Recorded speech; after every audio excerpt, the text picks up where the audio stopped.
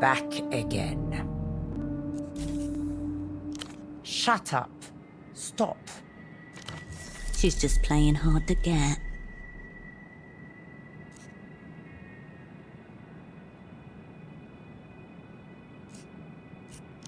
No more of this, Herschel. Enough of this insubordination. She is your asset. Compel her to obey.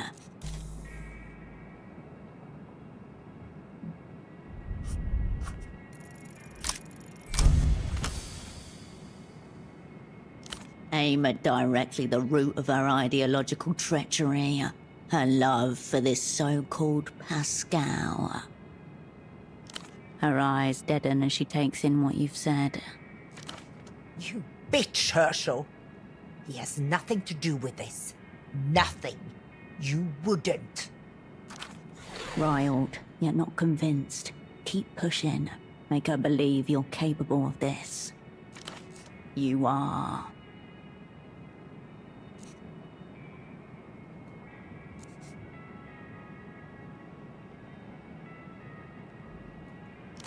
You cunt. She looks over to her husband. He watches the television set, hands folded over his cardigan.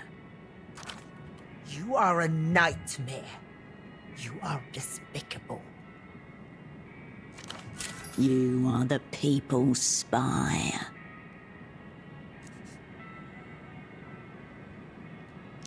Do you know, all these years, some part of me knew it wasn't our enemies I was hiding from, Herschel. It was you. I will make the call for you tonight. Wait for the contact from a negotiator.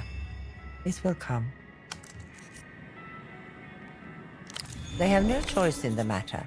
It is not theirs to know. If you feel the need, do it yourself. You'll have to re-establish contact with him yourself then. But there's no way you'll get back into that jail.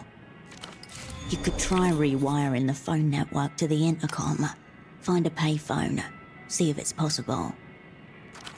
She bites her top lip. Exhales. Pascal and I had plans to sell this apartment and buy a little fibro-cement bungalow down the coast. We shall expedite them. With any luck, we'll never have cause to receive you there.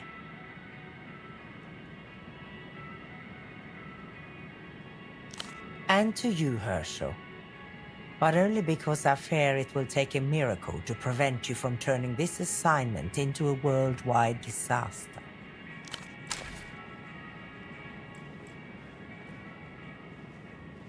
Welcome, welcome. The TV is silent, playing what looks like to be a documentary about dolphins and their trainers. Docile grey heads bob up and down from a large tank. Noticing your attention, Pascal grins up at you and turns on his hearing device. Do you like dolphins? Spoken as if he's talking to a stranger's child.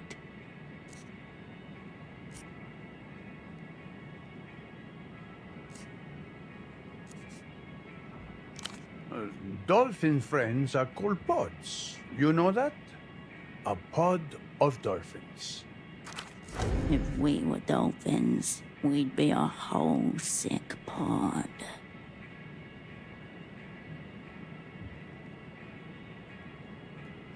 Yes, we are a pod. That's nice. He looks up at Esty, who shrugs. I'll let you two girls chat. Bye-bye.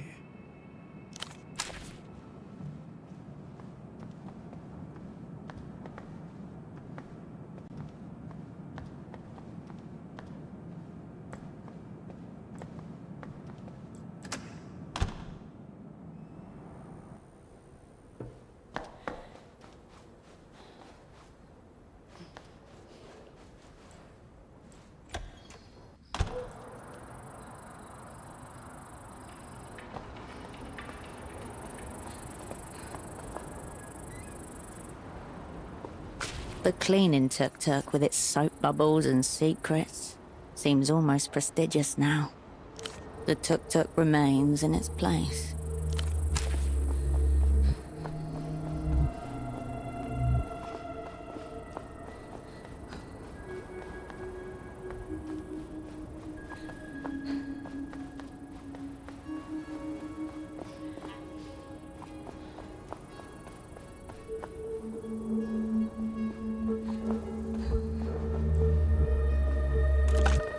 You pick up the payphone's handset. A dolphin emblem smiles at you, its eyes wide.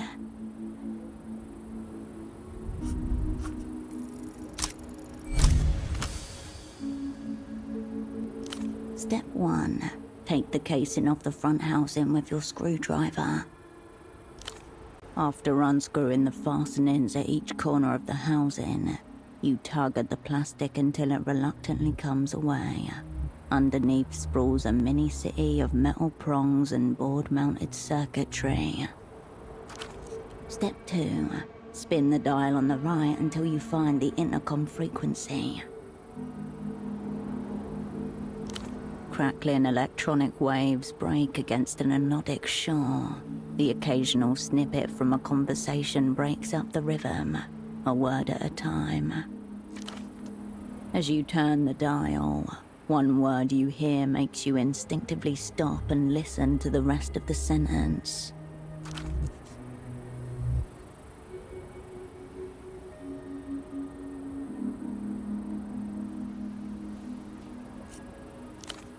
Yes, you're close now. The final step begins with you saving this channel and giving it a number to streamline any future calls. Step 3. Hold down the lever with the word reserve above it for at least 3 seconds. In your ear, a voice. Connection reserved. Please input an 8-digit contact number that will be assigned to this channel. You will need to remember this number. No need to make it difficult.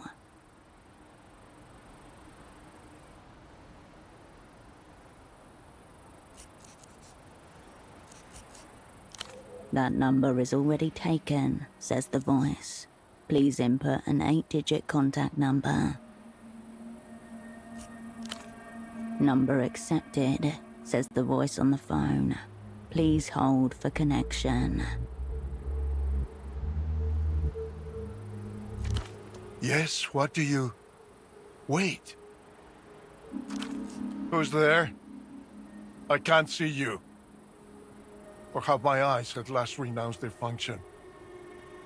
Ah, it's you. I was sure you were dead. Supposedly.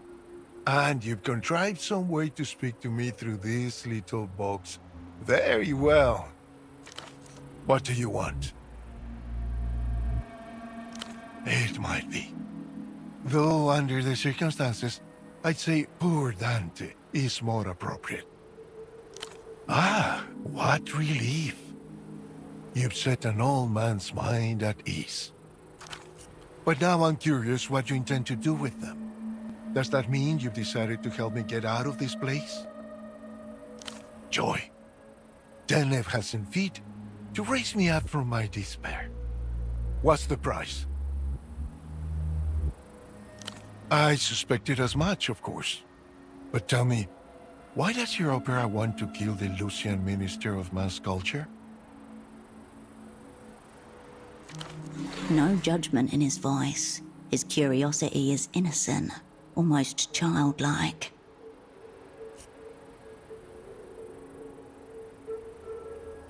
As good a reason as any. Maybe the best one, all things considered. So I'm to play the traitor's theme. Help a gang of communist thugs assassinate my friend and master, all to disrupt our brilliant march toward the final society. The line hums. Dank water drips. Sure, nameless one. No problem.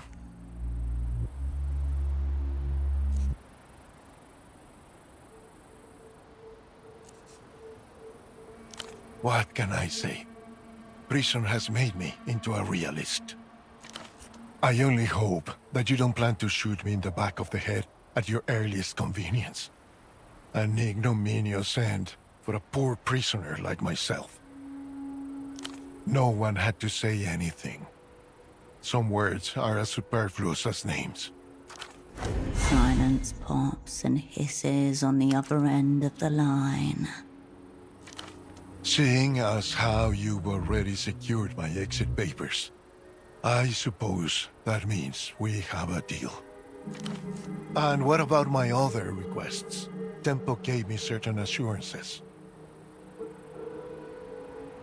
Nothing extravagant. Safe passage to Novessa, a residence permit and a little apartment in the old town, a lectureship at the Polytechnic, total immunity for any offenses your party believes I committed against the people. Speculative freelancing.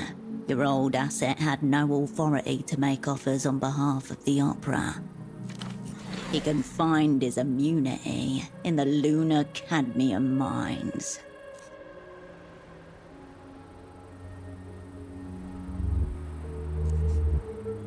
Don't worry. Only things of a purely cultural nature.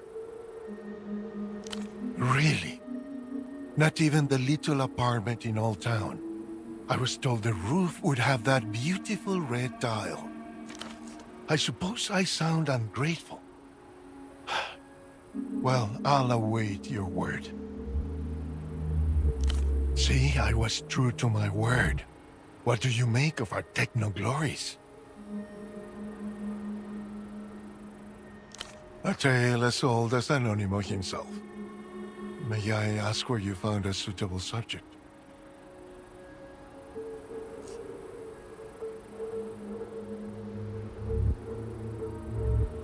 Ominous words. But it's your consciousness, not mine. And? Are you pleased with the results? I suppose if we're speaking, it means they haven't succeeded in murdering you yet. We would never, would we? Have I frightened you? Not my intention. It's just that the experience of meeting your imprint can be quite visceral. Stirs up painful feelings about the nature of the self, among other things. The same may be said for the imprints themselves, of course. The sound of an unsatisfied customer. Unless this is what they call a you problem. I'm at your disposal.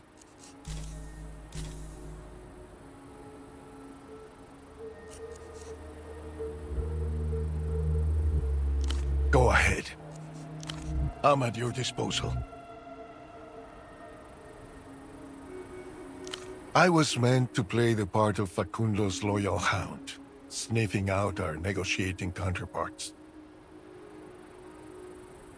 Odors of degeneracy and mutation, the likes of which only the developed world can produce. Of my purported equals, one is a high-tier alcoholic, the other some sort of modern pervert.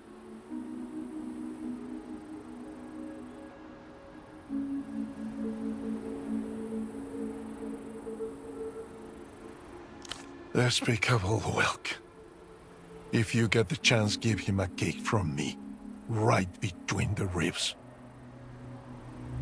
Concerning, you do well to reflect on what that says about you.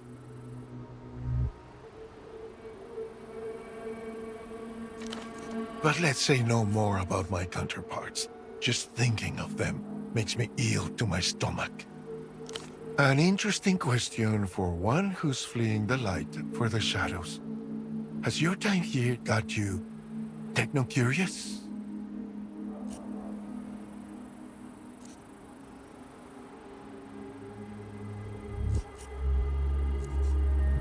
Of course. I'll give it to you in a discreet, unmarked bag. No one will ever know what thoughts you've been entertaining when they're not looking. A long time ago, there was a clever man whose name has been scraped from the Universal Registry. That's why everyone calls him Anonimo. A name you recognize from your political theory training. A quasi-mythical figure. The first man to describe the ideology now known as techno-fascism. Dead 150 years before the invention of the computer chip.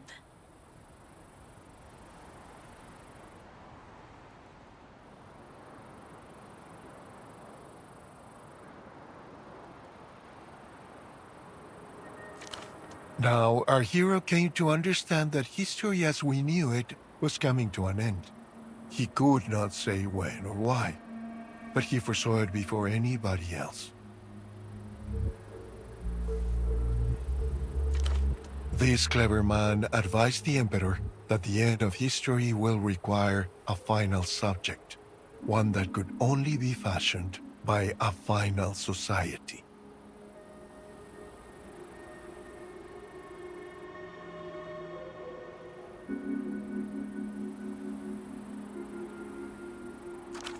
Somewhere, the sound of a bell muffled by a dishcloth.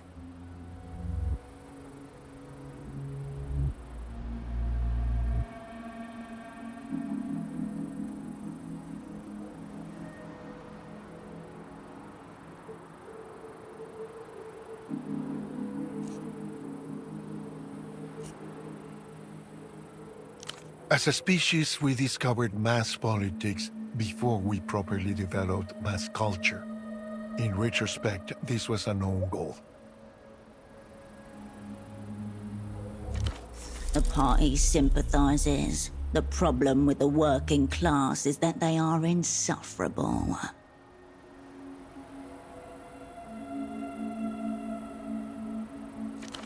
The result was centuries of industrialized slaughter and delirious revolutions. Your sclerotic party, naturally, has its own view on the matter. Anonymous Tragedy was writing a letter to the world with a future postmark. He died never having received its reply. But today, the postman stands at the doorstep. That's a very good question, isn't it? Perhaps the question. In Anonymous Day, mankind lacked the techno means to achieve a truly mass culture. Impossible to argue that now. All the same, our social and political relations remain trapped in a prior epoch. The fissure widens day by day. It's going to be oh so great. Here, the last vestiges of the individual dissolve in a suspension of horrible wonders.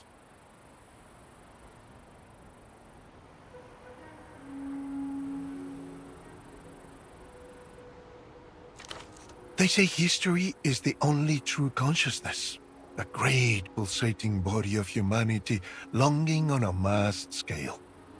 Divorced from that, it's nothing but a dim bulb flickering in a water closet. Discreet, pointless, smelling vaguely of urine. Don't misunderstand. There's no restarting history. Anonymous saw that coming more than a century before Latour Wolgar. What's necessary is to fashion a new consciousness, the final subject, who can act on history directly. The final subject will be a man wearing God's face or God wearing man's. The subject sculpts the mask.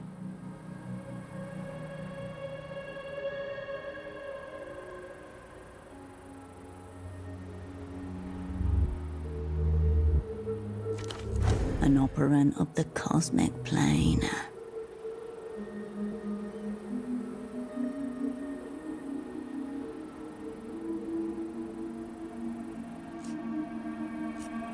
Still unconvinced. Look around. Tell me what else is on offer.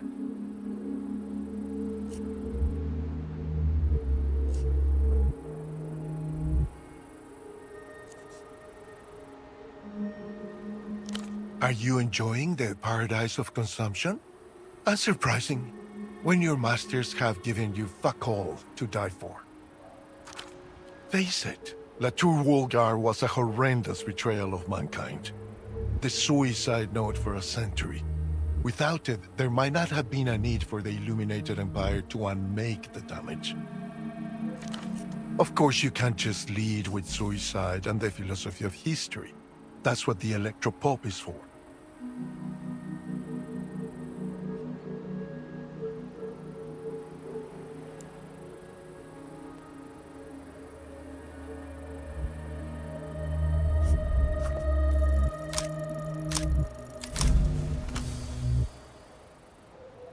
The Luvian bureaucracy is a hive of psycho-fuckery.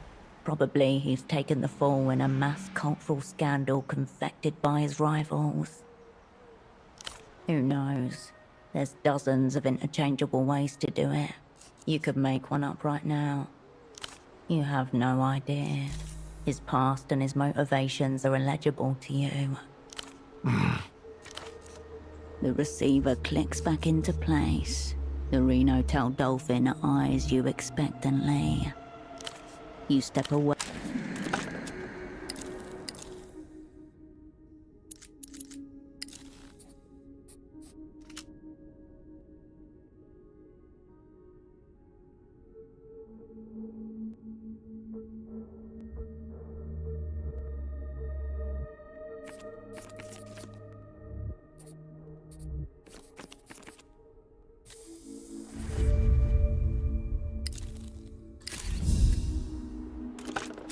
You pick up the payphone's handset, a dolphin, and you step away.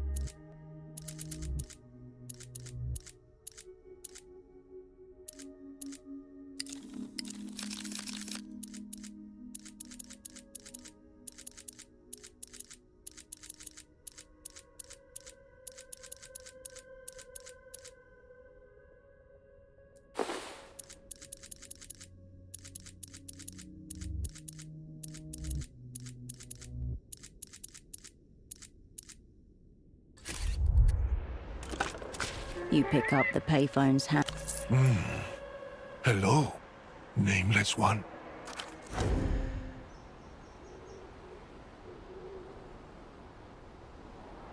No interruption.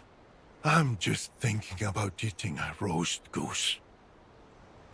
When true freedom is impossible, the difference between theory and practice is very small. I can practically taste her perfectly rendered fat. It melts in my mouth.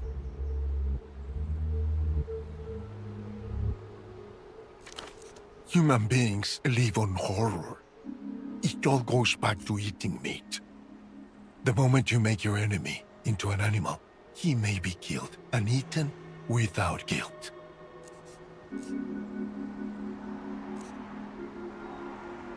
If I must rank them, the Whipping Eye, who persecute me, followed by my jailers with their tedious questions and bogus offers, and somewhere below them, your old friend Tempo del Sur, without whom I wouldn't be here. But then, I don't expect you called just to hear an old man complain about his foes. Are you outside just now? Perfect. Beautiful. Next question.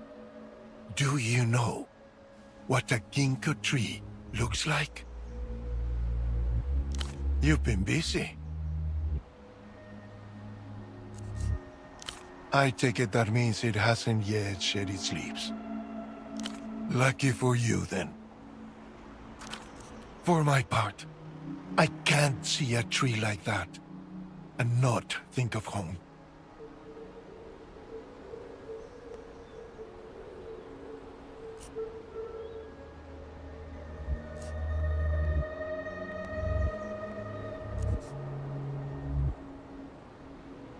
There's nothing the techno-fascist ballet craves more than the sick, sweet nostalgia for the future we've yet to attain. At higher tiers, this nostalgia also encompasses an appreciation for that which would be lost, were a radiant dawn to come to pass. Technology does not exist in opposition to nature. It masters, dominates, but also respects that which knows its role. Like the relationship between man and slave, we make each other. Yes, perfect reproductions. Far better than anything anonymous poor imprints have managed, despite our imagined techno-miracles. And yet, for me, they all recall a single tree, an ancient specimen in the center of the courtyard at my old school. Have I reminded you recently that I am in a lightless hole beneath the earth? I'll take my sucker where I can. That's the idea, of course. They're not native to this place. They were carried clipping by clipping from the temperate zones of the Empire. But here's the rub. They never truly adapt to their adopted climes.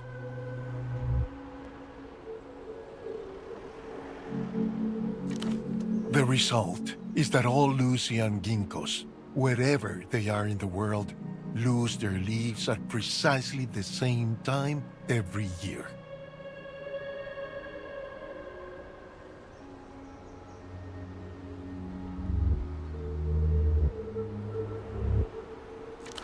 What's more, they lose them in spectacular fashion over the course of just a few hours.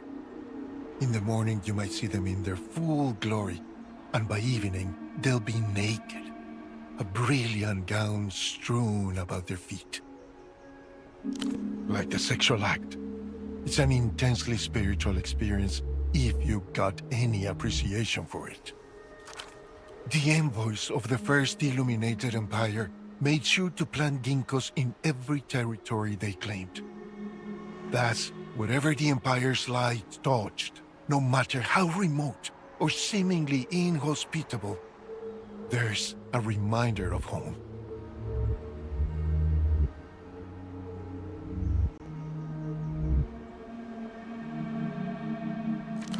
Patchy fog in the morning expected to burn off yesterday's illusions. Increasing clouds, low near 9 degrees. Thank you for indulging a poor man's whims.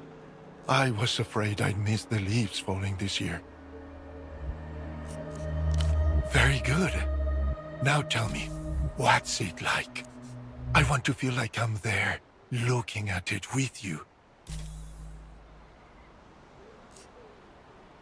I've been in this timeless box for days. I've not seen natural light since they brought me here. I've not felt a breeze on my cheek either. Disappointing. But tell me this at least. Does it still have its leaves? It's so much more than that, if you had any conception. Good. That's good. Thank you for letting me know. I was afraid I would miss them falling this year.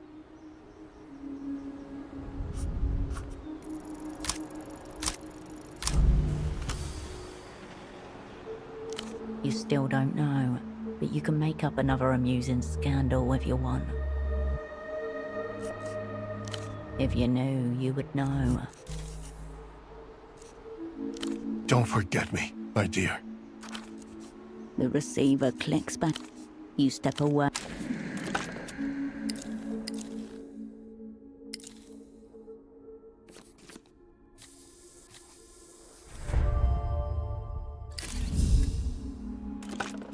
You pick up the payphone's hand. You step away.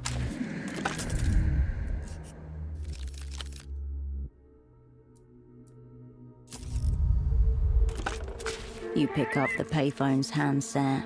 A dolphin emblem smiles. My agent of fortune returns.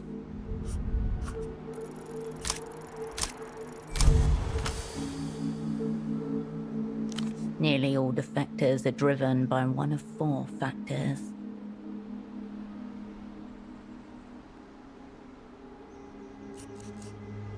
The ironic tone, the deflections, the allusions to persecution. Taken together, they suggest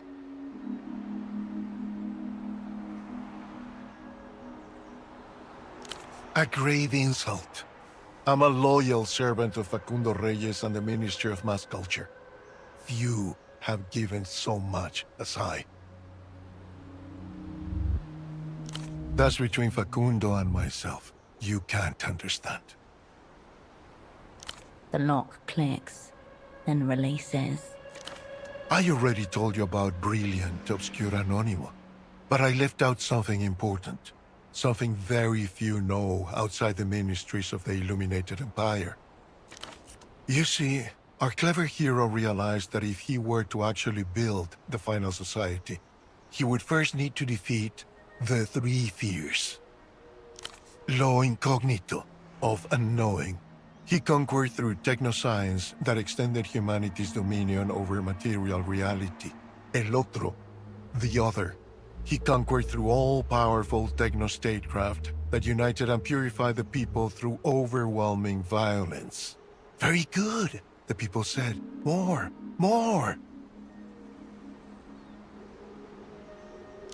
Maybe, maybe not. The people in these stories do as they're made to do and nothing more.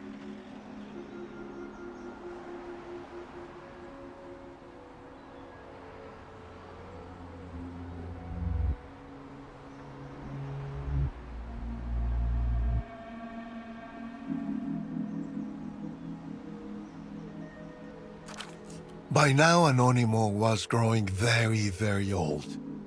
That only left La Muerte, death itself, the greatest fear of all. And Anonimo realized he wouldn't conquer it before it conquered him. So he was forced to get creative. The Emperor's minions found a boy, from Anonimo's same small village even, and they set about trying to imprint our hero's consciousness onto this fresh lad's developing psyche. These were early techno days. Days of physical and mental tortures, sleep deprivation, anything to shush the boy's own inner voice and replace it with Anonymous.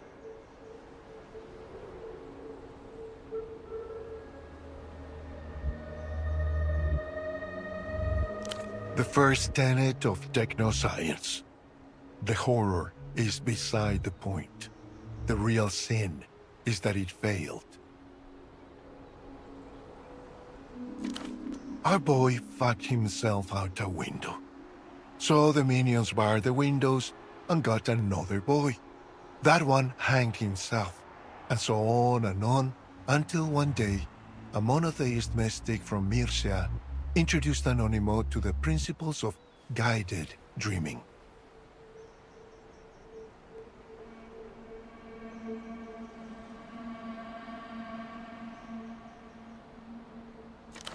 Soon the Empire was secretly raising dozens of boys according to a strict regimen drawn from the recollections of Anonymous diaries.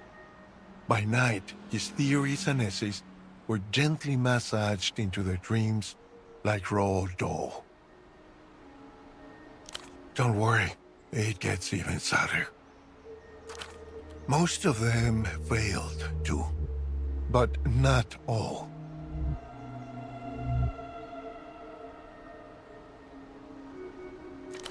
When Great Anonimo finally shit his enormous bed, he left 3 imprints that he acknowledged as passable facsimiles of himself.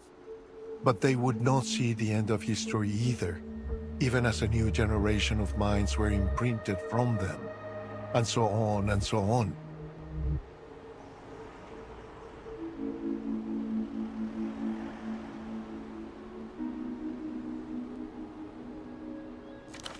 As you take in his words, it dawns on you that he's led you all the way to the precipice of a great realization.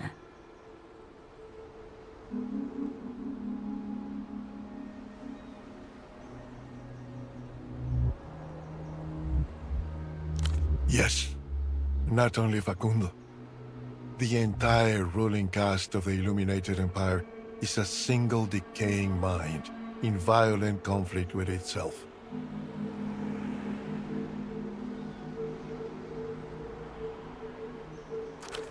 Ever more refined dream guidance techniques, MRI machines, and dissociative anesthetics can't avert this basic fact. With each generation, Anonymous resembles himself less and less.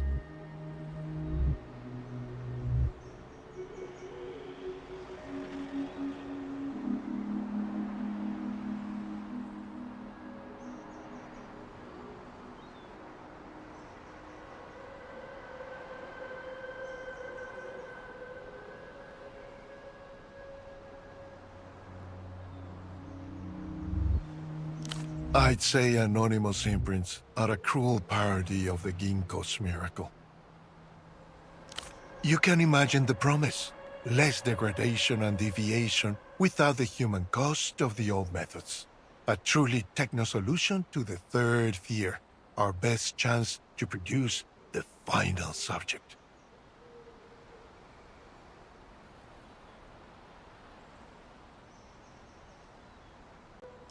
No.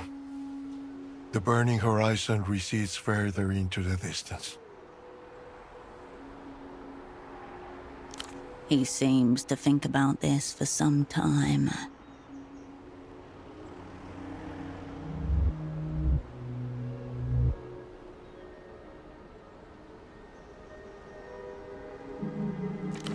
I'm not sure. All I know is I don't see the radiant techno-future when I close my eyes. A small village along the coast. A beautiful woman playing the bandoneon. Abundant fish hauled from the water by skirted men and grilled over coals right on the beach. Their flavor enhanced with nothing but black bits of their own carbonized flesh and a squeeze of lemon.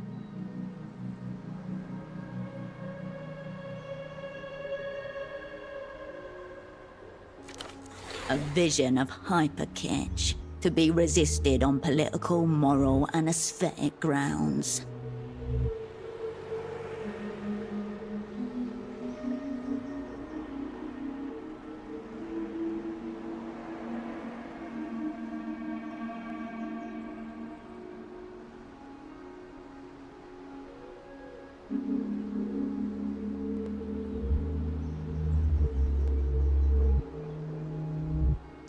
It does. It must.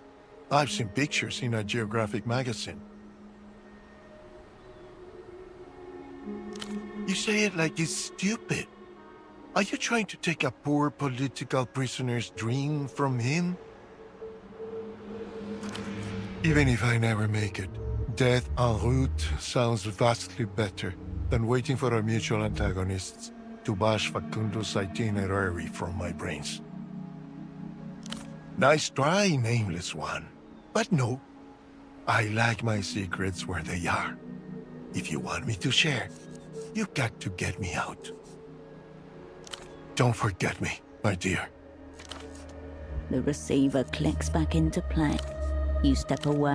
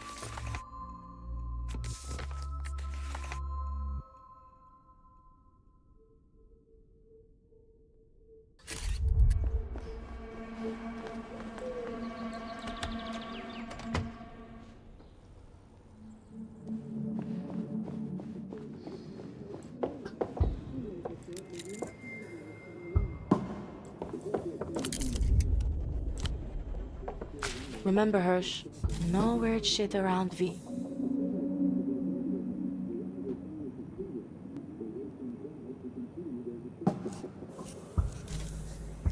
Later, Hirsch. Hirsch.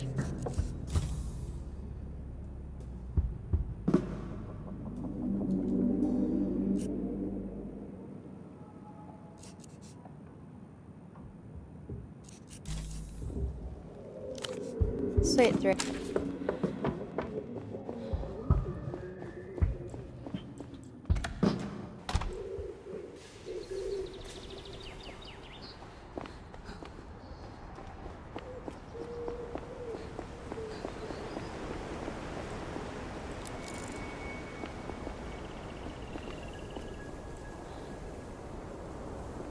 Hello again. Nothing yet. The weather doesn't seem to want to test them either. Still nothing. But I have a feeling it'll be soon. Right you are.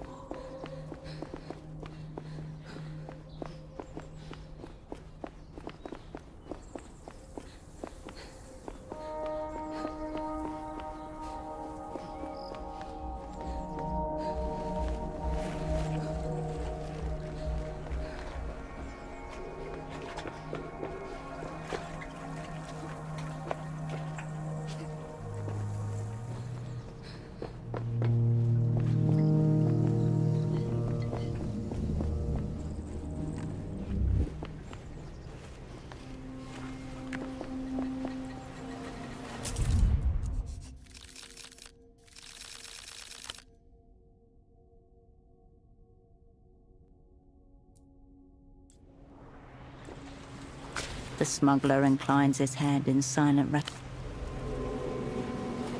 The hours unfurl before you.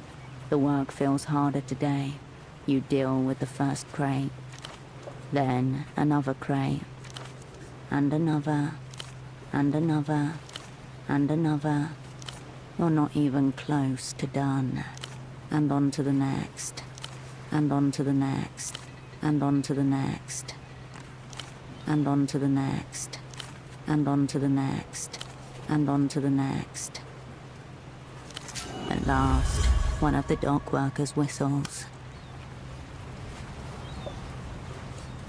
Work. It won't always be like this. Eventually, you'll learn to dissociate better.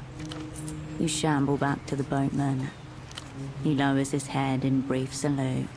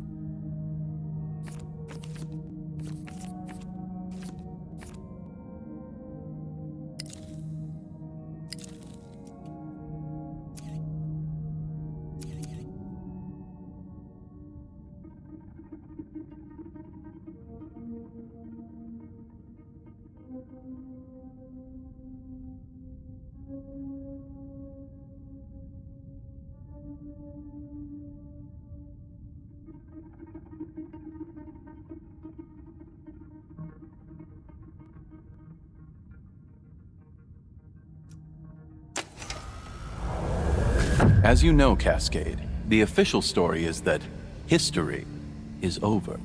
Complete. No more. However, as you also know, the nature of the conflict didn't end with the signing of Latour Woolgar. The zone of action simply shifted to a submaterial plane. Signs abound for those who know how to read. And in this subliterate age, only the conspiracy spy possesses the training and insight to interpret them.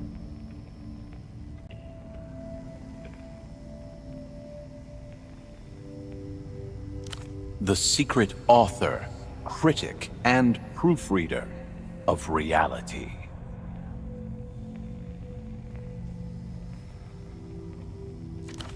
Where other spy types waste time attempting to influence events, the conspiracy spy critiques and reorders the meaning of reality using only the power of her mind. You are the rat in the rubbish heap, gnawing on decaying waste, vibrating with dark energies, transfixed by the text on discarded milk cartons. According to this secret language, your so-called whole-sick crew did not fail. You succeeded in fulfilling your pre-written role, which was to fail. It only sounds that way because you're still not taking in the whole picture. If you could, it would all make perfect sense.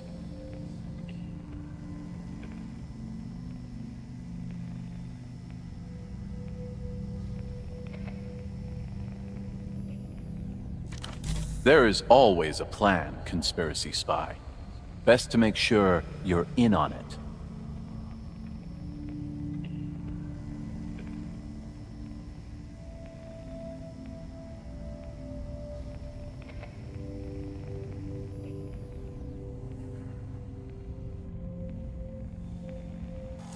The rubbish bin of reality awaits.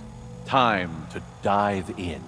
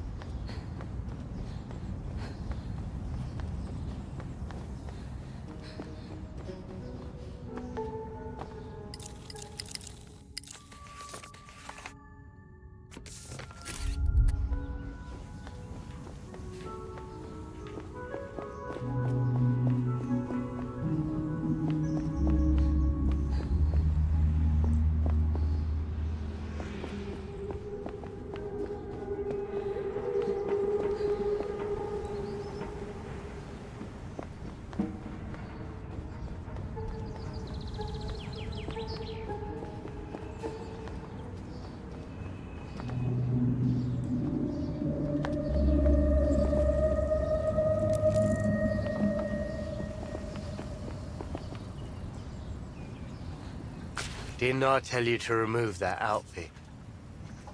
The GM gives you the most...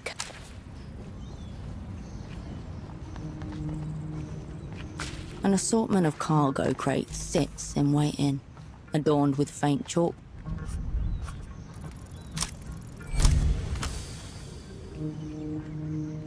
Around you, dock workers move in predictable patterns.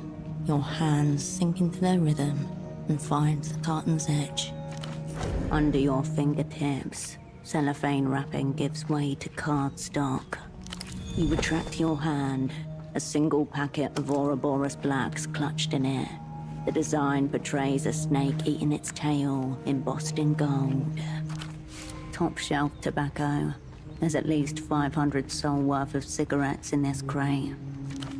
Ash on a black fur collar, piercing blue eyes through smoke. A laugh that could turn wicked. Ouroboros Black was Tempo's favorite brand. It's always with one latch to his bottom lip. You wait for an answer from the universe. Forgiveness. Condemnation. All you can hear is the noises of the bazaar. All around. A seagull shits nearby. White splatter across the men. You step away from the marked crates.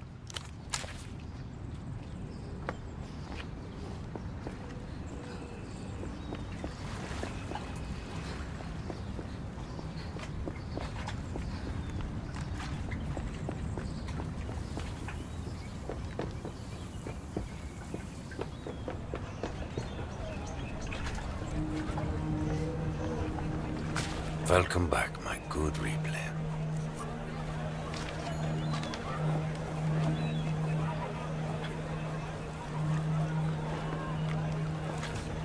Sure.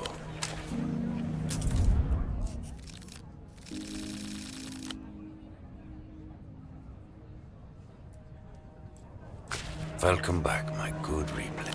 The vendor stares at you, his expression cycling through its full emotional spectrum in milliseconds. Confusion, then surprise, awe, fear, rage, disgust. Finally, it settles on a profound despair. He stares at the ground and lifts an open hand in front of his face. As if toward you, vector of the techno-plague, away. No more of this. The vendor won't look at you. He recoils slightly as you step closer. He needs time and space.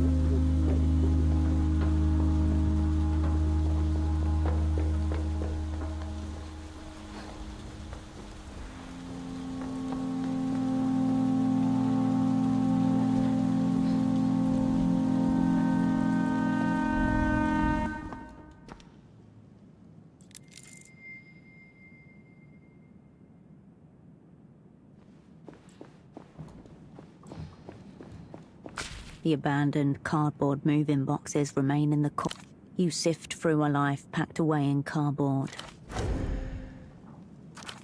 They winnowed down their belongings to what they could sneak out of their landlord's view, avoiding the creaking stare, the questions.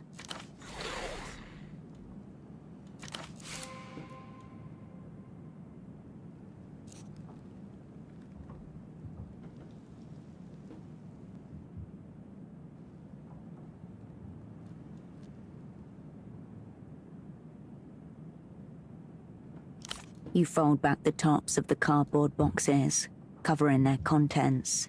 It won't keep out the dust, or the next person to loot this place, but you do it anyway.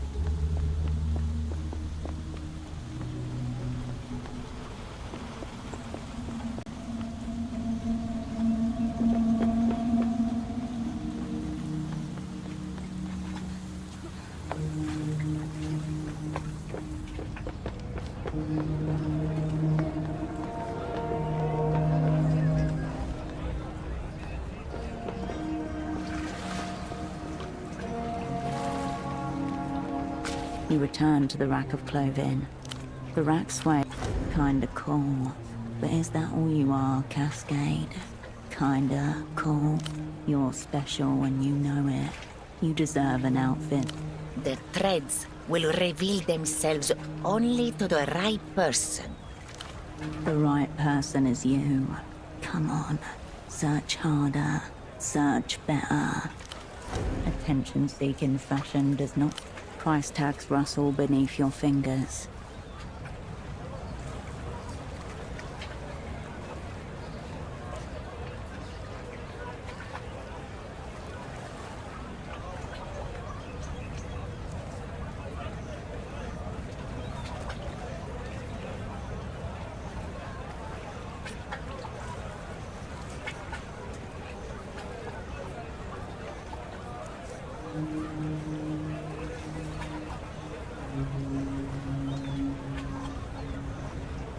Wear it well. Good choice. The rack sags a little in the... You turn away from the rack.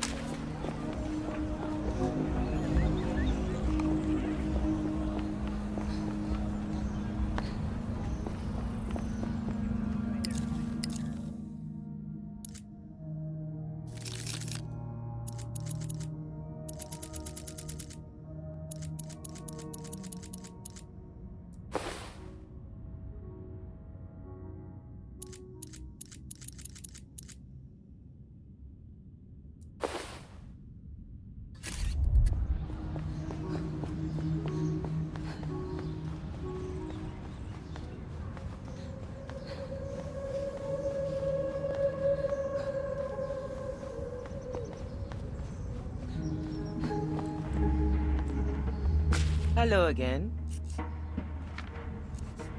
You've been taken in by them as well, I see.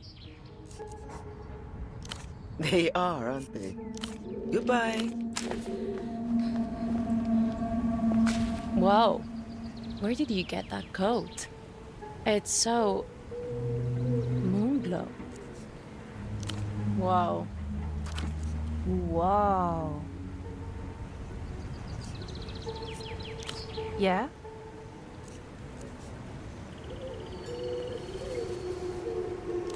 She recorded Glass Meadow when she had a 39-degree fever. Her favorite month is Tritos. She's allergic to strawberries.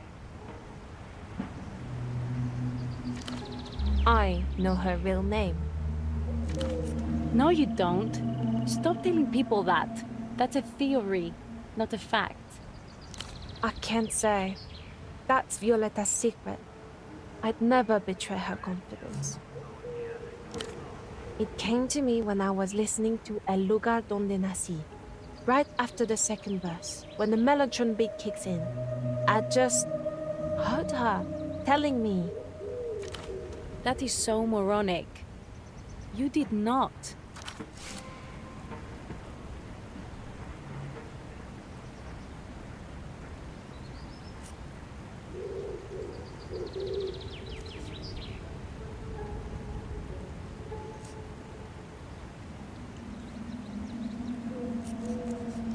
It would be wrong.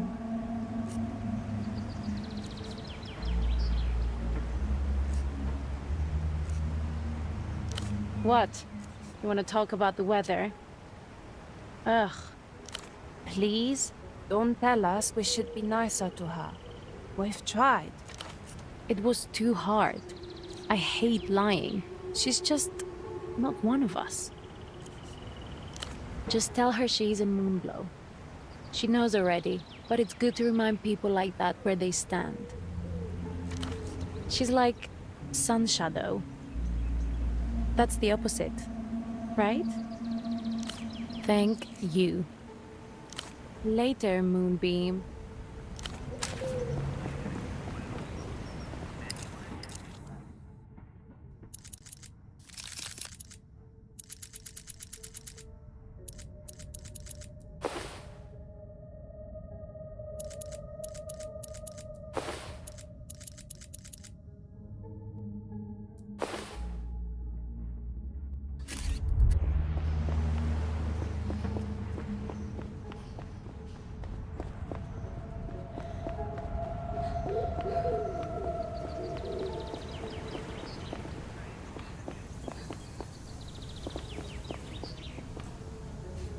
You find yourself before the old Lusian Ginkgo once more. It's exactly as he described, an explosion of gold to stop the soul in its tracks. The leaves rustle in the soft breeze. They neither confirm nor deny. Uphold party standard time. Reject botanical deviationism.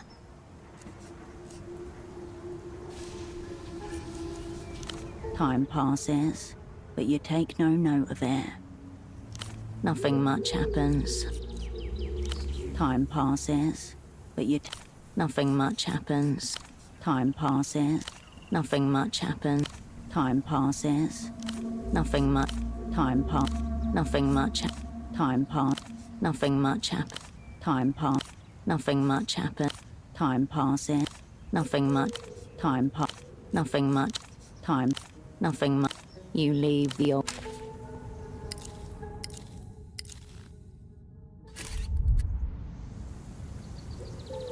You find yourself before the old Lusian Ginkgo. Time passes, but you take. The tree sways. A tram departs with a metallic groan. Time passes, but you take no note. The tree sways. Time passes. The tree sways. Time pass. Nothing much. Time. Nothing much. Time. Nothing much happen. Time. Nothing much happen. Time passes. Nothing much happen. Time passes. Nothing much happen. Time passes. Nothing much happen. Time pass. Nothing much happen. Time passes. But the tree sways. You leave the.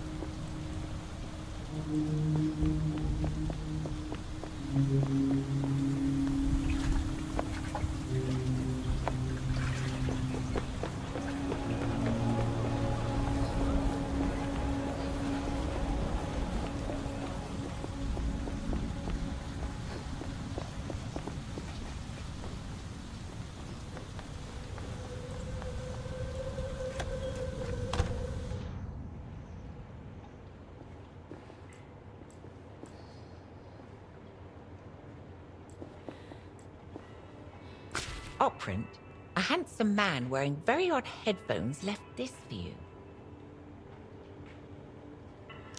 He said some very nice things about my shop, but nothing revealing, if that's what you mean.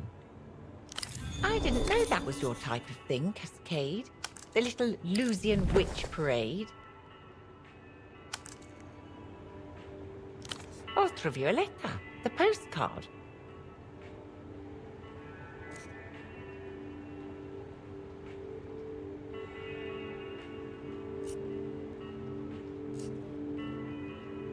Oh, I'm sure a dashing man like that doesn't partake in those glittering halls. I'll be here if you require anything.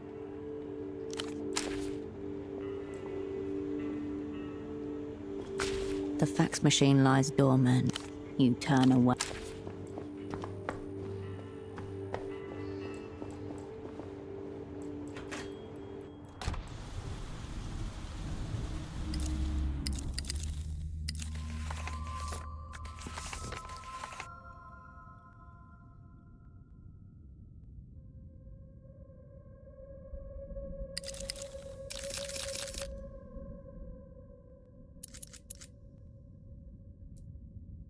Ultravioletta gazes out at you from the postcard, draped in a half-length cape and decked with shimmerings. A pair of pilot goggles hangs around her neck. She offers a V-shaped salute with her right hand. Expression unreadable, as if you caught her on the fringes of a dream.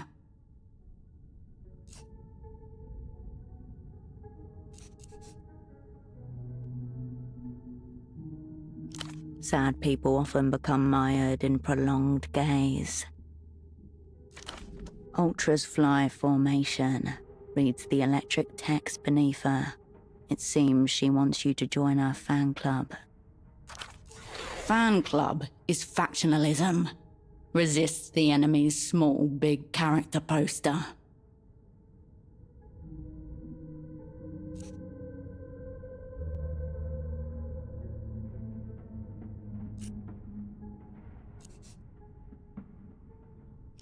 The Lusians do love their aircraft.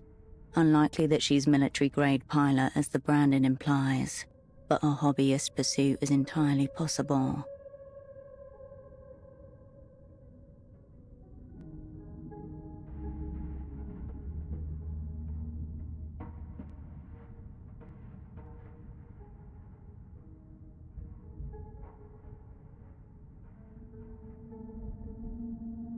Don't forget the membership fee, which the Operant Bureau will definitely not approve as a professional expense.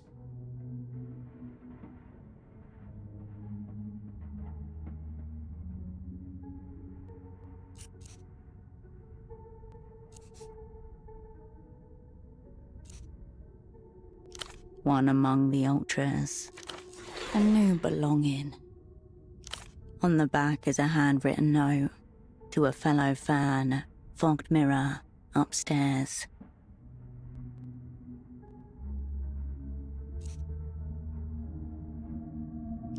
He must be higher up in the organization than you thought. Do not forget, this headphone man took a shot at you.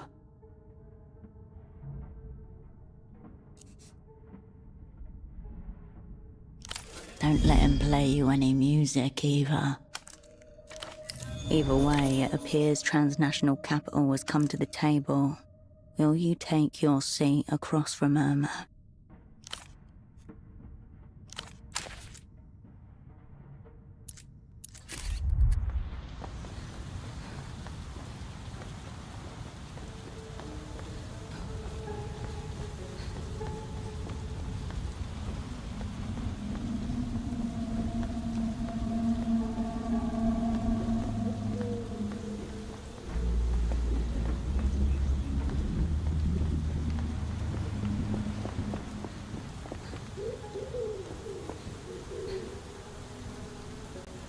You find yourself before the old Lusian. Time passes. Nothing much. Time pass. Nothing much. Time. Nothing much. Time. Nothing much.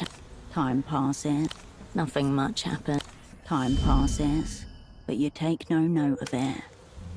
Nothing much happens. Time passes. The trees sway. You leave the old... An old bench kneels. You settle in once more. A small rock, though we might...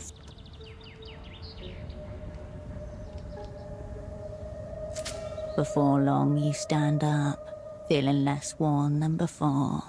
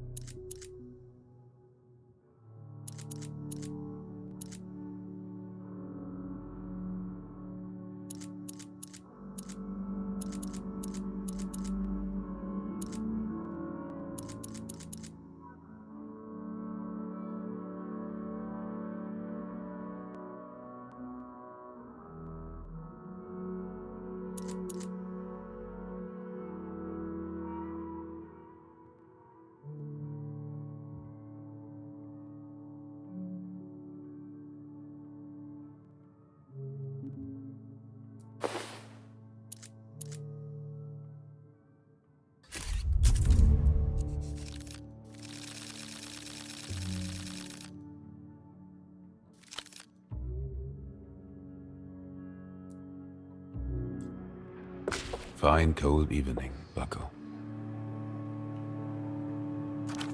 The man doesn't alter his posture, but follows your movement with unblinking eyes.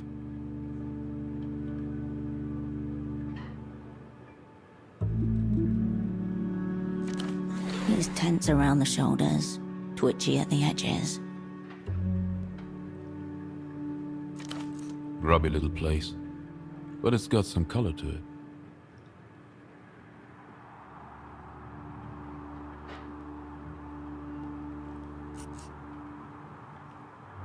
First time in this part of it, let's say. Are we sticking to the trade names or daring fate with the real ones? A professional courtesy. He knows your real name. You gave it to his colleague under extreme duress. Then what will it be?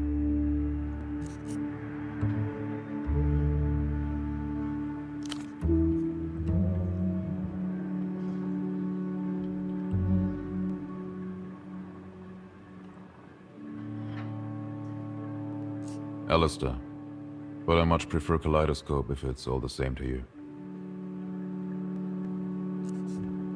Well met, Cascade. To secret treaties. And doomed spies. You know this man is partial to a loaded gun. Given your last encounter, you should be in control of the bullets.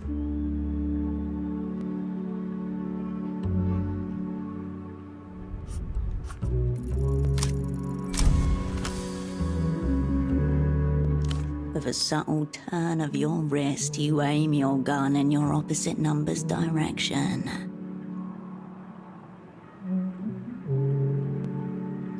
The man shrugs, extracts a strange-looking piece of artillery from his coat, and passes it over. A vertical clip running across the top, pattern guards on both sides, and is that 2 triggers? Verdict's in. This gun is far cooler than yours. Flip slides off the top. Releases under the right wing. You find the latch and pop the clip off its rail. After a quick shake, a handful of rounds tumble into your palm. Don't forget the one in the chamber. The last little holdout leaps from the gun to join her siblings. You pocket the whole family with a jangle. You owe me 13 rounds, bucko. A ballistic cuckold.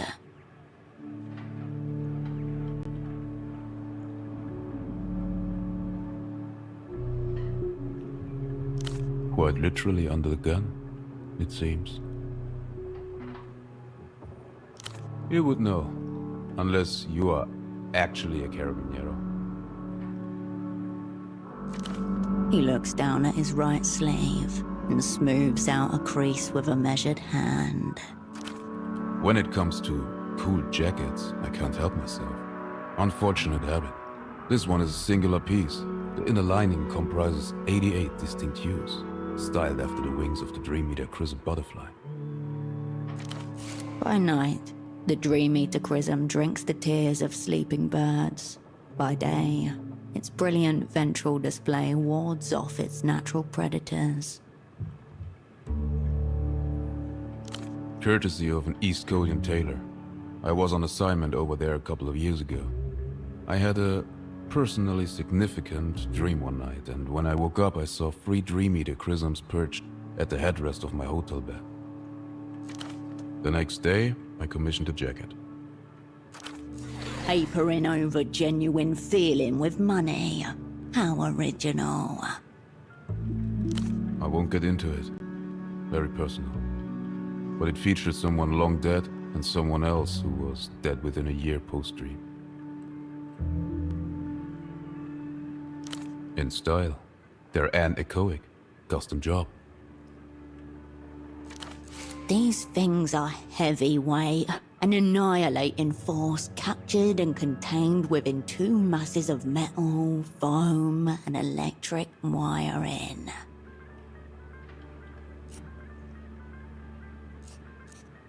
It also sounds like nothing at all.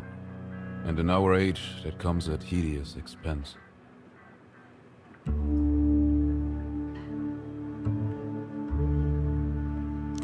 Yet, here you are. I understand you're on the market for second-hand goods. I'm interested in exotic imports. I was hoping we could explore a transaction. That confirms it. He's after the pop star.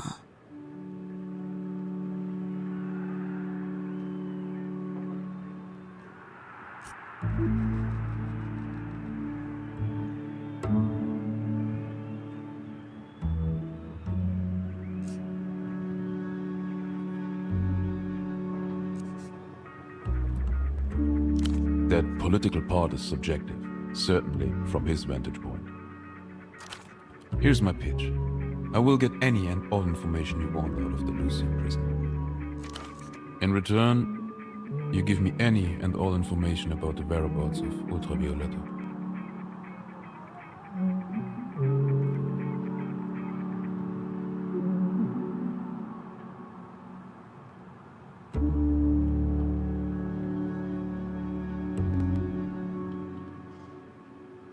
Maybe so, but there will be no negotiation. One postcard, no facts. The meeting place your home turf. Before you is an operant gone way off script.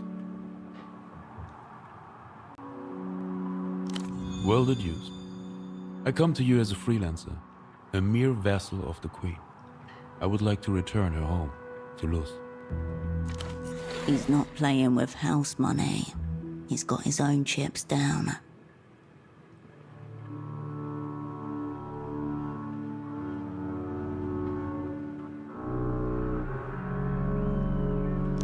Of course she does. No echoes from the throne room. A hollow divide between monarch and subjects. She must return. I've stated my terms. What say you, bucko?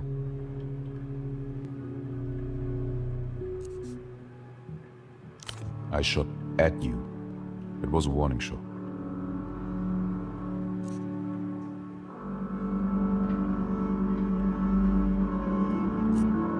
Because I'd be doing it right now. He could try, but all his bullets are in your pocket. It could do some damage. That shot on you was also deserved. You were squirreling in my affairs.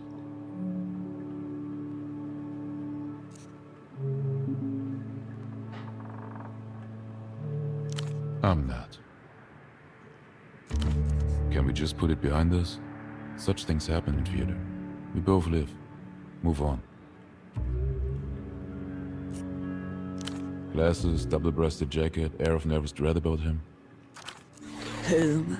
The party has already forgotten him.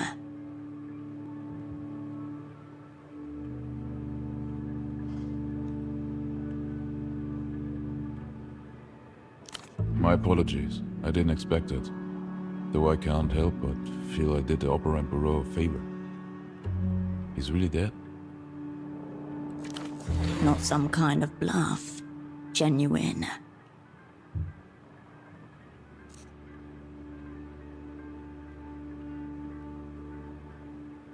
Because I am, of course. The cold truth which you may not want to hear? Your friend told me he was a spy. Outright. Almost tripped by your own shadow. So I took him to be fair game. Inner circle, you know. One among the mirrors.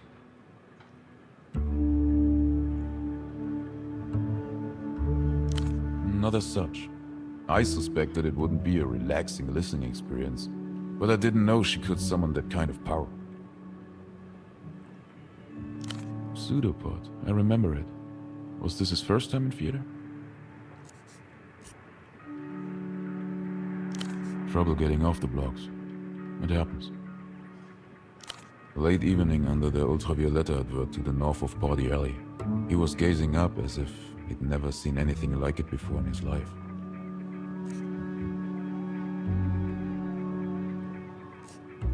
It happens on the first glimpse. No judgment here.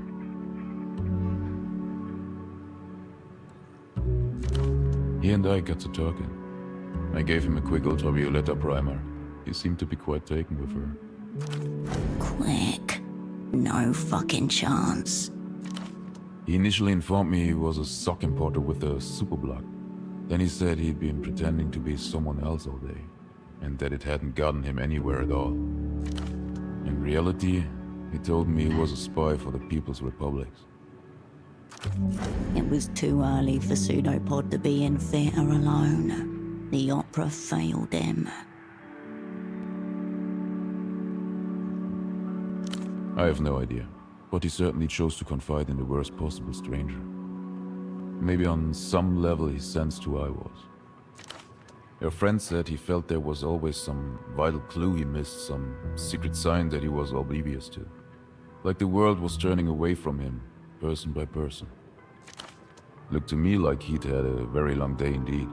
So I gave him the red disc and told him to listen to it in darkness. And the stars if he could. Rain. He said thank you, then he turned and walked away. I had the best guess, based on rumors I'd heard. A kind of soul-taking from the Tyrant Queen. More than a trace of envy. Didn't Ultravioletta herself mention a missing recording engineer?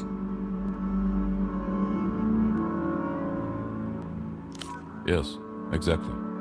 How did you know about her? I'm slowly learning that. It's very likely that Ultravioletta took everyone by surprise with this song, including her ardent supporters in the Ministry of Culture. World-changing, mind-diverging artistry. Aren't we lucky to be living in such times? A light glows beneath the pale whites of his eyes. Of course. I've wondered what it sounds like.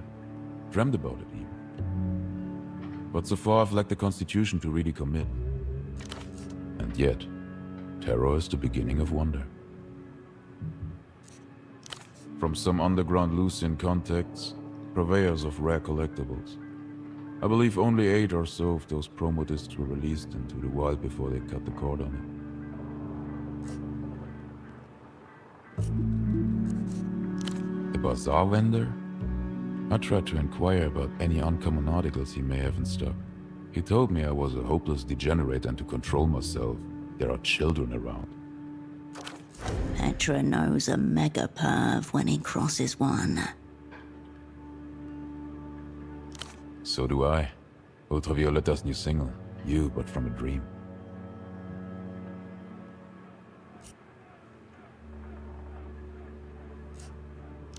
Go on. Then let me guess. She reached some kind creative apex and started communing with a primal voice of unknown origin. An angel, a star, a wrath of an unknowable god. Did you forget? You're dealing with a mega fan here. He's so attuned to her creative wavelength, he's phasing out. Her dreams, I take it. This was always where her artistic direction was going. Perv. If you are devoted enough, you support an artist through anything. Any change in direction. Experimentations, even metaphysical ones. But please, stop claiming she didn't write it. Of course she did. If anything, the angels were channeling her.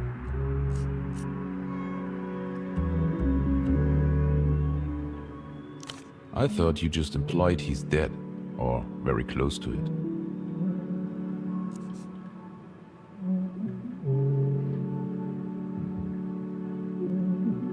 That's true. You do never know. If music can take people, maybe it can give them back too. No hard feelings, I hope.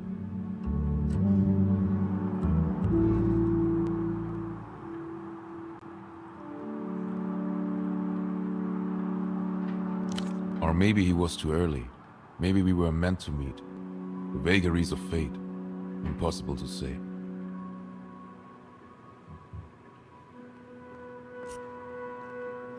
The spy there barely was. What of him? Fine by me. I have direct access to the Lucian prisoner in our secret jail. He tells us his name is Poor Dante, and that the poor part is very important. I will extract whatever information you want from him. In return, you tell me what your former asset has done with Ultravioletta and where she might be now. Clear? Concise, uninflected. Don't you agree?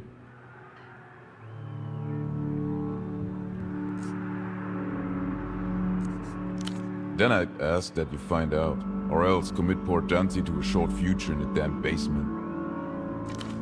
For what it's worth, I think this is a very favorable deal for you, Cascade. It's not. More favorable would be a clean trade. The prisoner for the girl.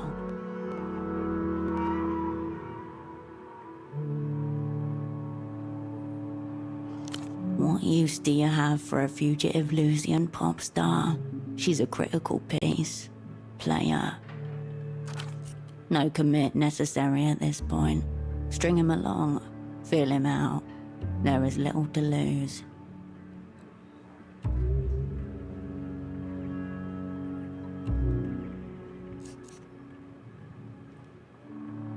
She's the tyrant queen of your heart and mine. When she sings, all time and places unfold before you, especially the ones that will never be.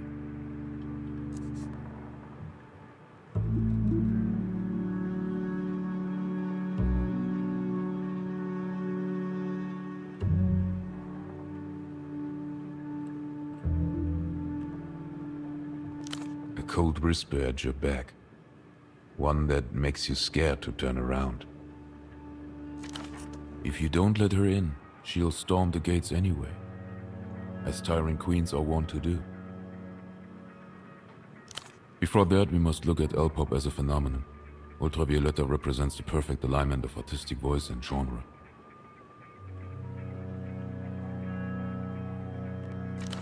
L-pop is a world-engulfing astrocultural event that is nothing less than the dominant mode of popular expression in our age. A new constellation we eager Star Watchers are privileged to witness the birth of.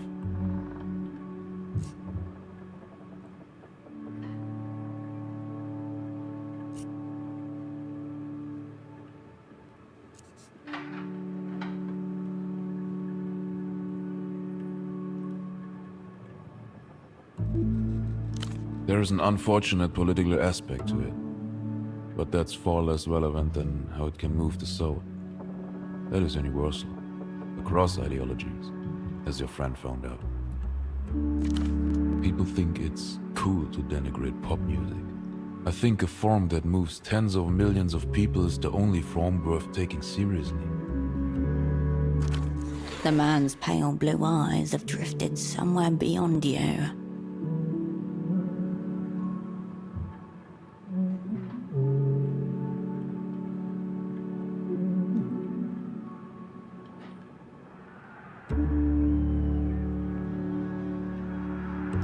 So much popular culture is nothing but temporal debris. Released, glanced at, forgotten. But the best of it is poetry without meaning. A mirror for your life and the wishing well for loose dreams. L-pop is the medium for true expression, the most enduring of all. Loss.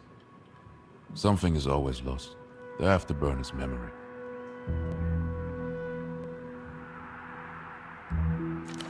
Ultravioletta is the perfect L-pop artist as she represents the very thing that is lost, as opposed to every other piece of cultural detritus that merely promises something is missing.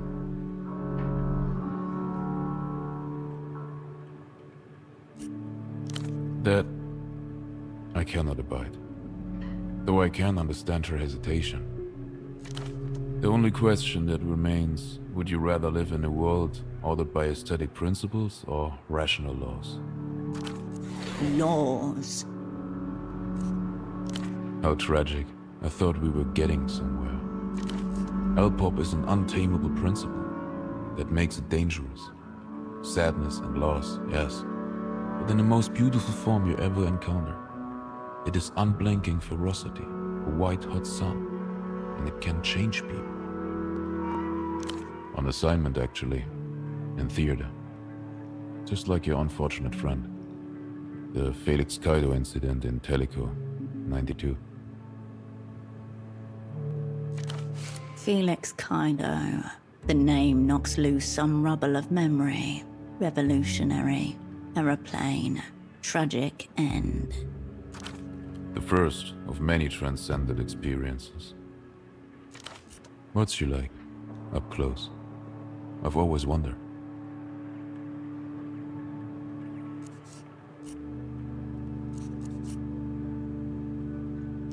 Cool. Well, yes. I'm sure she is dead.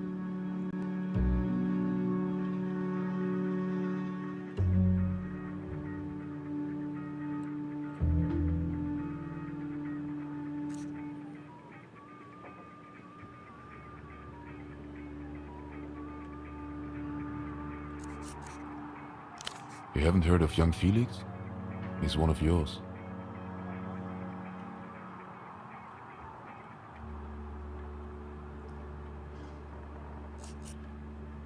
Low-level communist. The cut and thrust of the incident was a hostage crisis in Teleco at the St. Covetta airfield, year 92. The militia Ruben Rouge had hijacked the plane and 36 hostages. So far, so socialist. The Militia Ruben Rouge, or MRR, an extreme communist fringe group who have slipped further and further into darkness over their 10-year campaign. It was a domestic flight. They managed to hold on to about half the plane when they force landed. 29 passengers, 5 crew members. And one Telekian vice minister for transport who had gamely offered himself up as bonus hostage in a misjudged gesture of self-sacrifice. Election year. To delay, or ideally void, a major trade deal between Teleco's caretaker government and Ämter. But after 20-odd hours of standoff, one half of the MRR got a little weak at the knees, which fractured them into 2 camps. The first camp felt that their political point had been clearly made, while the second felt that, while it may have been made, it had yet to be underlined.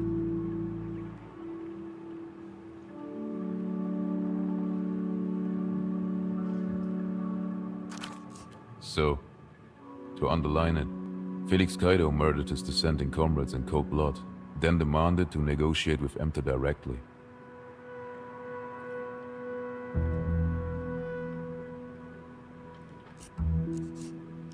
A sublime own goal.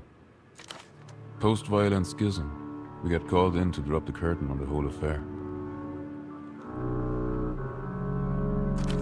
Whips of dust blown by helicopter blades, thuds of boots on ground, billow of trench coats, steel cackle of assault rifles. The empire without territory descends. Negotiation had manifestly failed by the time I was summoned. Next up, eradication.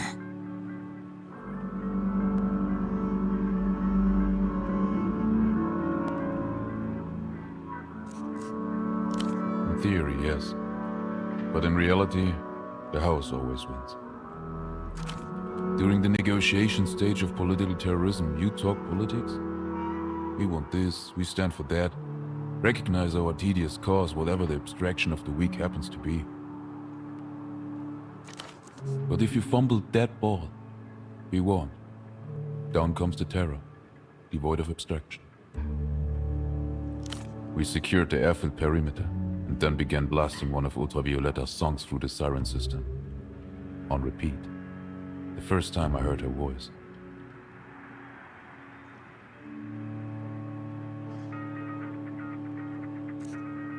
But it was a neat parlor trick we picked up from the Novessa Liberation Army. Although they preferred the sound of rabbits being slaughtered. Ultravioletta was just getting started at that point. It was Follow Me Home, third track from her second EP, Lightless Curve. The air raid siren system shrieked once more with the opening bars of Follow Me Home. The 53rd time in succession, a line of armed, headphoned operants stood still and waited, all eyes focused on the Farrier 878 in the center of the airfield. After 16 hours of that pageantry, we went in. It was raining too, so heavy that it seemed like the sky was disintegrating. The usual thing that happens when an act of political terror reaches its climax. My objective was to get Felix Kaido out alive for advanced questioning. Read, a very bad time in the nearest vacant aircraft hangar. I led the team. Logistically, it was a straightforward insertion. Psychologically, our approach was hampered slightly by all the heads. At the culmination of the purge, Kaido had his weak-kneed comrades shot and then decapitated with a gut-hooked knife. They stuffed the bodies in the cockpit and threw the heads out of the emergency exit door.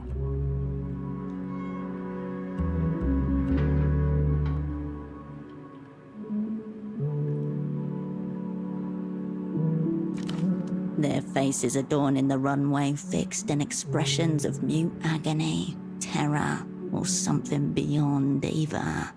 The demand from the newly crowned lineal MRR was to leave the heads of the traitors exactly where they fell, or they would begin executing hostages.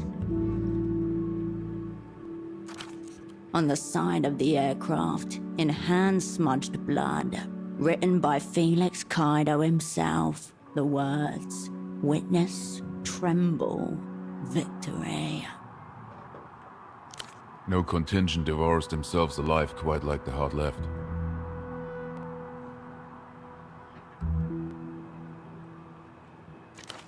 Anyway, in we went. Got the jump on the commies early doors, but inevitably the firefight kicked off as they always seem to. Cramped, bloody, uncinematic. The ricochets were relentless.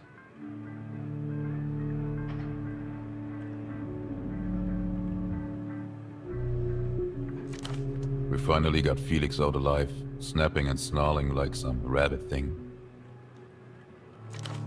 Red in tooth and claw.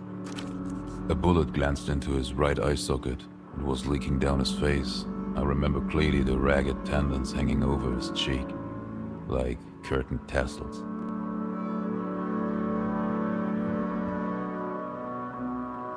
Because, Bucko, I still had to interrogate him.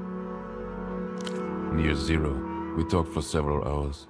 Or more accurately, I talked, and Kaido sat there staring wrathfully with his remaining eyeball. Eventually he was shot, twice, in the back of the head. The communist tasted red dust and smelt the dim sting of aircraft lubricant. A hangar creaked to his left. Behind, someone loaded a revolver and mocked his cause in a language he didn't understand. Gun pressed to his parietal bone, he tried to conjure an image fit to die to. Before he could form anything more than a vague outline, the bullet bit into his head. And that was the ballad of Felix Kaido.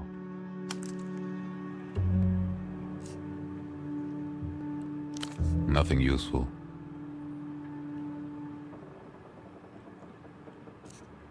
Nothing along those lines, would you believe? The man reaches up and adjusts the headphones around his neck with measured movements. Right before they pulled the trigger, that same Ultravioletta song started to play over the airfield speakers. I thought one of our crew had stuck it on as a humiliating parting shot, but no one ever owned up to it. Not remotely. In fact, the government gave us a better rate due to all the violent excitement. But if I recall the reports, Felix Kaido did inspire quite a significant anti-liberal student faction on the ground in Calico. So, who knows? Martyrs tend to play the long game.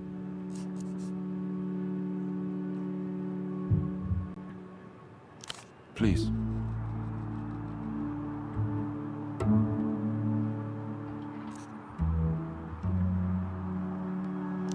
I'm inclined to agree. Hostage or criminal, in the arena of real-time violence, there are no politics. You think so? I've never quite been able to forget him so easily. Of what? Poor prick, so far gone he doesn't even know himself.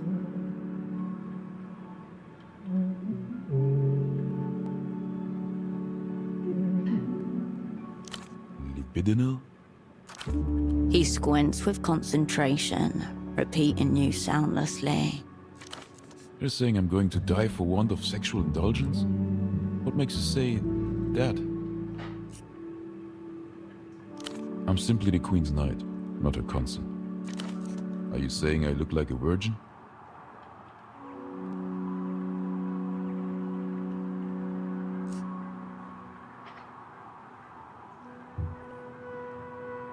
I never have complaints. Though I suppose I wouldn't be able to hear. An echoing. He keeps him on.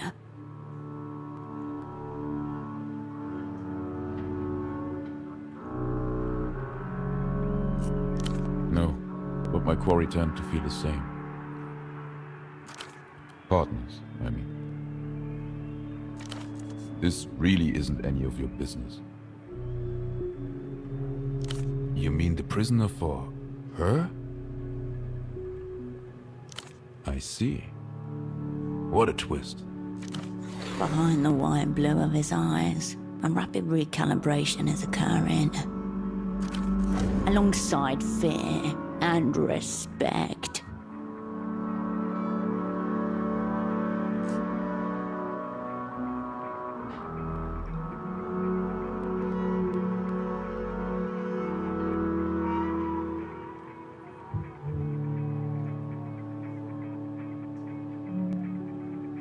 Probably so.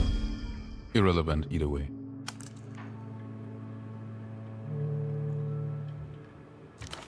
Feasibly, I could break the prisoner out. Can I ask what you want from poor Dante?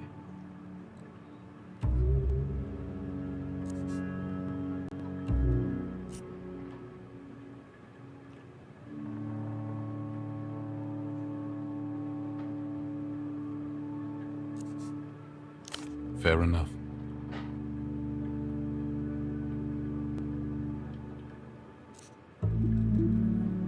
Diplomat, high-ranking, in a Russian cabal, would-be deserter. Something to do with the secret treaties, or at least we're hoping to play him as such. So I suppose for now, you'd call him leverage.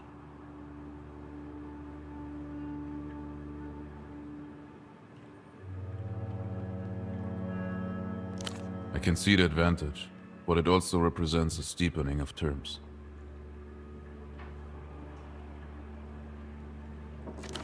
The point of zero return. If he goes fully off script and abducts the prisoner, he will be Emter's fugitive son from here on out.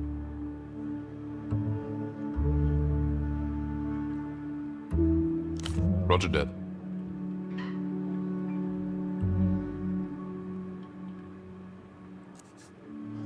Beyond the fact that they'll hunt me down, tie me to a crane and drown me in the nearest body of water. No, not really. Emter understand balance sheets, but they don't understand culture. That's why they are currently getting played by La Luz.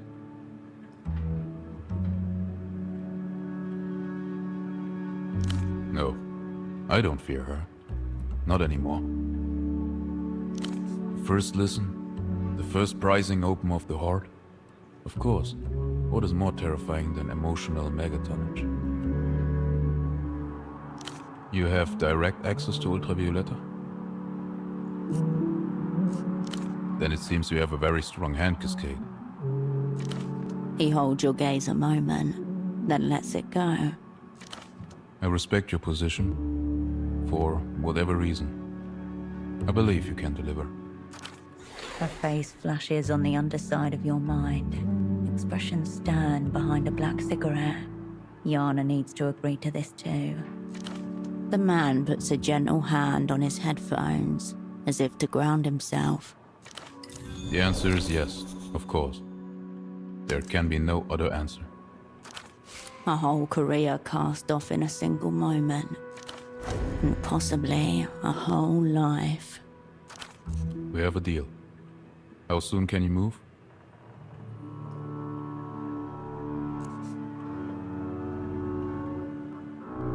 If we're doing it, we should do it quickly.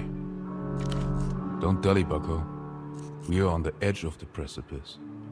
Operant, I'll await word.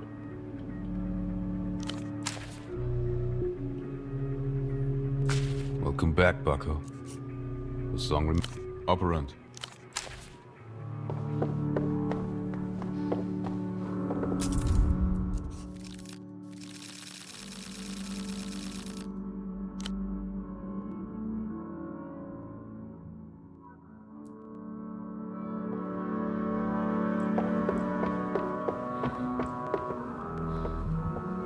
Cascade. Has the time come? I don't know. I'm kind of familiar. Unfamiliarity. The memories are still unfolding. Every day I remember something new, but I can tell some of it is real and some of it isn't. Some, I think, are real memories, but of things I've dreamt, not lived. Well, so that part's real. But then No hint of accusation. there is more. You want to know the... You remember the feeling of an... But when I think of myself, of you, the one part that... As though a mirror that refused to respond to his... Maybe I'll just shave my head so as not to be left with this bald spot.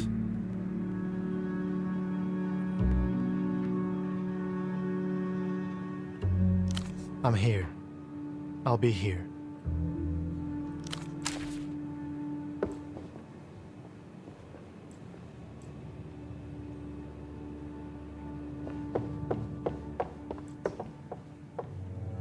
Cascade, I've been playing I Spy relentlessly with myself to pass the time. Pretty even as things stand, but I'm certain I can best me. I'll be here, Cascade.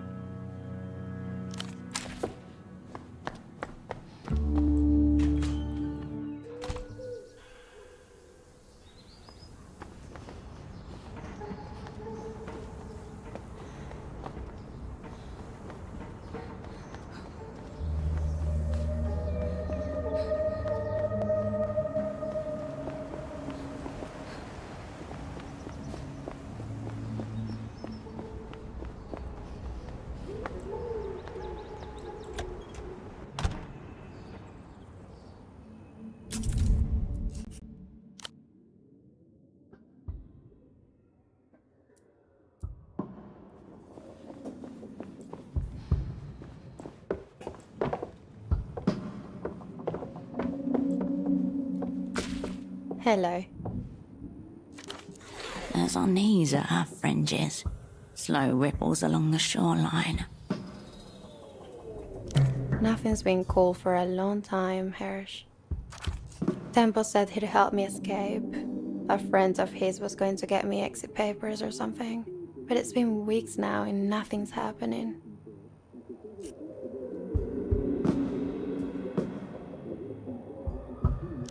I'm aware, but thank you for pointing it out. Have you ever had a day where, if you had the means and the power, you'd happily burn down the world and everyone in it?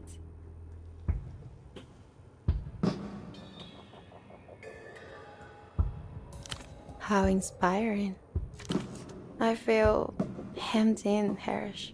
Like the walls are coming closer when I'm not looking.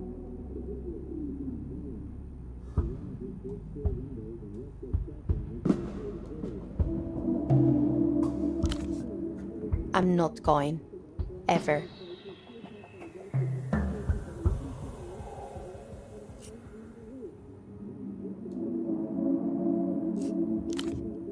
It's just the truth. It's not a mindset. Why are you asking me this, Hirsch?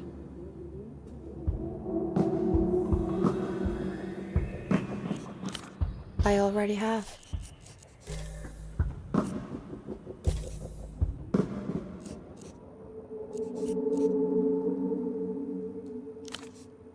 Of course, aeronautical service in the Imperial Navy is mandatory for all young Lucian adults, even pop stars. The Ray 16 Ricochet. I asked them to paint it purple, but they refused. 6th generation Lucian fighter jet, deployed in most of their reunional military actions. Serious rapid gear. Lucy's always at war. I don't think that'd put me on any kind of front line.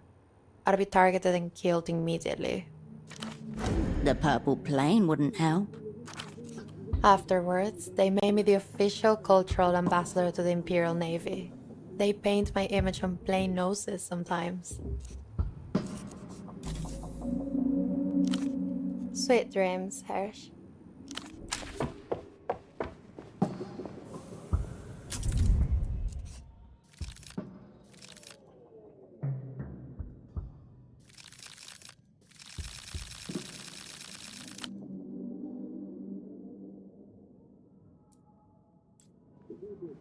Hirsch, I've been thinking, or projecting maybe, future-wise.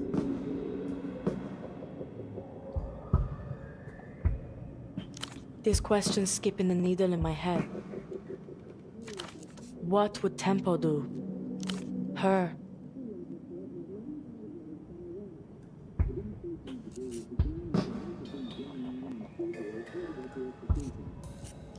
Yeah.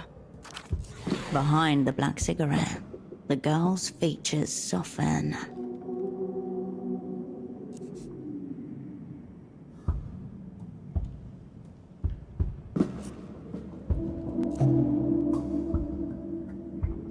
Good one, Hirsch.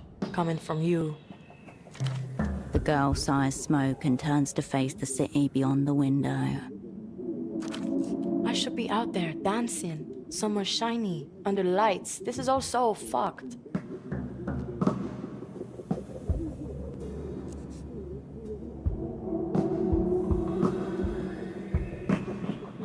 That was the deal, yeah. Setting her free in exchange for an imprint of her. But near the end, I started having second thoughts. New plan was to sell her back to the Luthians, imprint and ransom her, basically. Culture then cash. Tempo to a T.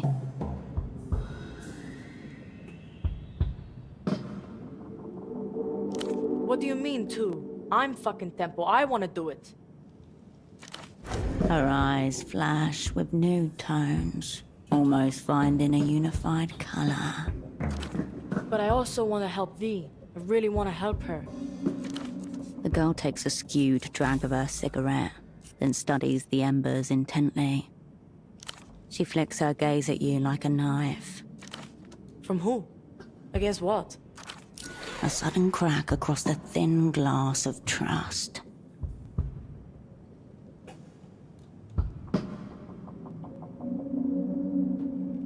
You want to hand V over to the slinky reprobate.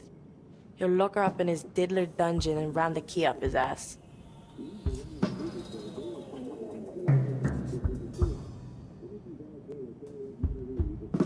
How sweet. Sounds like you bent for him. And what are you getting out of it?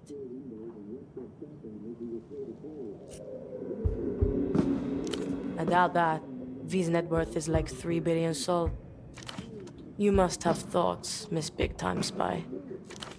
Gauging you. Hard. A mega gauge.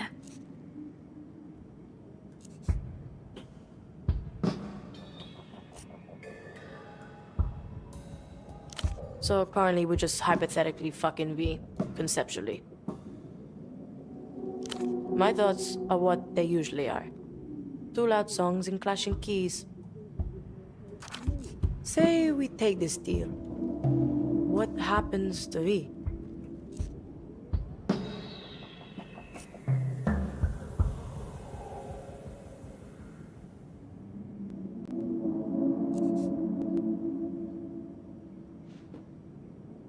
You're very fucking slippery, Hirsch. I hope you know that.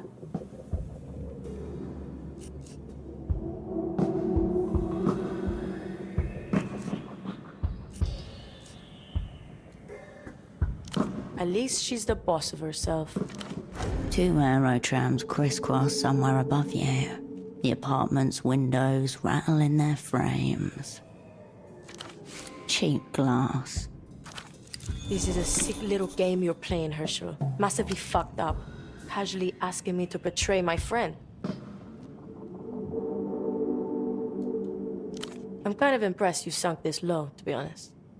Didn't think you had it in you. Speak your piece.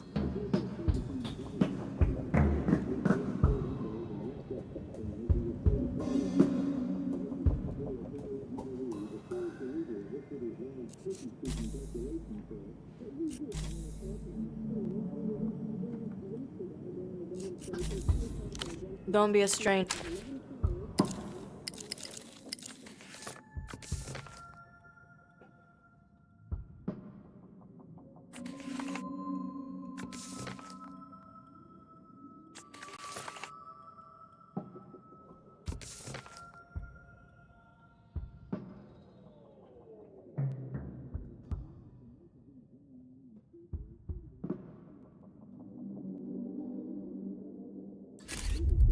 Lot of to-in and fucking fro-in, Hirsch.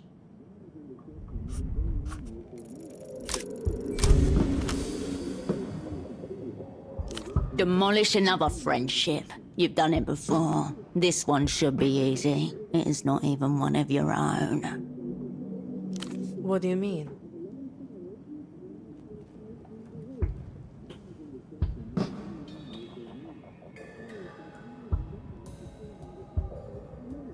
No, but that wasn't the point.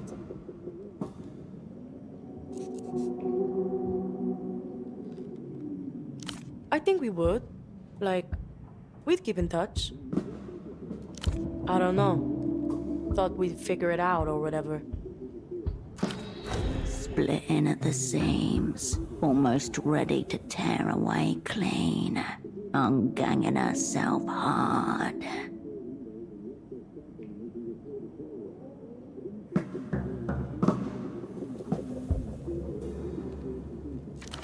You wanna take this deal, yeah? Maybe. Teetering. One more little push.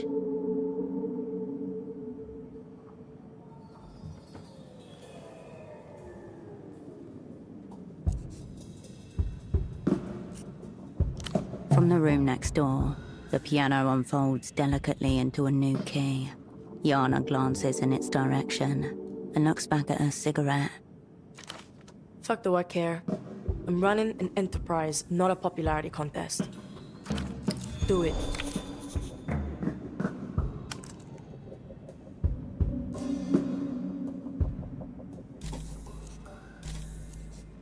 Bye.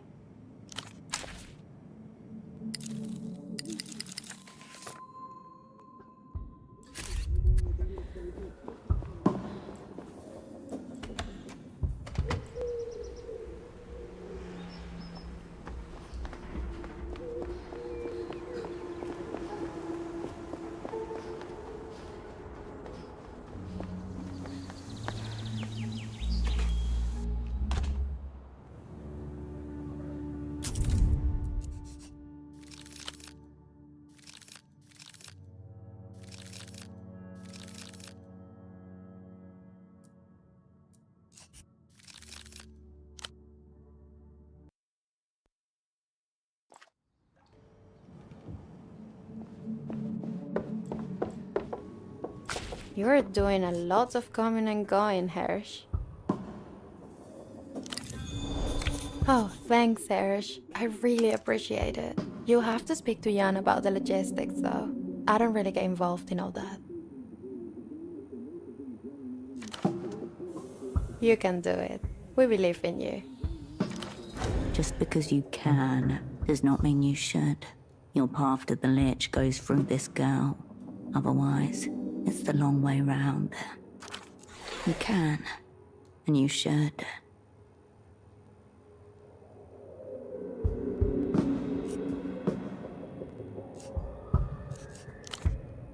I can't live here, Hirsch. Also, I'm not very good with logistics. People usually wait around on me. One of the perks of being the top of the social hierarchy. Time becomes a suggestion, not a reality. And now it feels like I'm waiting on the entire world. I don't even know if it's revolving anymore. No. But there's pictures of me all over the place. Like, everywhere.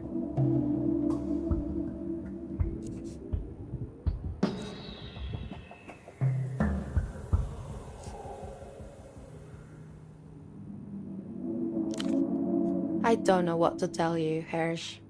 I usually just turn up for photo shoots and they have it all worked out. You have a picture of this girl in your pocket. The postcard.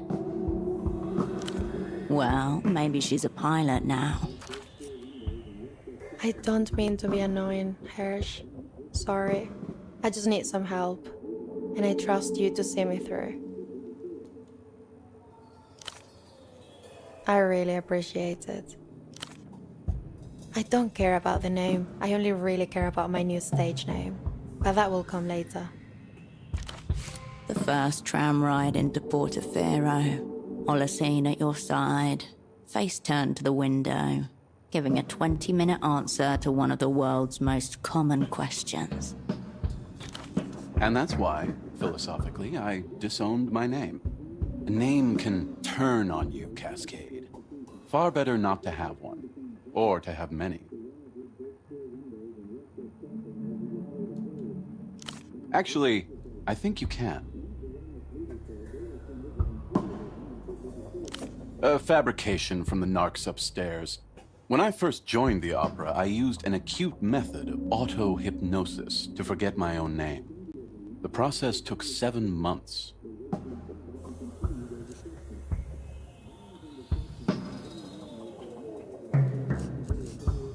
Exactly. The girl stares at you, waiting for a response.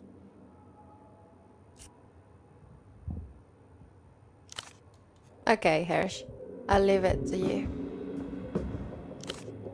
Great, Hersh. I'm sure you'll find them.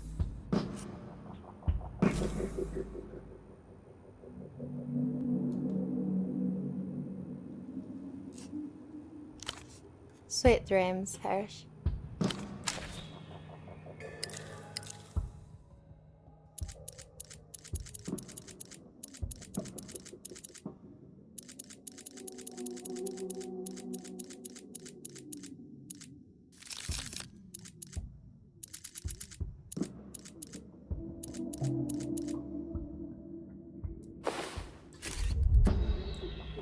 You're doing a lot of coming and going, Hersh.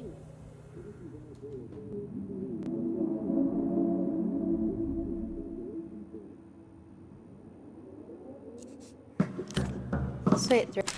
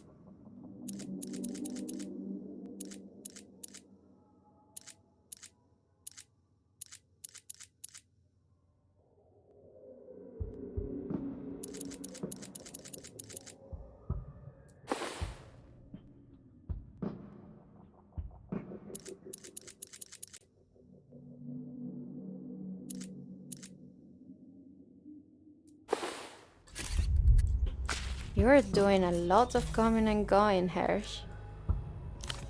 Sweet dreams, Hersh.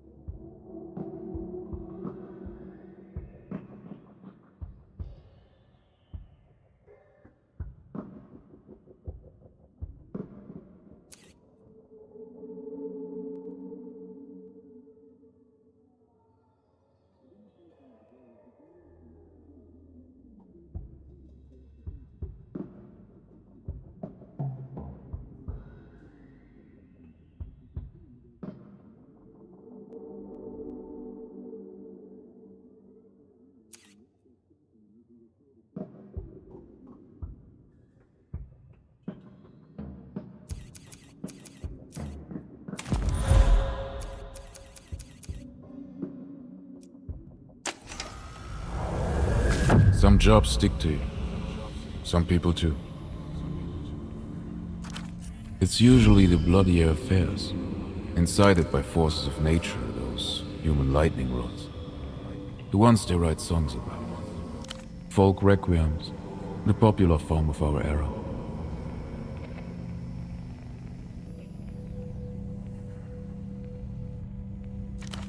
Trauma beaten into beauty, rendered bearable through rhythm and rhyme. Contain whatever gets you through the next assignment. Memories projected upon a white bedsheet, rough with grain and burned by cigarettes.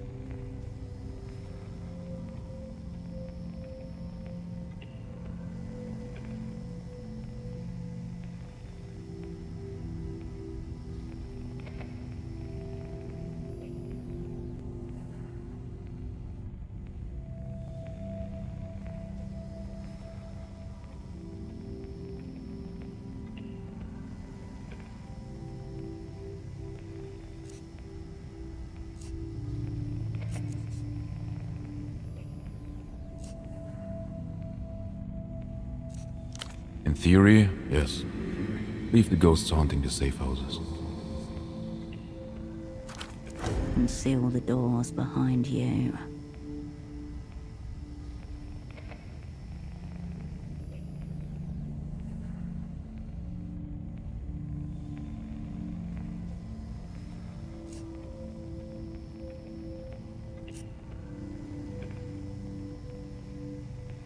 This line of work can be nothing but songs you sing to yourself between curtain calls.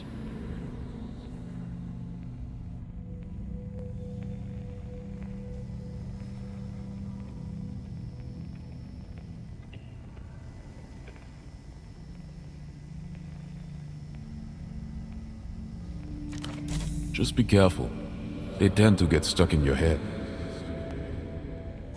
The night was clear and the moon was yellow, and the leaves came tumbling down.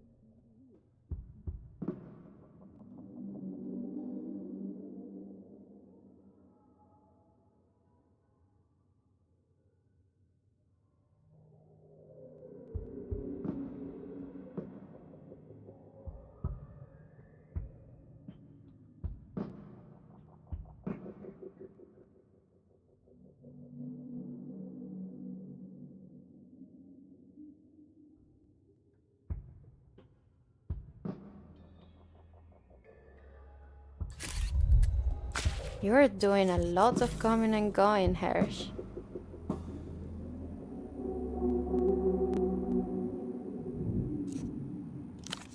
Sweet dream.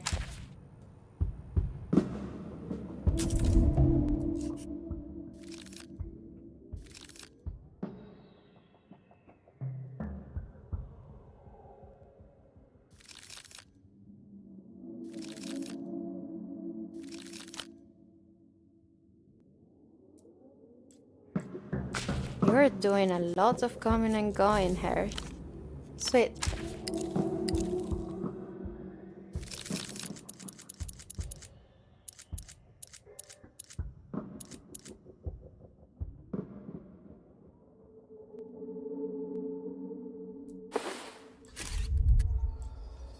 You're doing a lot of coming and going, Hirsch.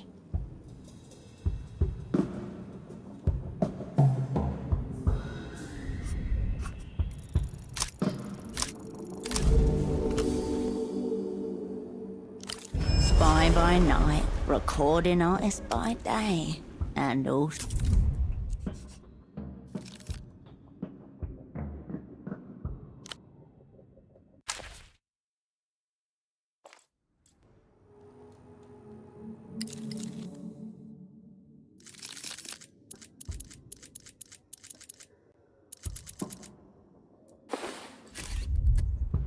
You're doing a lot of coming and going, Hirsch.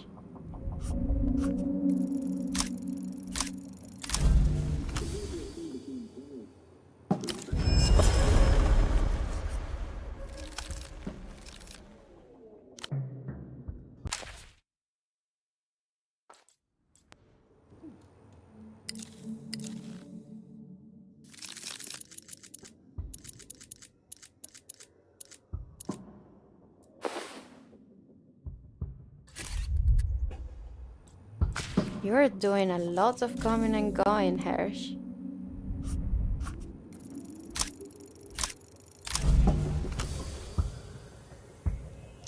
Spy by night.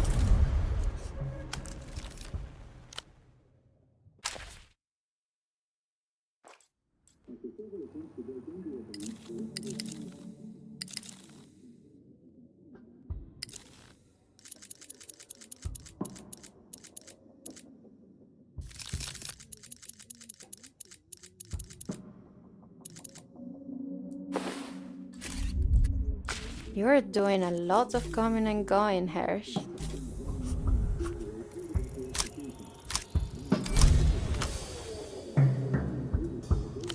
This girl is no longer a pop star. She is a liminal artist caught in a liminal space. She doesn't need help with the work, but with identity. I've been asking myself that same question. I've got a notebook full of ideas, but none of them feel like me.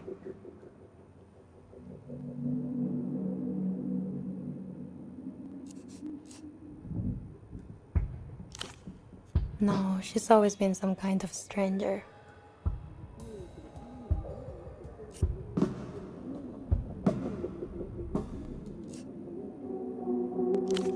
I don't think so. No one's used this since I was 8 years old. That belongs to someone else too. Cascade. Not bad.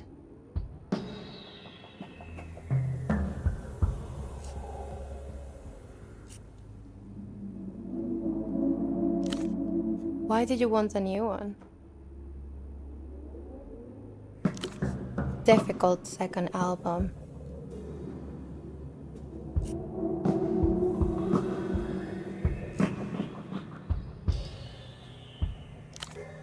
The tools are just tools. Your heart is the constant. Always. Thanks, Hirsch. Cascade. En Iluminado, cascade would be cascatear. Cascatear. You know, that kind of speaks to me.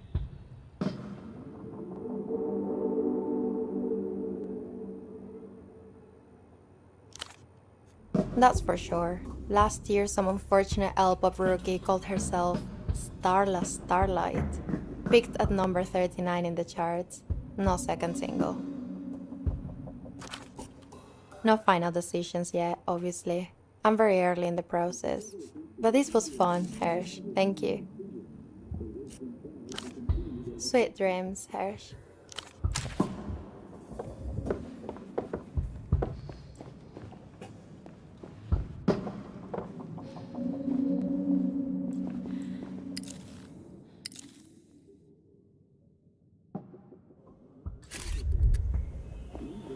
Hirsch, I've been thinking, or projecting maybe, future. This question's skipping the needle in my head. What would Tempo do? Her.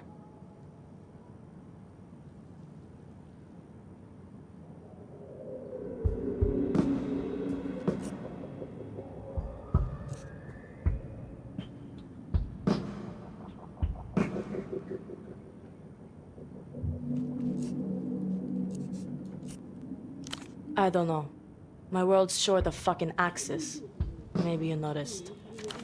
Not quite accurate. It actually just has a few competing axes. Mostly Tempo, yes, some of the original girl, but also a little of the pop star in there too. Tempo slapdashed it. The shoddy pressing must have left room for a bonus track on the outer grooves. That one's all ultravioletta. B-sides and rarities. The girl sighs smoke and turns to face the city beyond the window. I should be out there dancing, somewhere shiny, under lights. This is all so fucked. Because the music's gone. There's just a memory of it now, and you can't dance to a memory.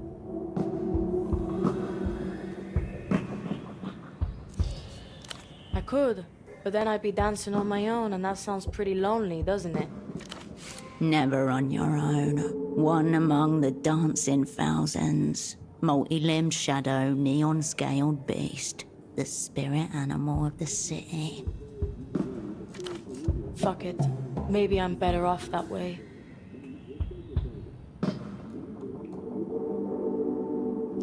That was the deal, yeah. Setting her free in exchange for an imprint of her.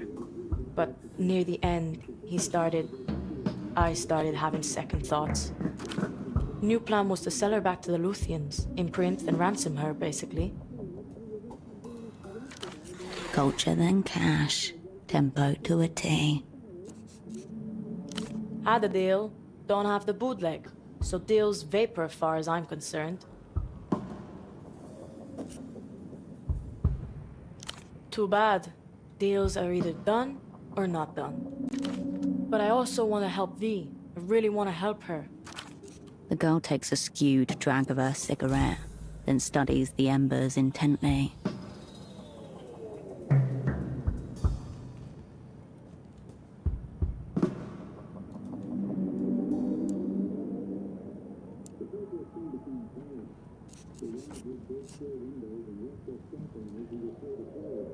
Yeah, Temple was gonna get them off his friend Reno, the dolphin cunt with the phones. He was fucking him for a while.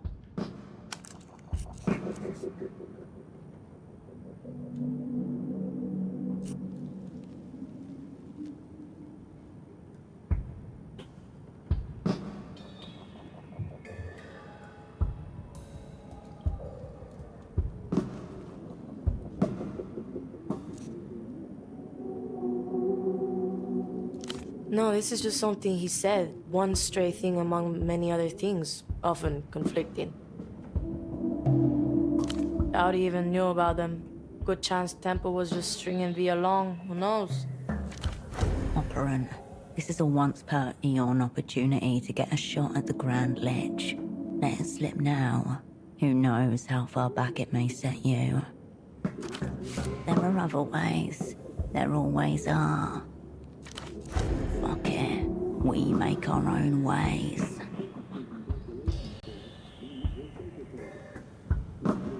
Probably, yeah. Where did you get that? Whatever.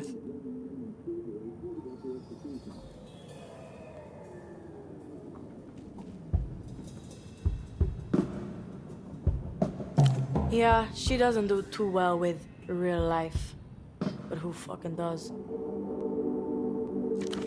Beyond the apartment's walls, this girl has a form of family, friends, classroom enemies, unfinished homework. None of them will know her again as she was. Maybe. Maybe we're all thinking the same thing. Still feels very lonely to me. Temple will call me a sentimental cunt. But maybe I can be the last leg up she needs to jump the wall. He used to do coke off it, then tell stories about you all. I heard some of those stories I think 20 times.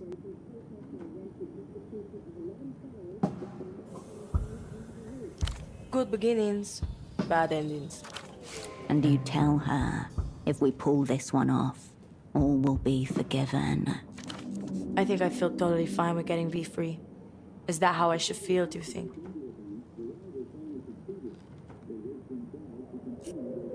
Oh, well, that's appreciated, I think.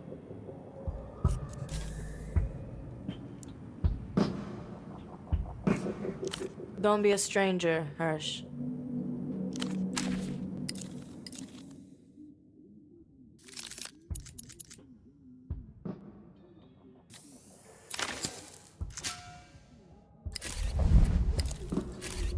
A lot of to-in and fucking fro-in, Hirsch.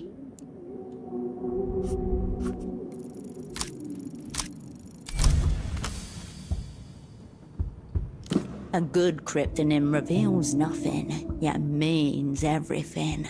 The seeming arbitrariness of the sign only strengthens the bond between operant and asset. Why's that?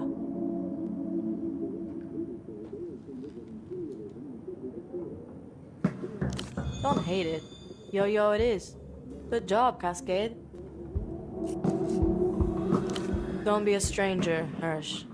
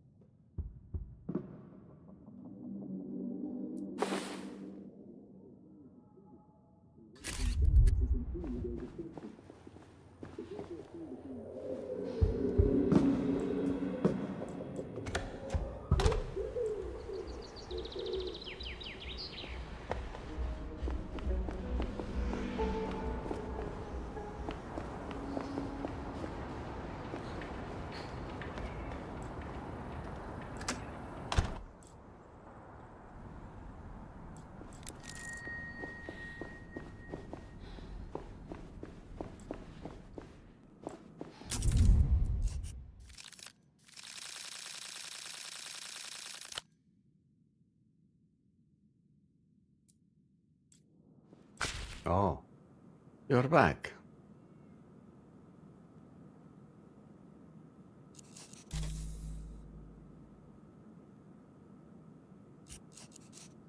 Ah, so you're one of Tempo's unspecified associates. What are you doing in my home? I've heard. Yes. I thought maybe he'd just gone underground. He always had a way of turning up somehow. A man whose only strength and weakness was being himself. That passionate and reckless? If you occupy your time with playing all sides against each other for personal gain? There's only one way such stories end. I appreciate the closure your presence brings, but please, spare me any details.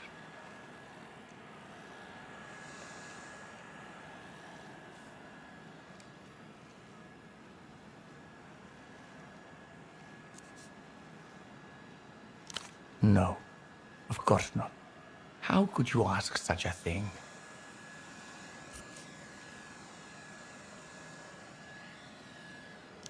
"5 weeks ago, and before his last trip to La Luz.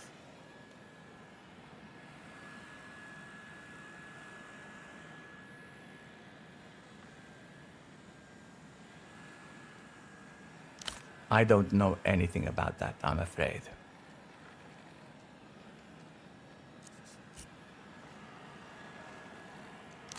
I wouldn't use that word. We worked well together on a spiritual plane. We saw the world in complementary ways. I don't know how to put it. I dealt with the overworld, he with the under. Safer for us both that way. Of course I knew he did business in Luth. He built the bazaar up himself. No way around it. He was always bringing back new speakers and displays and so on. He was mad for Lucian stuff. L-pop, the rest of it. Oh, business at first. But it became something else quite fast. I first took note of him when he turned the abandoned silk factory into the bazaar.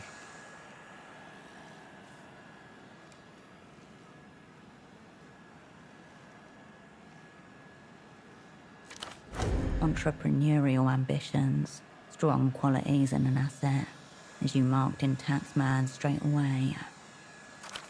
Put him on many radars, both here and abroad. But, well, that's over now.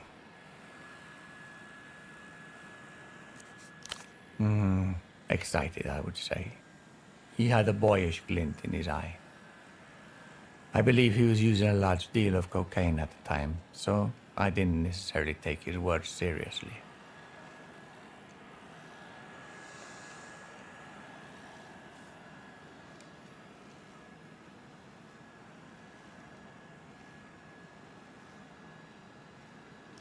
Big words. Fate, forgiveness, friendship.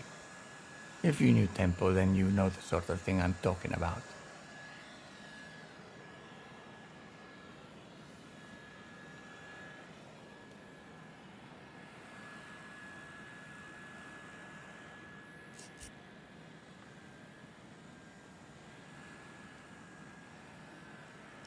Yes, you might be right there.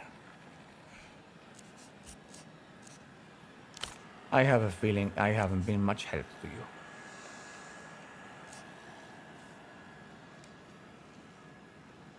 I see.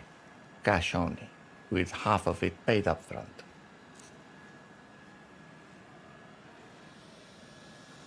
Well, it's 2 million.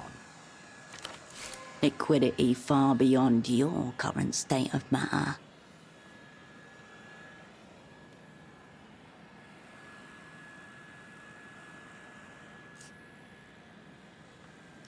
There is no such thing. I should be adding the Tempo premium, if anything. 2.5 million. Wow, we're getting a hard rejection, gang.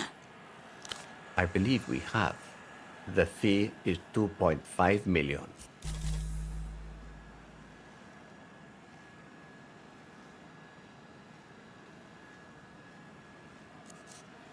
Be well.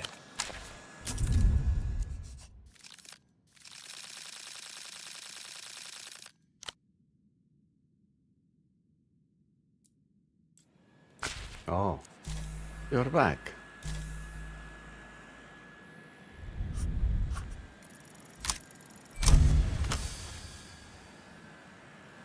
You don't have the money. You need to make this about something else. What does he want?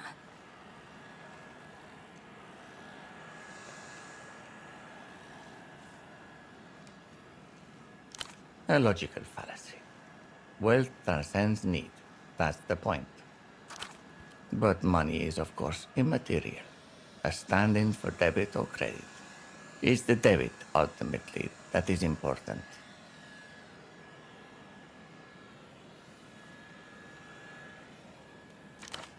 He looks around his apartment, hands upturned in front of him, as if beseeching the world for something you may owe.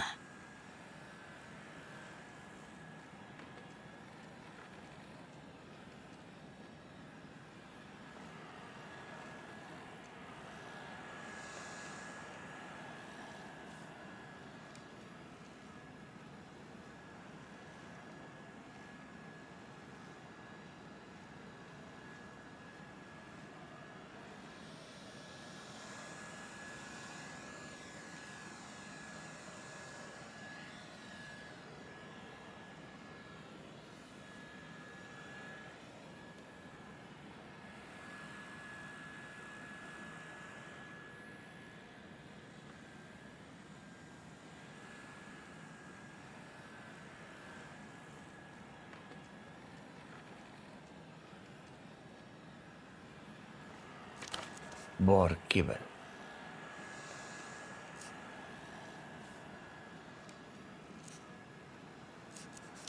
Borkibel. This cat thing must be really upsetting him. He's lost it. Just pick me up a bag of boar kibble, please. You can have the papers. I just need the kibble. It's less a catch. More, well, the kibble. It's in the animal zone. So you've met the king. Good. You know what you're agreeing to. These exit papers. I need a name and a photograph.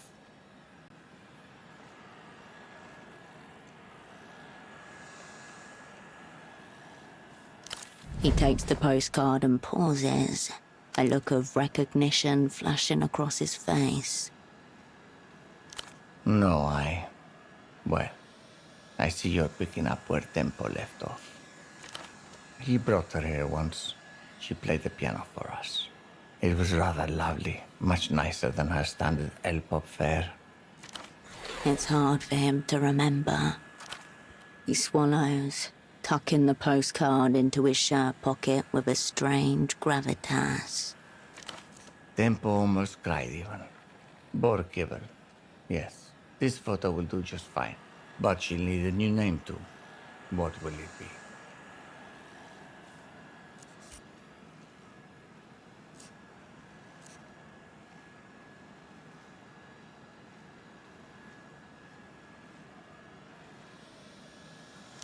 Oh yes, I knew a Maria Abreu in high school.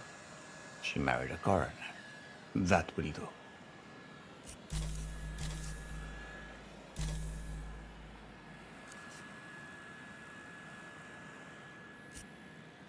Sure.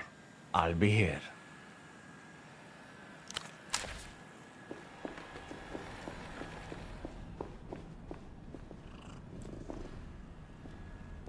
Back again, Herschel.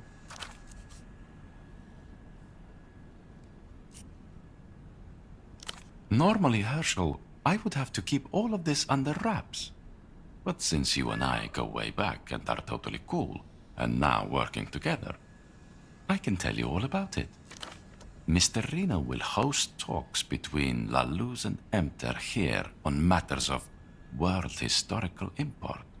May have to rewrite the textbooks, if you know what I mean. You're much better than I expected. But I also expected you to be very good, Herschel. I knew I wouldn't regret recruiting you for the job. It's great to be on the same page, isn't it? Up here in the big leagues. Around you, cleaners continue their work diligently, monks in thermoplastic robes, carrying blunt machines. Something very like that.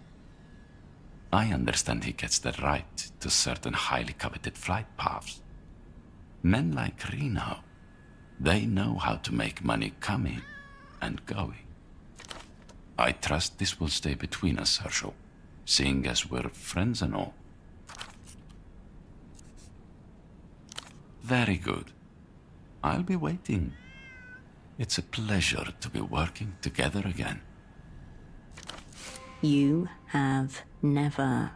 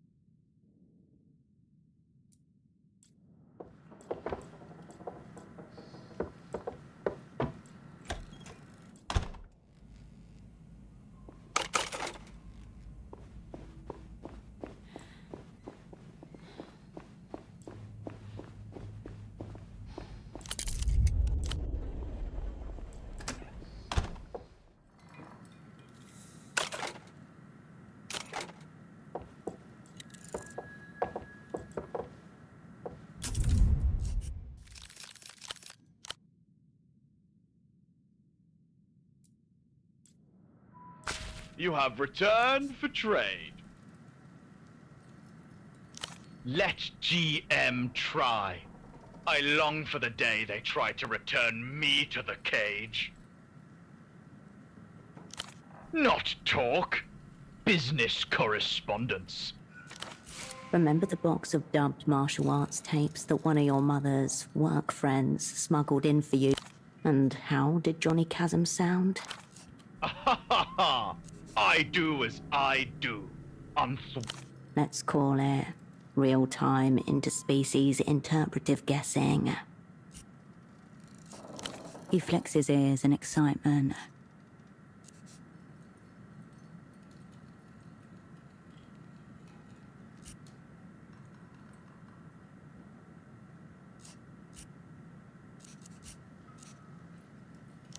Disappointment!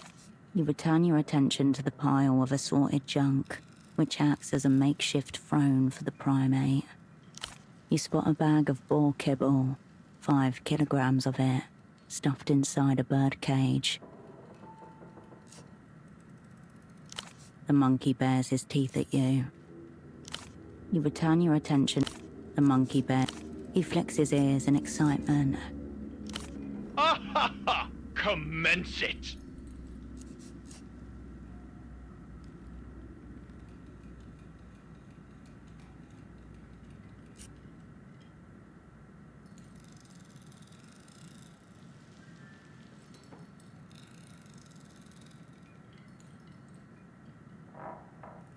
Displeasure upon you.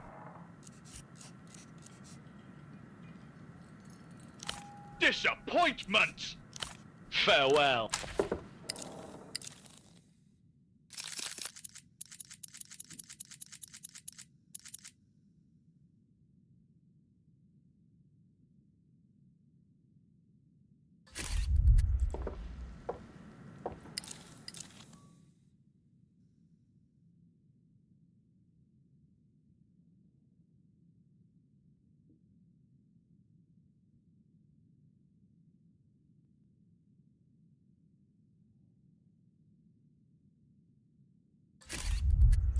You have returned for...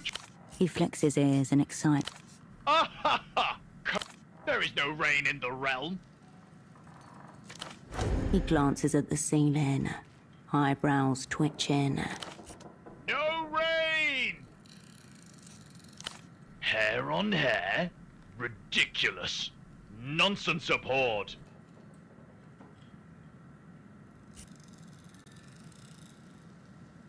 Displeasure upon you.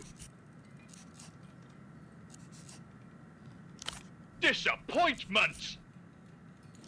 Farewell, combatant.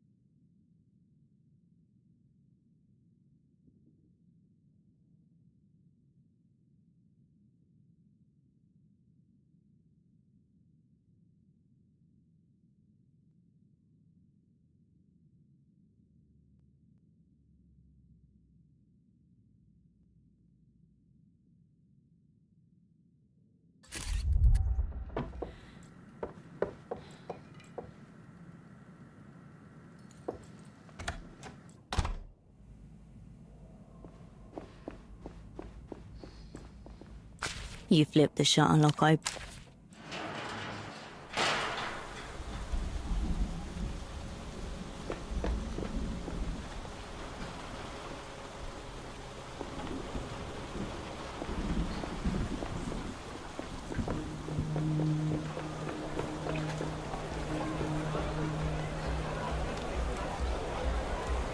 Oh, it's you. What takes your fancy?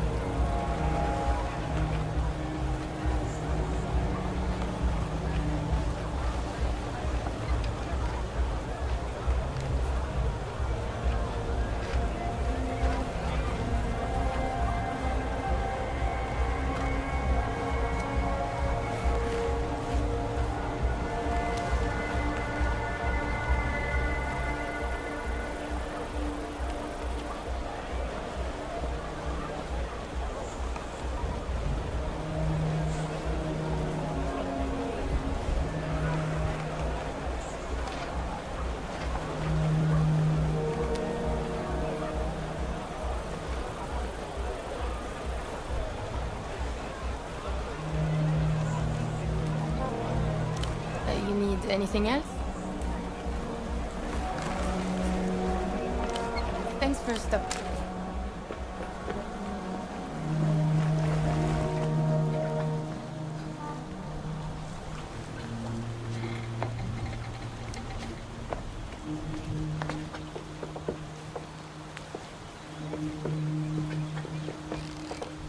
The iron railing sagged beneath your elbows when Tempo leaned on it beside you.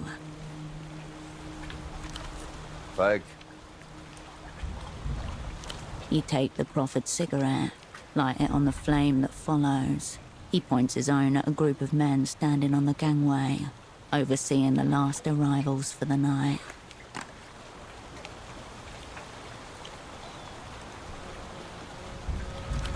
Representatives of whichever syndicate happened to control illegal imports at that time.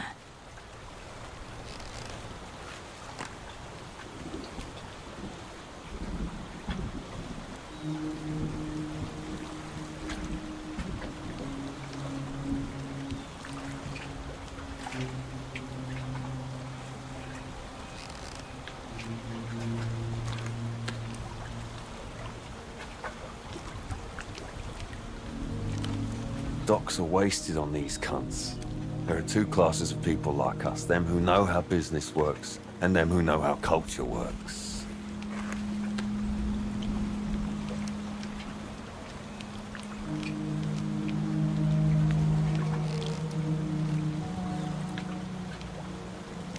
Criminals, you dick.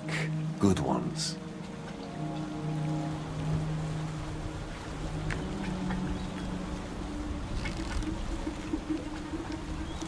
Not enough of us, sadly. We don't form a class.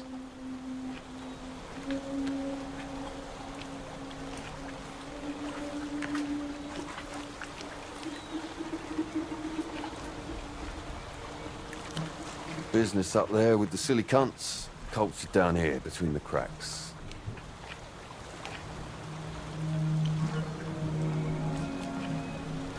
Oh, I will. It's all in the works, Herschel. Hey, cunts! Watch your backs! The figures turn to look, and the two of you vanish laughing into the night.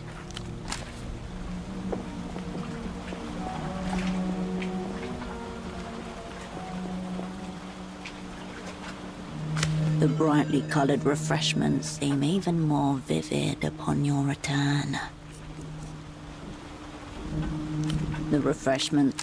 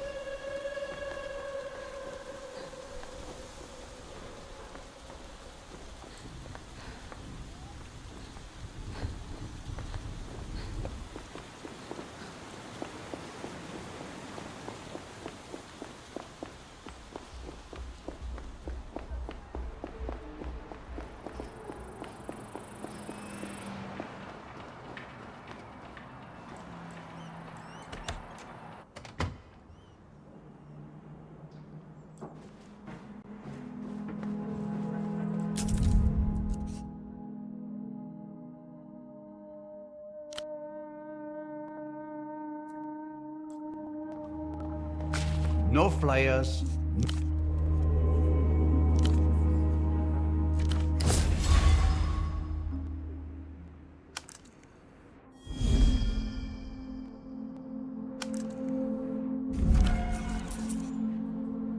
Pick up your feet when you walk.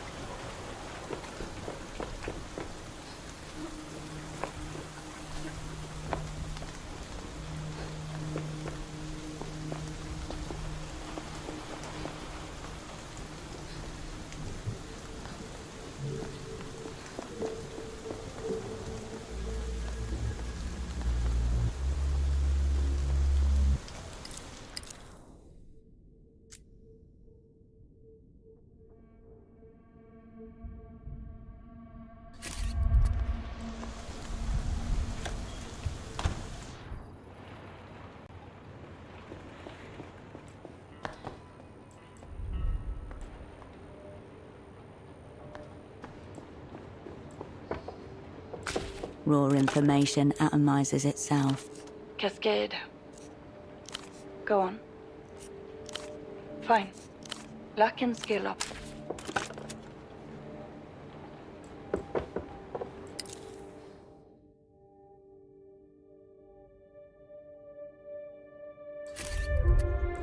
The bed welcomes you.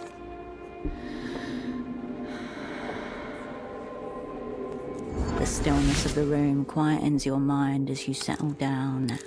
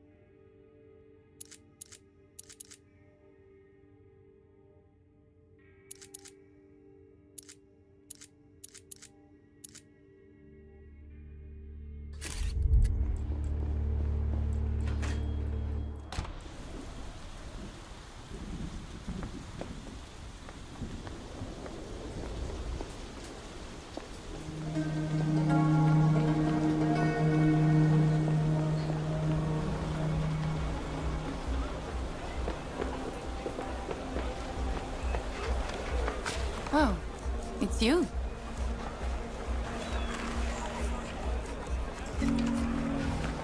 What takes your fancy? That'll look funny on you, yeah. Cool.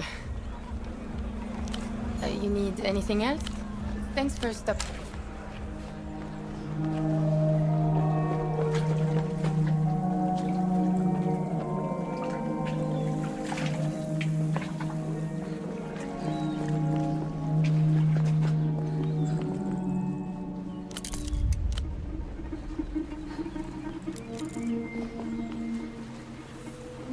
The smuggler inclines his head in silent recognition.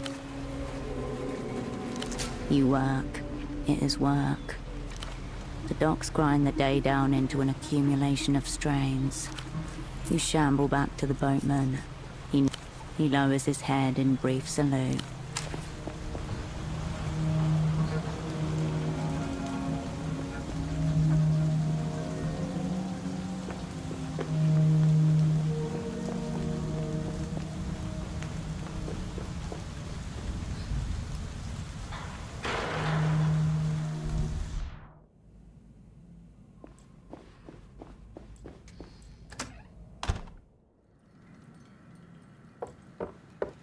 You have returned. He flicks his ears in excitement. Ah ha ha! Commence it!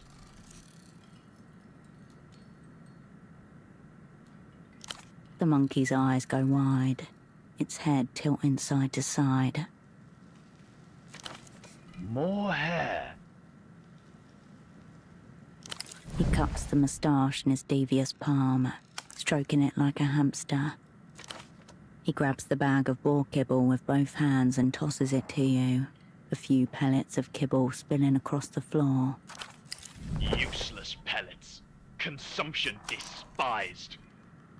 Farewell, combatant.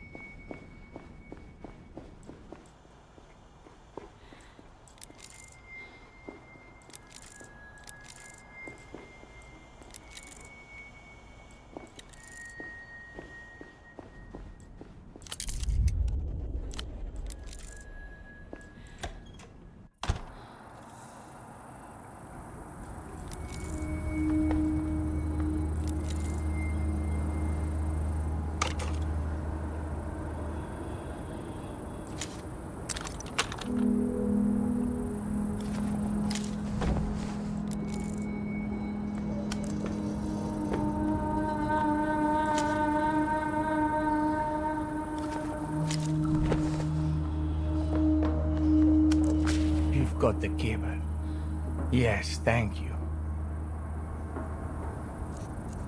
Of course. Just one more thing. There's something I want you to see. Shake that bag of kibble you have there, would you?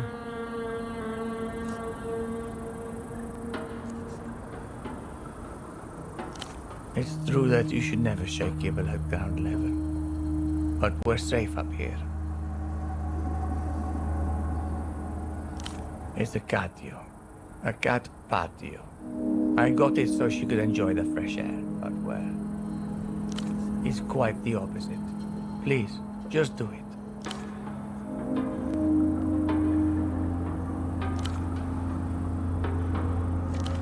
Here, I'll take that. He pours kibble into 3 large flower pots, then edges them towards the cage with his spur. I found him going through the trash outside some weeks ago. My first instinct was to scare him away. So I clapped my hands together, but he just stared at me. So I brought him up. It is slightly non-standard, him being up here whilst I conduct business below.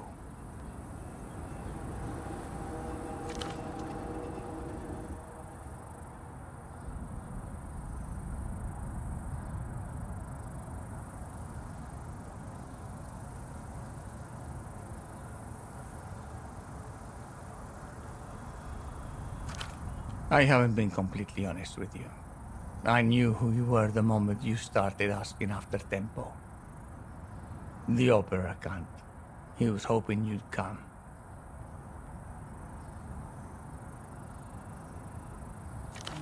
You need the exit papers.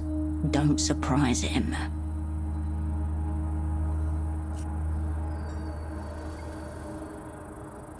Tempo always said that in the matters of economy and culture, the upper hand is often gained by underhanded ways. This made him a lot of enemies, of course.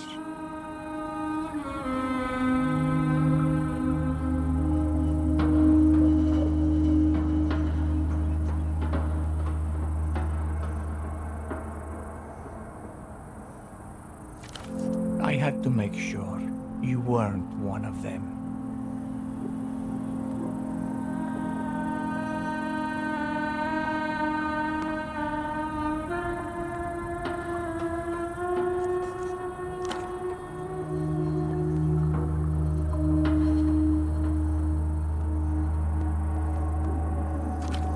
There.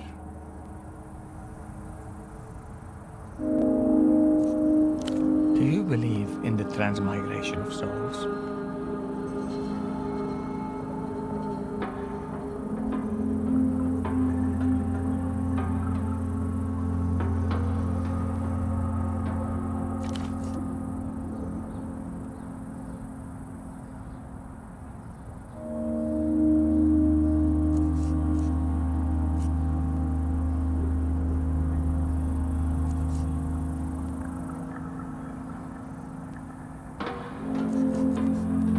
I believe that when we die, our souls rise up through the atmosphere and into the void of space, where they lay waiting. To be reborn, of course. Some find themselves locked in high orbit for thousands of years. Others bounce right off the moon. Whatever happens, our souls will always return. Of course we will. Pain is temporary. The gang, eternal.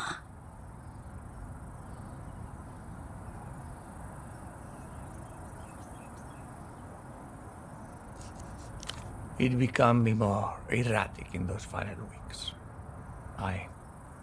It was always on and off. We fought about something or he fought with me. But I always thought that it would be the two of us.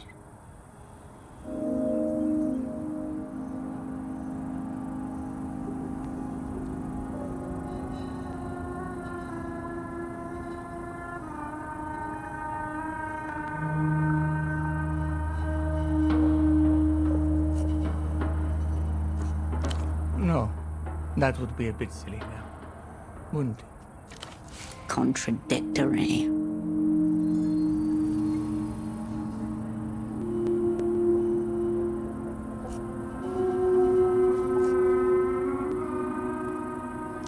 I don't even remember. Once we had a spat about... What was it? The hot tub, I think. Whether or not I needed a bigger one. I said he just needed to watch his weight. He stormed out of my apartment with one of my model trains. Then spent the next month mailing me photographs of it, getting involved in completely historically inaccurate railroad incidents.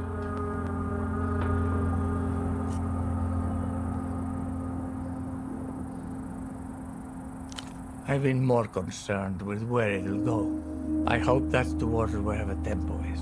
Maybe our souls will chase each other through asteroid belts. We'll orbit the moon together. Sky's clear today. A light breeze reminds you that your body is a cage, but not an unpleasant one. Temperature 11 degrees and steady. Or we'll be back here. As a boar, as a cat, maybe as a pair of fishermen. Our souls will be together. In every lifetime. There's nothing else left but to make peace. But I'm sorry. He was your friend too. I know you were close. How are you feeling? Yes. But it would never be enough, would it? One last conversation, one last kiss.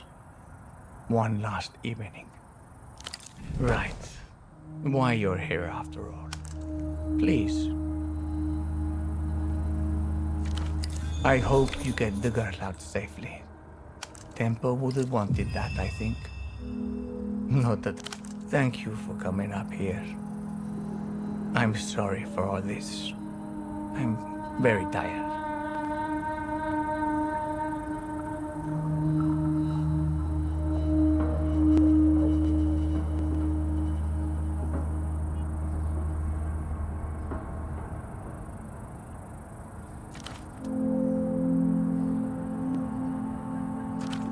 Well, good luck to you.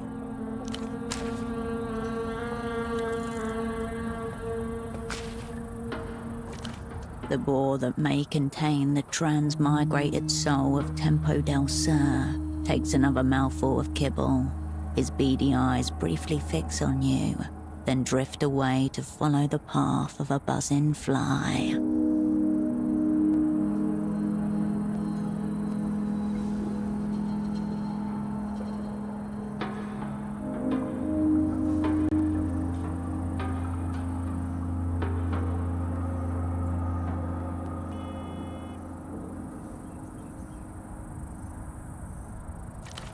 Wide, slick, animal. Only two words behind him. Friend or foe?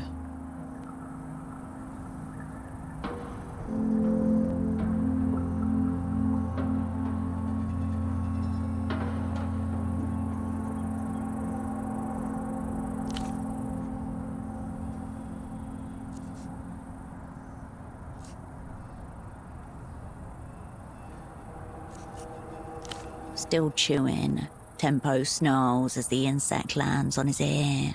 He flicks it off with a violent twitch. Tempo notices your stare. His wet, straining eyes twinkle with a wordless panic before he shoves his face into another mound of kibble. The obscenely loud crunching sounds rattle through your skull. It's like he's pulverizing gravel. You blink at the animal and try to superimpose Tempo's smile over its snout. Clean white teeth, perfectly straight and tidy, surprisingly sweet. One of his many prized tools of negotiation. He doesn't even dignify that with a reaction, just scratches a haunch with his hoof.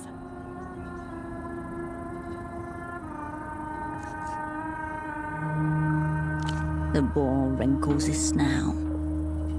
He stops munching, frozen into place, ready and willing to guard his food to the hilt.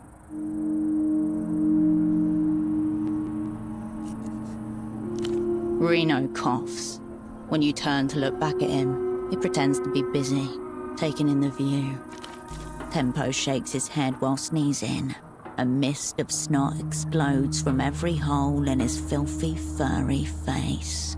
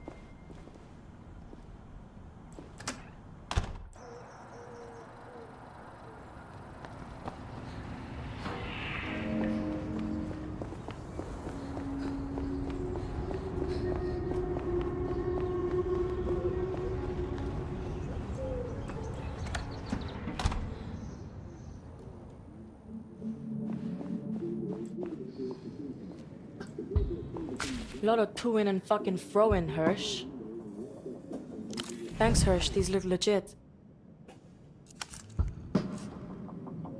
I don't have that.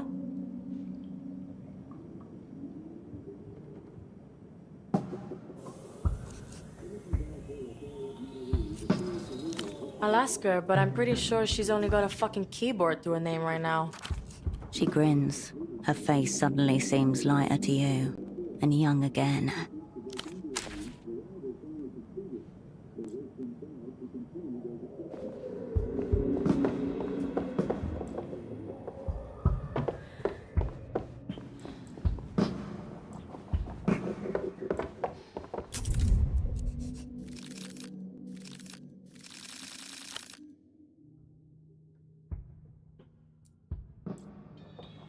The glimmering purple keyboard is just as you left it. A crisp middle A fills the room. Please don't start this again.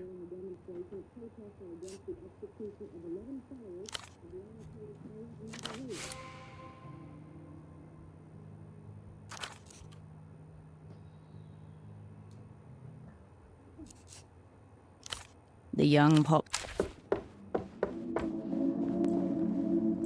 Ready to set course for the Eastern Republics, Flight Lieutenant. Thanks for this, Hirsch. Really. You're one of the only people I've ever met who isn't trying to get something out of me.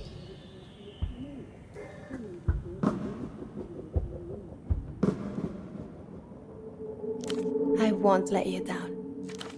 I've had this stupid song stuck in my head all day. Old one. This is from when I was younger, so much younger. I used to go on these day trips with my parents, and my father would play his tapes in the car.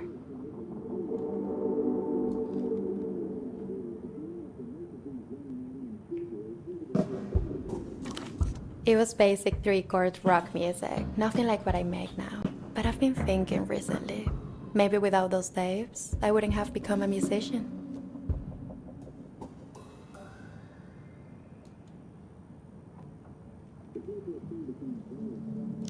Dark Flight 709, about some guy's girl living on a space rocket.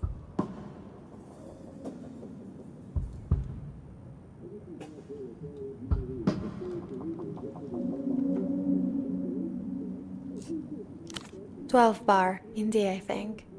You know, P7, G7, all the sevens.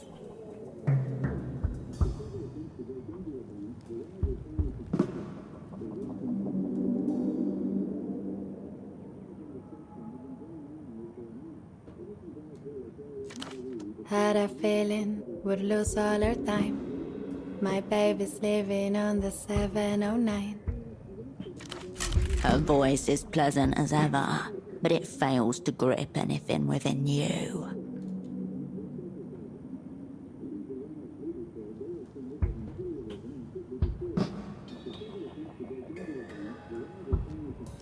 Thanks. I don't know. It's silly, but it's right there for some reason.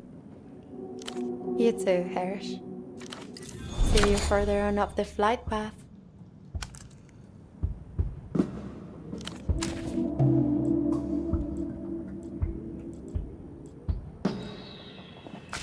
Guess I'll be seeing you around, Hirsch. Maybe in another 5 years, knowing how you fucking operate. She opens up her cigarette packet and extracts two. One she hooks on her lip, the other she slots behind an ear. I'm getting her to Central, then to long distance. Then I'm coming back here.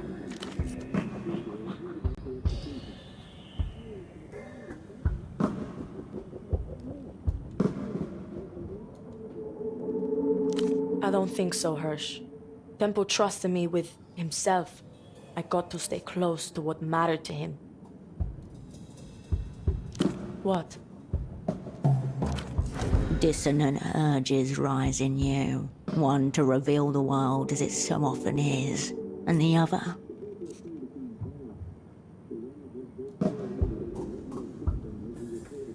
Me too, sometimes. And sometimes, all the time. Hirsch, wait. Something that's been playing on my mind. That photo of you all, the one in Temple's office. Why do you take that? Aren't you all spies?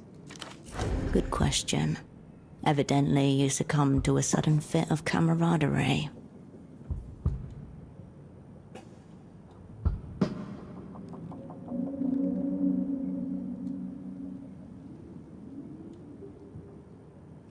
So you're one of those.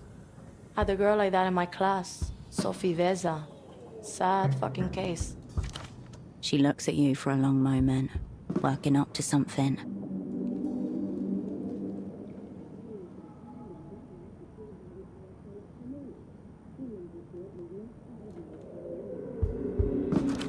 This big play you're putting together. Take me with you. Yeah. Okay, what is it? Look, I don't care what it is. Let me be part of the team, part of the crew. I can do a good job, like Temple would've.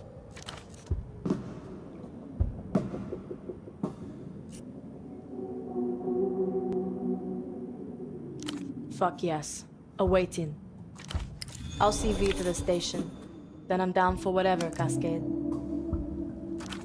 The two girls glance at each other, then nod. They're ready. Time to leave them to it.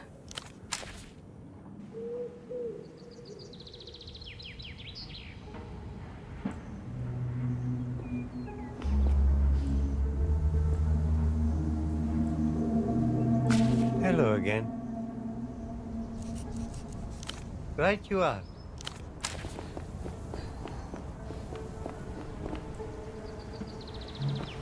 Hey, Stardust. You just keep blowing back. Yeah?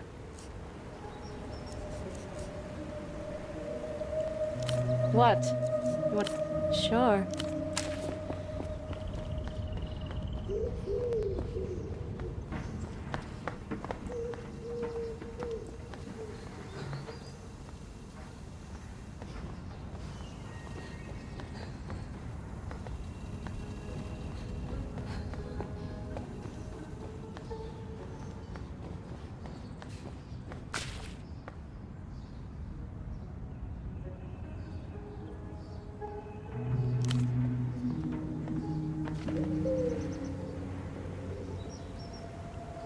Yesterday, there was a curtain of leaves. Now, simply a tangle of bare limbs. On the ground, a pool of golden tears.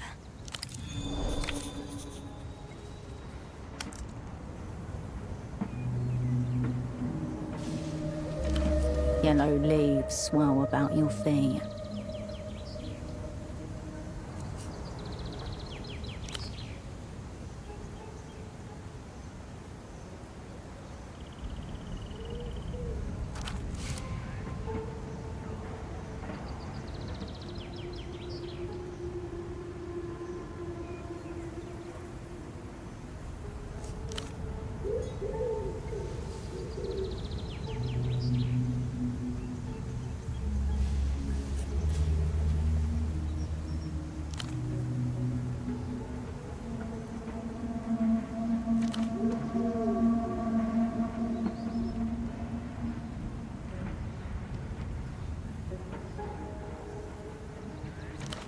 You turn back to the ginkgo tree.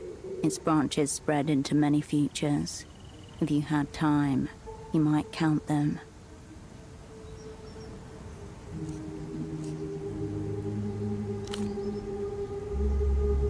The naked branches seem like a mass of fingers pointing in every possible direction.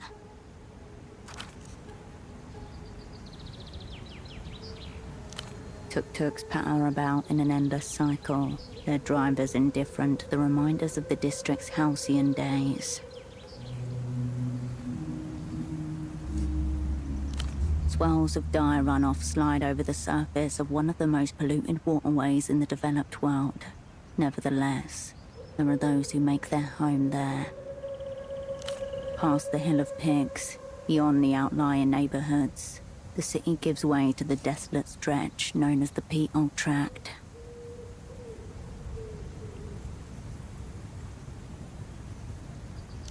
Party Alley gives way to Orphanage Street. Easy to miss if you aren't looking for it, and all the better for keeping secrets.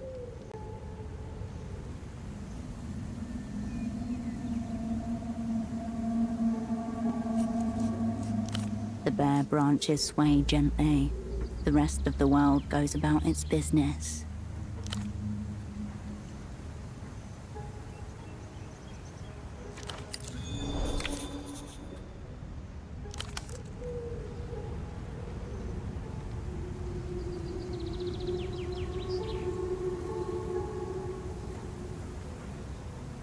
The fallen leaves crunch gently beneath your feet. The day opens wide before you.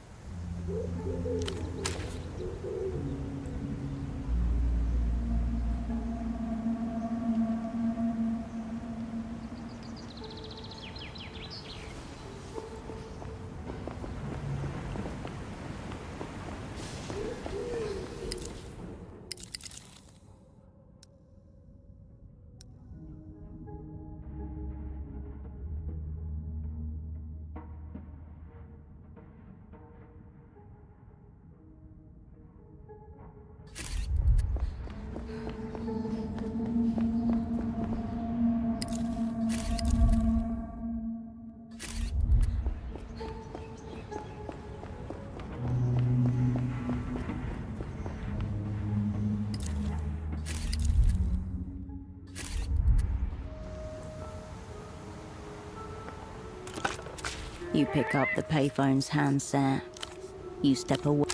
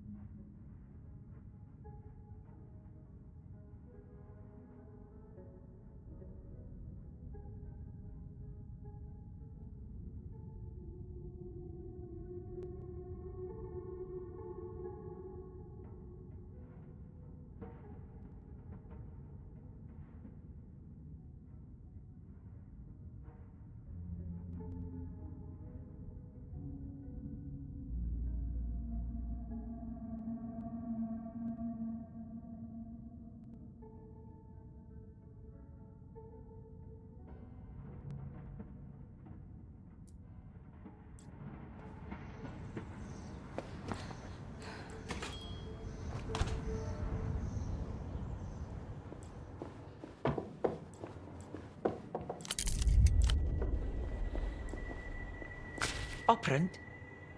Something big is happening, isn't it?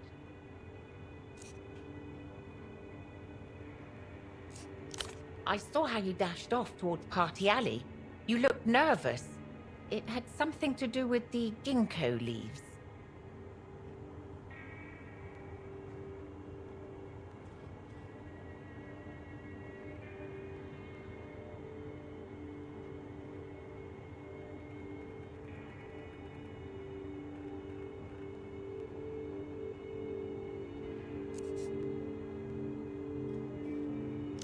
Right. I don't expect we'll be seeing you again. I suppose not. A shame. I know our relationship is strictly collegial. Still, I suppose I got used to seeing you around.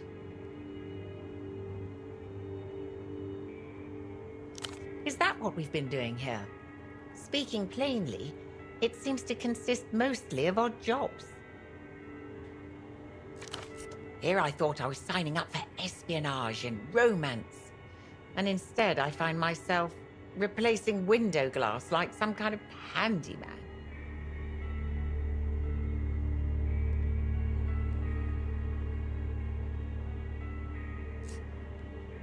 That was only a hypothetical example. I suppose it was nice inducting someone into the mysteries of grammage.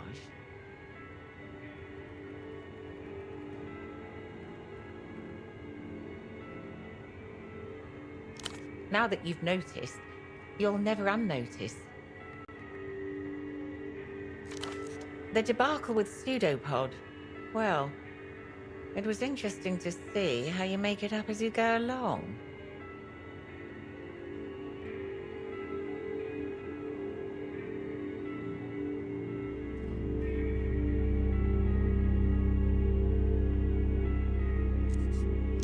It is what it is. At least he's up on his feet now. So, where does that leave us?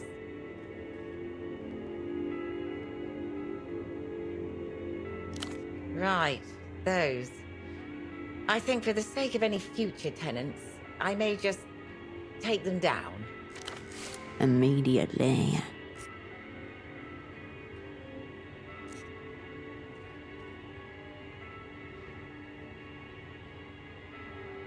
Yes. I suppose you're right. I've got a demented aunt with an apartment in the Hill of Pigs. I reckon she won't notice if I crash in her spare room a few weeks. Now, I expect you'll want to get some rest. Come out tomorrow, fresh.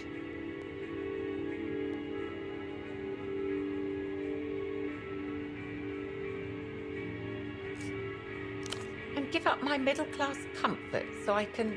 what exactly? Join a workers' co-op. I've enjoyed my time serving the opera, well enough. But I know what I am. Well, if there's anything else you require, I suppose I'll be right here. Go on, then. Of course. Something else on your mind? I'll be here if you require anything.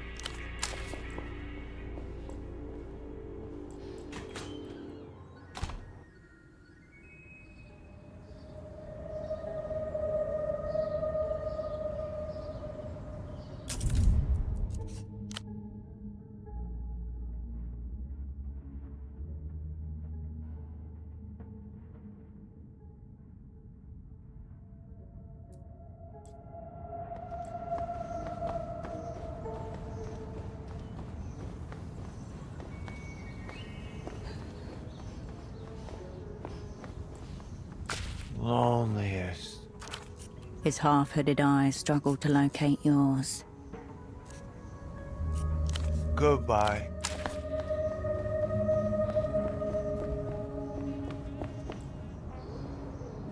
The clinic's metal door is scabbed with rust and surrounded by graffiti. You turn back.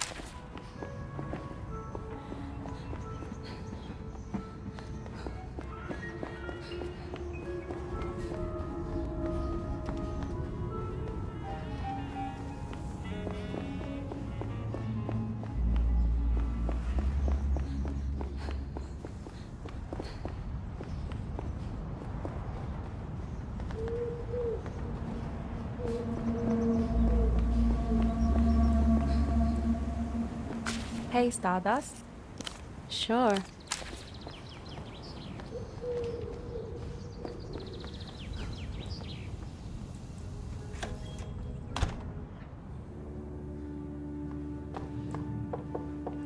Cascade, I've been playing I Spy relentlessly with myself to pass the time. Pretty even as things stand, but I'm certain I can best me. I'll be here, Captain.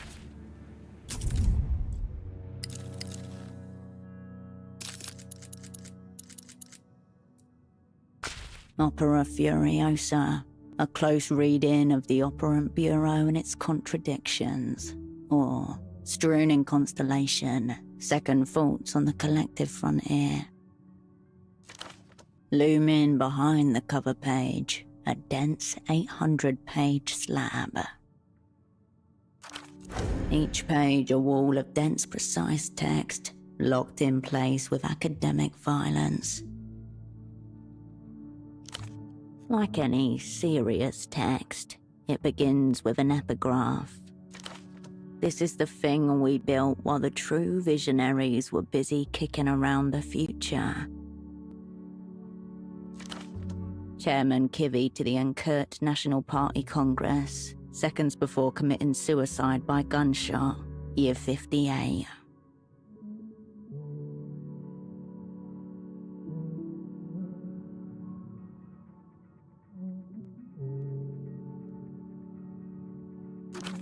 Strong opening hook, tonally ominous. The impenetrable block of text shows no clear way in, no stepping stones towards legibility. Black bars of redactions beset you at all sides. Numerous lines of inquiry, all of which, however, can be distilled down to a single question. To what can we attribute the Operant Bureau's relative lack of projection power compared to agencies of a similar budget and manpower? Put simply, why is the Opera not mopping the floor with our so-called competition?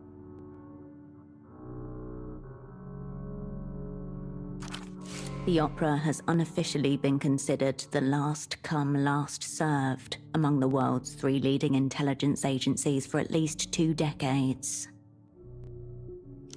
That is what the next 600 pages are dedicated to discovering. You flip a few dozen pages on and pluck out a paragraph that seems relevant. As though seeking to remake the agency in his own image, under Twichitov's leadership, the Operant Bureau transformed into an onanistic organization. That is, one that exists solely to satisfy its own circular pleasures, chief among which are hunting for flipped assets and excommunicating its most competent operants. Roger Klaus Twichitov, Director General of the Operant Bureau from 58 until his untimely death in 87.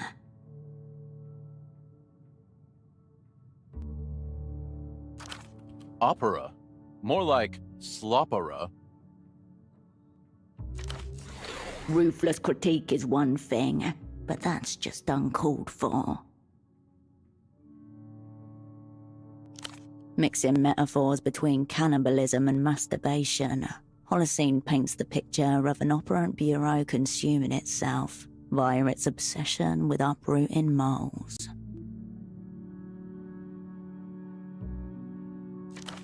As for Operant excommunications, Holocene is a case in point. All intrinsic to the self-propagating nature of containment mania. In layman's terms, if the Opera were a human being, a psychiatrist would diagnose them as being addicted to self-sabotage, a true master of own goals.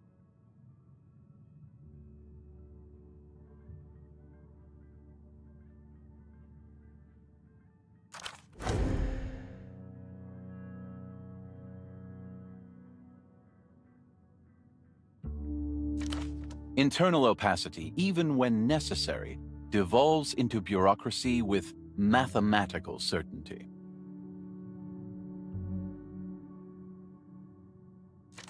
It follows that an agency run by a being such as Twitchitov, a vision-bereft bureaucrat at heart, regardless of ascent, would view ever-accumulating clearance levels, recursive encryptions, and sanctioned erasures as signs of progress. Unlike cancer, neurodegenerative disease, and rigor mortis, things that actually progress, they are, in truth and practice, portents of institutional paralysis.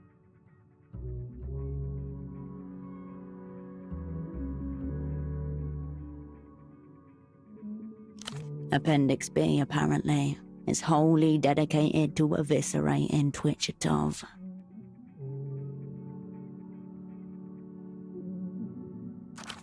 The text seems genuinely uncertain of what it is more interested in doing, getting to the heart of the opera's problems, or delivering the former director a literary pummeling.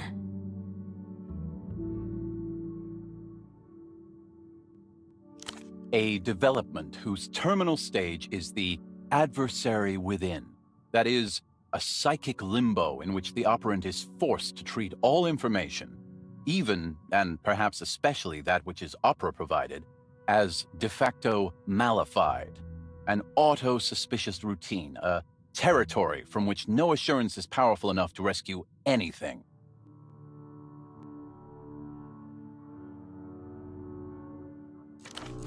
Distrust as a replicating sickness.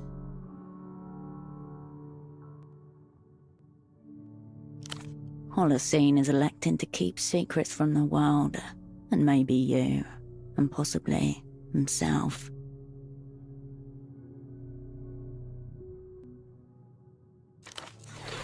Why would someone redact something they wrote from themselves?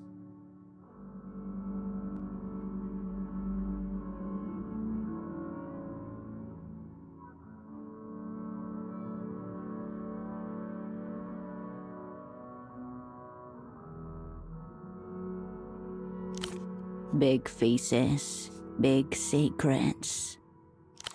You'd have to ask Holocene. It's clearly personal, as well as professional.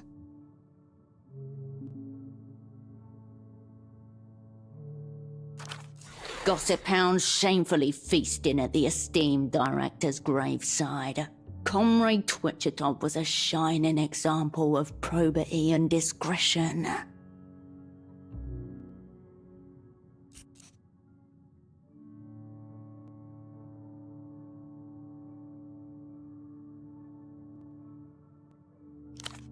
You land on This section, spanning 20-odd pages, drills down, focusing on a single operand.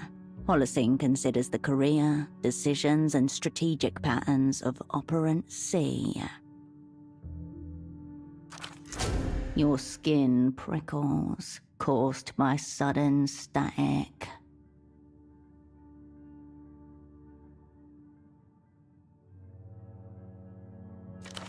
Over their career, Operant, henceforth known as Operant C, demonstrated an innate faculty for the craft and tremendous capacity for leadership. Accordingly, the Operant Bureau tasked them with setting up a network in... He wrote a case study about you. Operant C's talents, regrettably, are only matched by a tremendous capacity for self-sabotage. A chronic self-auditor, prone to bouts of guilt and melancholy, Operant C internalizes consequences drastically, at times anticipatorially, and resorts to endless confessions and apologies, insulation from the radical necessity of change. I do not wish to indict a fellow operant, but to cement a larger point, one that affects all operants. The Operant Bureau itself is to blame for what I call professional deformations. Assignment failed. It couldn't help but fail. Assuming Operant C survived the collapse, she was duly remanded to Satellite Facility B, aka the notorious Freezer. Isolation with no end date. A sentence, unwritten yet palpable. I'd rather pick my own freezer. The ideal agency, one worthy of trust, could amplify competence and care for ailing pathologies. But here, what starts as aptitude or temperament quickly curdles. Let us give the opera credit where due, as it has mastered something after all. Producing the long-term casualties that prop up its own structural monstrosity.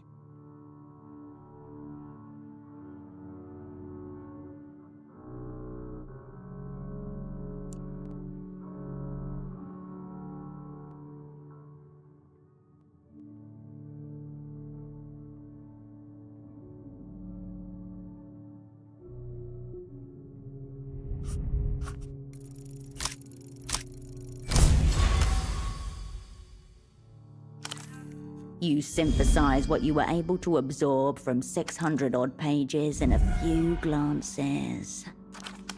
Taking into account its size and manpower, the opera should be a bigger player on the world stage. The Operant Bureau shuffles along on its rusted treadwheel, shotgun perma-pressed to foot. If it is not a bigger player, he argues, it is because the agency is trapped in a process of which Holocene's own progressive isolation is a microcosm. To ask why the Operant Bureau exists at all is to ask the same of the Superblock, and to confront our place within it. A constellation of intents, betrayals, and ideals, the whole of which can never be witnessed.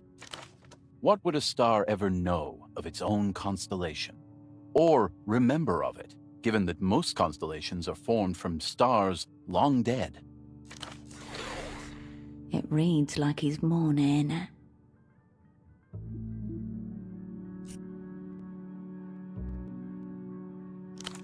The task is diagnosis, not treatment. Your eyes linger on a phrase from close to the end of the monograph.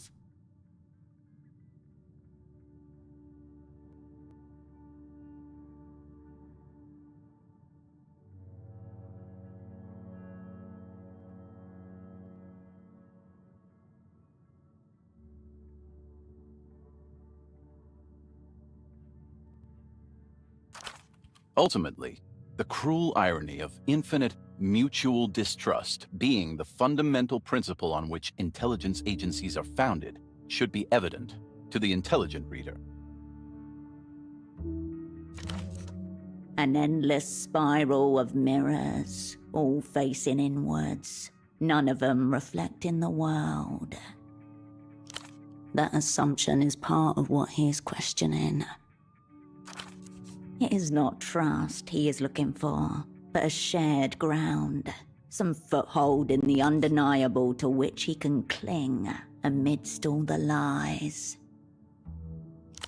The thesis makes no mention of Miho, or what Holocene hopes it will achieve. Let's see how his little novelty agency gets on when it encounters reality. There are no more open seats at the big table. At heart, he is a poet spy. He holds curiosity for the world and its layers, even if it has been deeply corroded by intelligence work.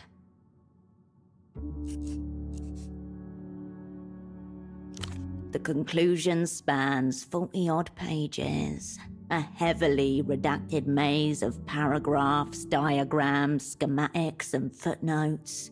Its opening lines read, The opera's failings traced herein are unforgivable. Yet, what of the state that birthed it? What of the individuals that animate it?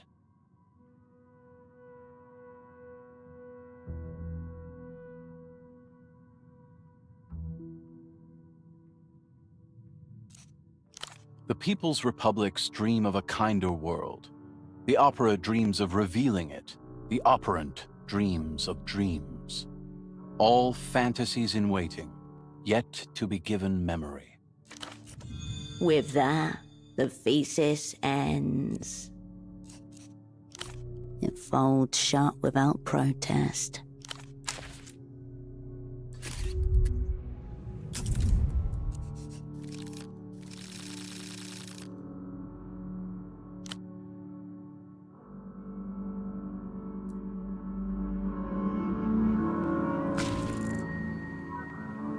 The sun begins its slow retreat behind the western housing complexes. The day is dying. Kairos, time dilation. Moments expand into infinities as the hours melt into air. Your blood buzzes, your hand trembles. That's your amygdala saying, get ready. Your thoughts inevitably bend. Cascade, I've been playing I Spy relentlessly with myself to pass the time. Pretty even as things stand, but I'm certain I can best me. You did? I'm sure you have questions. Clown number 1 at the Circus Central. Recall the era we joined the opera. Twitchitov was director, means of ascent unknown. Sometime before I was initiated, I assume he must have done something useful. You never met Twitchitov, but you were always aware of his presence on some unknowable higher level. I was conducting internal intelligence on behalf of the Remembrancer Division, and followed Twitchitov to a card game with a cabal of other high rankers. One of the wives there bluffed them all 3 times in a row. By the 4th round, Twitchitov's hands were shaking. He was terrified, utterly dismantled. I never forgot that. Or us, as, you know, actual people. A rumor whispered among the more seasoned remembrancers that director Twitchitov asphyxiated himself under autoerotic circumstances. If unfettered rumor is to be believed. As yet undiscovered enemies certainly made it appear as though director Twitchitov hanged himself with the flag of the party in his dead mother's closet.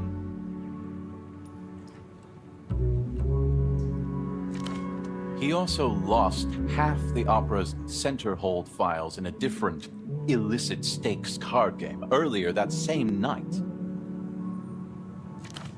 A figment of a reactionary propaganda minister's fever dream. So yes, Cascade, I rag hard on Roger Klaus Twitchitov. Oh, well, that is less than ideal. It sounds like you didn't even take notes. About you? I'm not sure what you mean, Cascade. Did you see your cryptonym mentioned, or... Oh yes, the Torrent of One. Reflections on function and fault. Your former double gazes at you. I can conjure no response to that question. I believe the chapter you're talking about is deliberately and adequately redacted. And like any good academic-turned-operant, I abide by the redactions.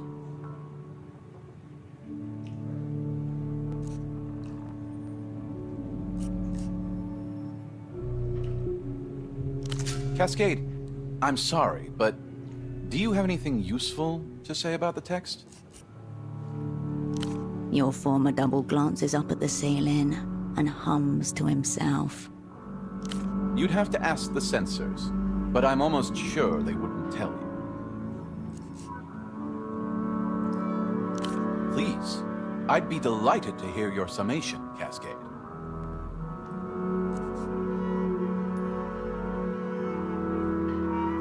Not sure about the metaphor there, Cascade, but yes. Pretty much that's what I was going for. What you know as the Operant Bureau is nothing but a metaphysical conceit. Know this. If there is an opera, there is also an inner opera. The negative image of its outer intention. Silver salts burned by light, then stained with dark. Fog and dream.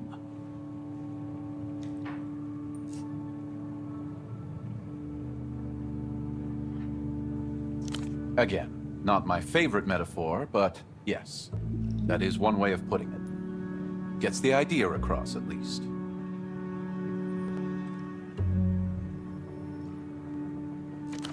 I wouldn't resort to that one in an academic paper, Cascade, if you ever decide to author. Just a pro tip. In fact, maybe better that you give any proposed paper, have another look when you can, Cascade. I think it really starts screaming on the second read. Let's have them. Have another look when you can, Cascade. I'll be here, Cascade.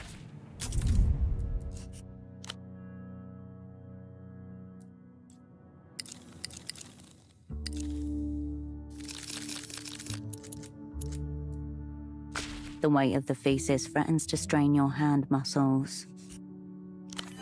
You land on a chapter titled The Torrent of One. Your skin. Over their career, Operant sees talents, a chronic self. I do not wish assignment. A sentence. The ideal, producing the long-term. It folds.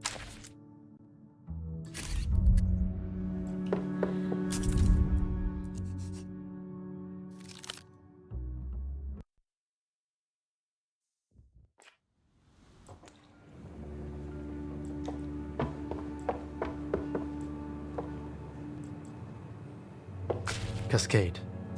As the time comes, I'm here.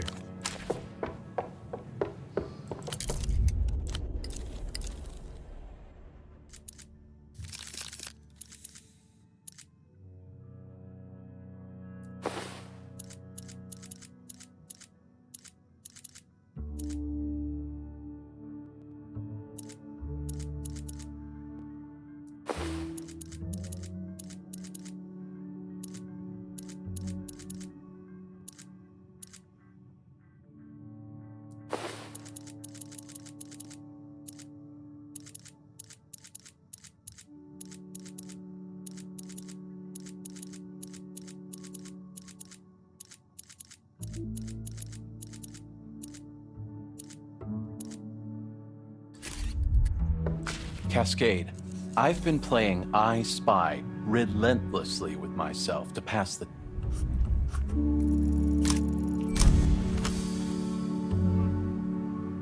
He didn't choose this. If he had his way, he'd be 10 books deep in a dusty library. Someone must have ushered him in. Of course. Plucked straight out of my college days. As were you. A bullet knocked you down. The communists dragged you clear. I studied modern languages initially, but swiftly, some claimed alarmingly swiftly, pivoted to new criticism in my second term. I soon became involved with the socialist poetry magazine Kleos as a regular contributor. The editor was a woman I admired quite a lot. There. How it so often goes. The emotional spell cast as ideology. Gifted. Curious.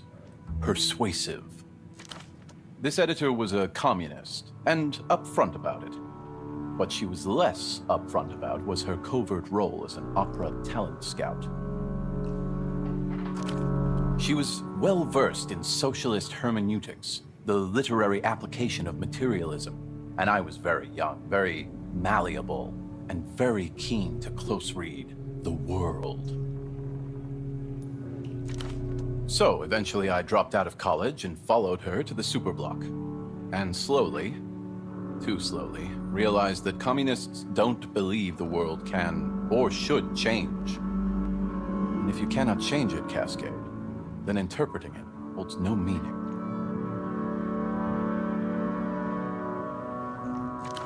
He skipped over the part where he followed this woman to another country.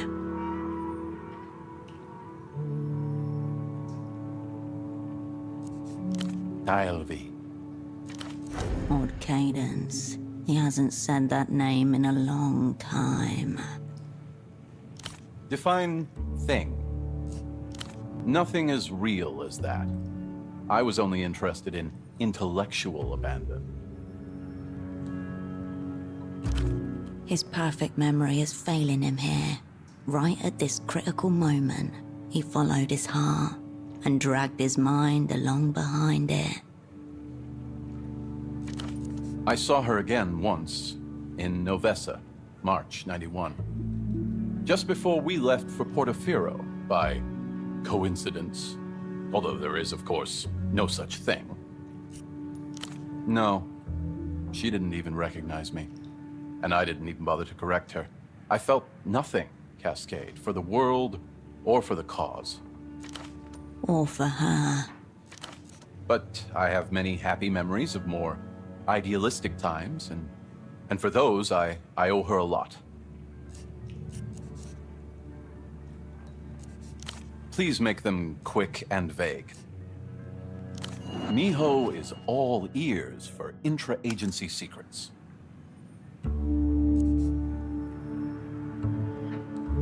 Miho will certainly take it into. I concur.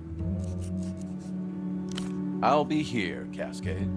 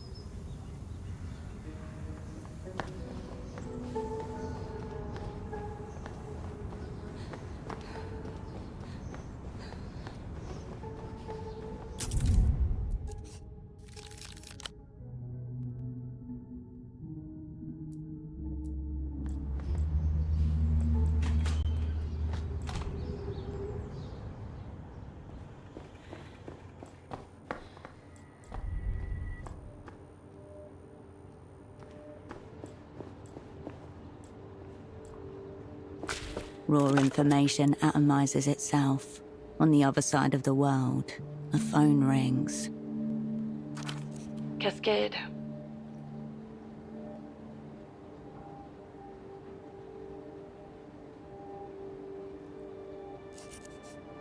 Lock and skill operant.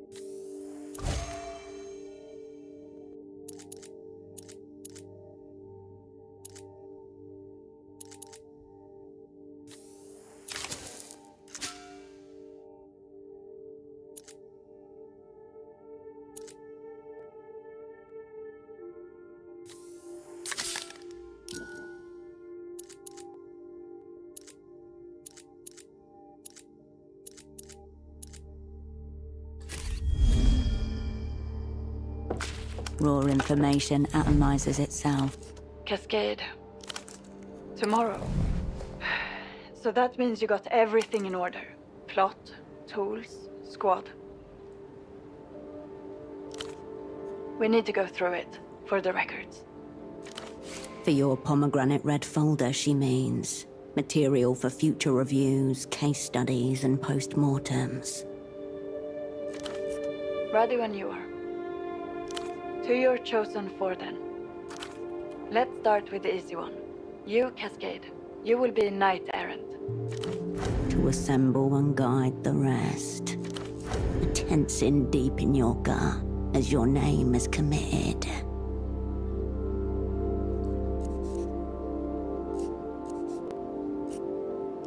Your cupbearer? To stand by you, absolutely. Cryptonym?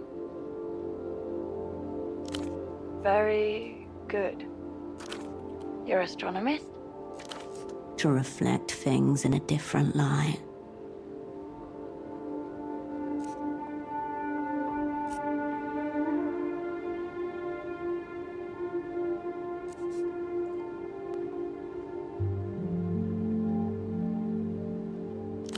You hear the faint crack of pen hitting desk, and a slow intake of breath. I won't be writing that down. And I'm not even going to ask what a miho is. Lastly, you're full? For a reason known only to the Knight Errant. You're zeroed out double. You're serious. Maybe he just needs someone to set a good example. So that's Knight Errant, Cascade. Cupbearer, Yo-Yo. Astronomist, Holocene. And Fool, Pseudopod.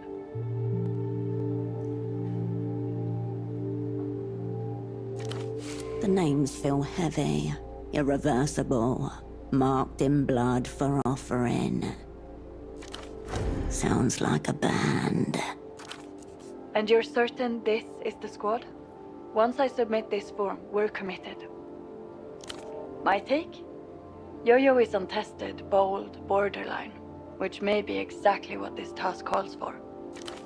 Holocene and Pseudopod are a conceptual gamble, but one that could pay off greatly. But this is not my squad, Cascade. If these are the people you want by your side, then I would call it a good lineup. So it is. So it will be.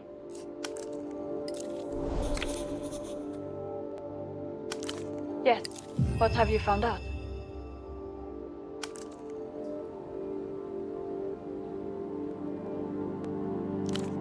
Good. Very good, Operant. This is a lot to work with. Hold on. The guard detail. What do we know about it? All right. Here's my recommendation. Tomorrow morning, you, Pseudopod, and Holocene will travel to the war criminal shrine by aerotram, as early as you can manage. Yo-Yo will follow later, on the same tram as the Lich and his entourage. You only know it's gone wrong when a body shows up on the other side, punctured and bloody.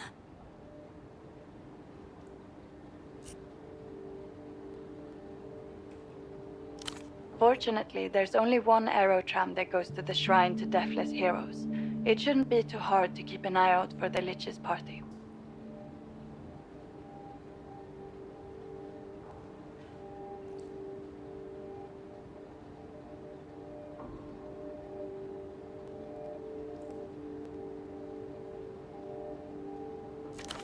Once the Lich's aerotram has arrived, rendezvous with your two and plan your next moves. We're going to need a lot of imagination to pull this off. If this is a ritual, there must surely be rites to perform. With luck, you may even catch the Lich unattended, though I wouldn't count on it. Right. You managed to procure a gun at least. Good, so that's covered. Anything else on the subject of tools? You mean the 30-year-old opera bomb that's set to detonate to a novelty rock song? That bomb? I believe the aerotrams in Portofino have jukeboxes in them. If you were insane, I suppose you could rig one of them to play the disc.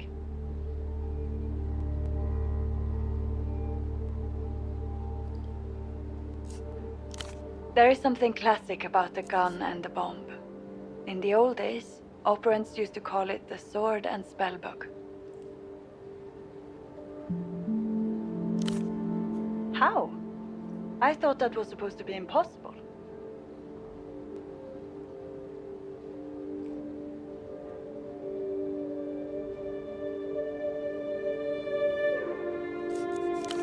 If I recall, the aerotrams there have jukeboxes in them. I suppose you could rig one of them to play it, but I don't know, Cascade.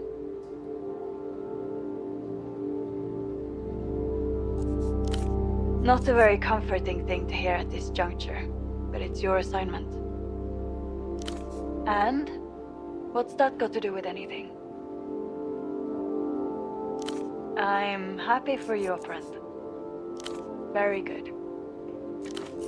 A heavy silence falls over the line. There'll be no getting out of Portofino by plane. The phones won't be safe any longer either. I can get you a boat. It's a signals vessel, part of the network that makes your magic box work. It's small. There'll be just enough space for you on board. Getting everyone out at once is out of the question, I'm sorry. Your squad mates will have to fend for themselves until we can arrange for their extraction.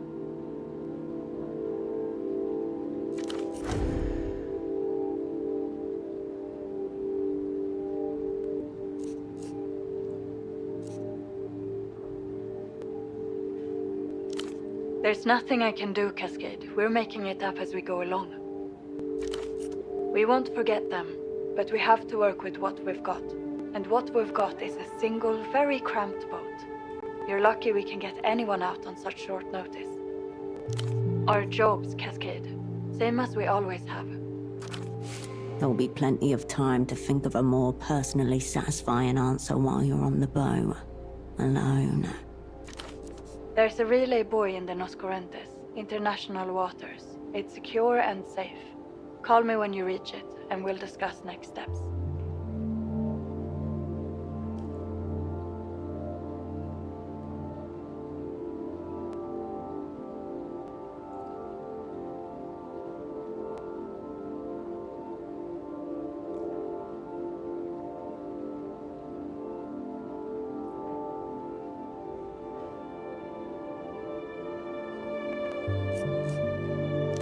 Petal tract, boat, buoy. I believe in your ability to retain and order these facts. Oh, and don't forget to kill the leech. I know. We'll get them out as soon as we can. Get whatever rest you can, and take solace in this.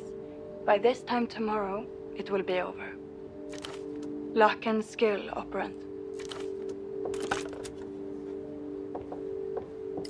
A click in your ear, a moment of silence, then the familiar hum, somehow more empty than the silence.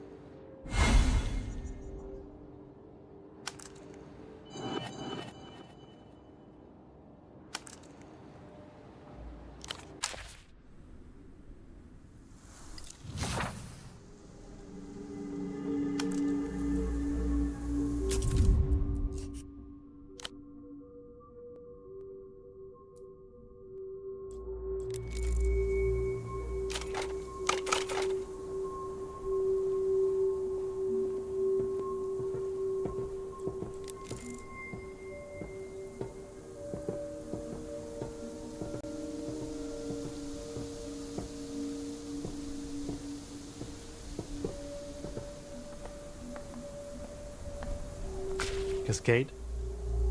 Good morning. Woven sweater, triple bands around the wrists and neck, thigh-high socks. He's wearing a pelota kit. Mothball smell. Many seasons old. A persona. Local pelota player.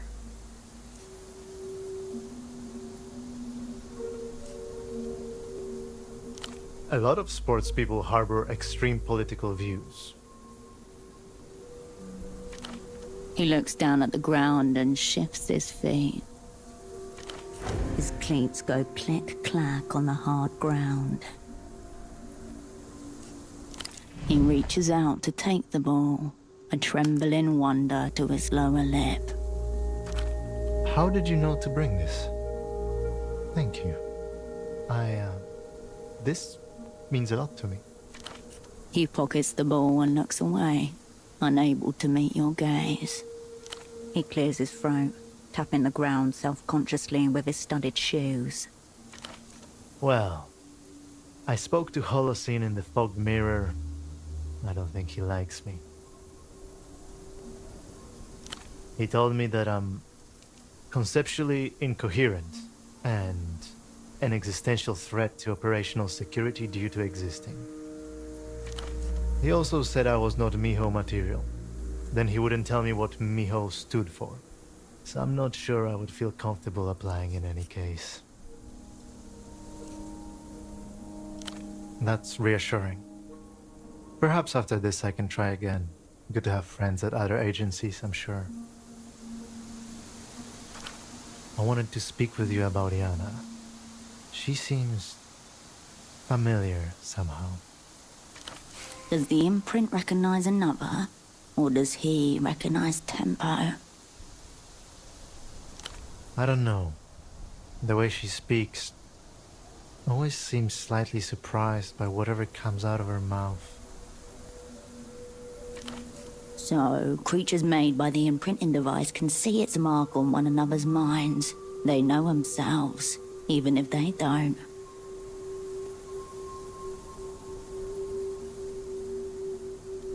Old friend. But she must be, what, 15?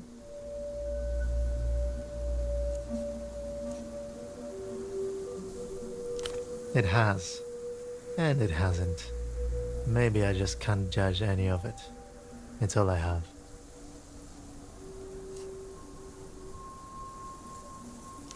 Yes. Could we chat? I haven't been here for very long. It would be nice. I'm an operant too. Yeah.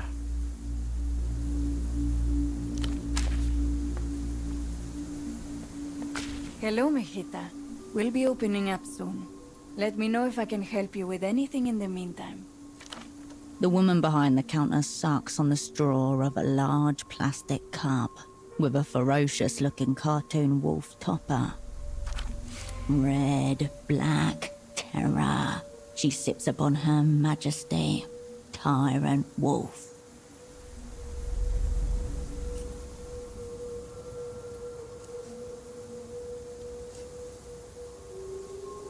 Red-eyed, cloaked in black with a huge spiked pauldron on one shoulder, the plastic wolf leans on a double-headed axe.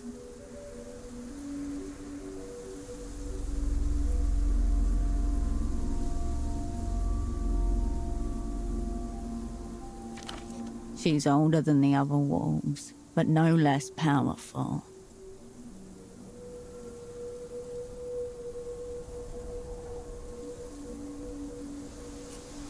Only a handful were manufactured. Avid collectors wait with bated breath to see if another run will be issued. So far, nothing.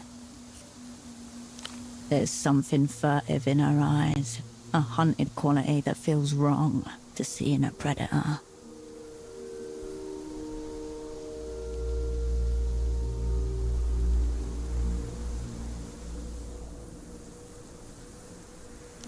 She wants to nuzzle, but she is too proud, too tyrannical.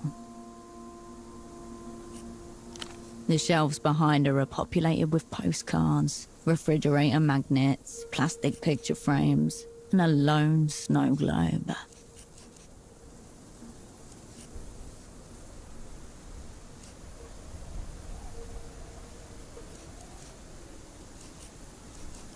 Images spin past as you turn the rack.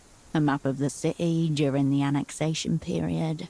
A chain gang of cartoon prisoners above the caption. Hard time is a good time in Portofino.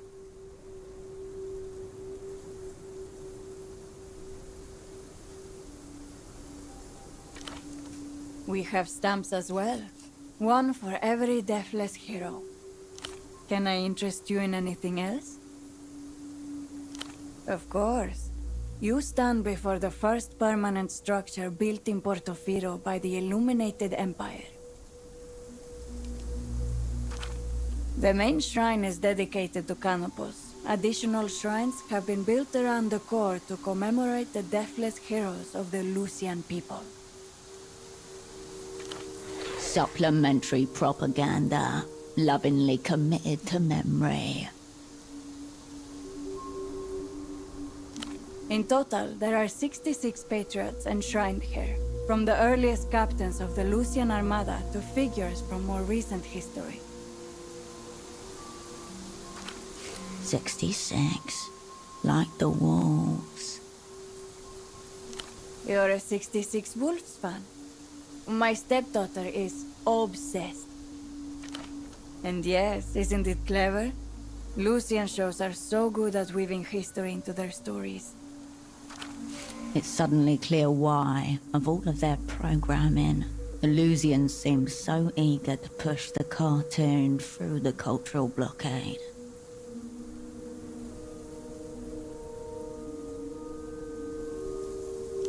Wrong. This hill is joint Lucian Portofiran territory, as per the Historical Properties and Heritage Site Agreement of 83.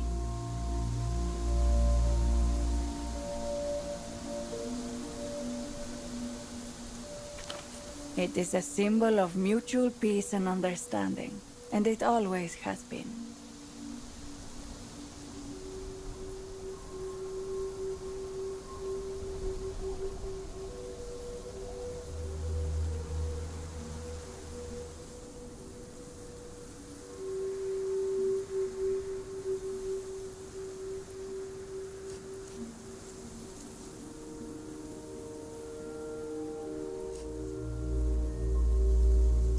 Every day.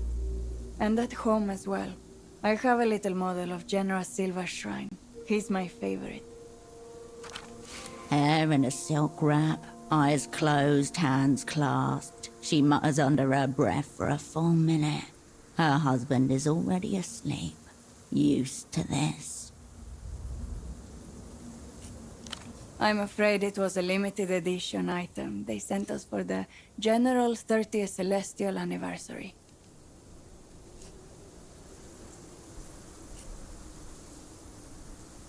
You know how it is. You wake up one morning and it's like, what have I been doing with my life?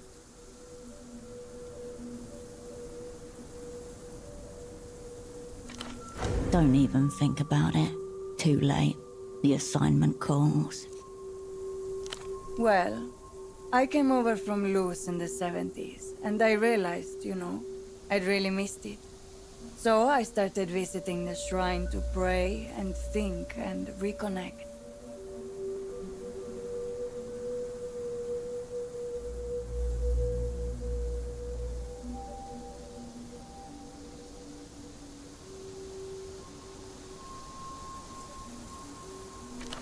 One day, the old shrine maiden dropped dead in front of me, and I took that as a sign.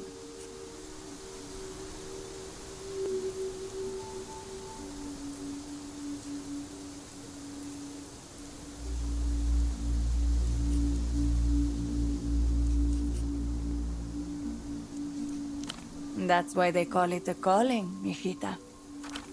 She smiles at you again.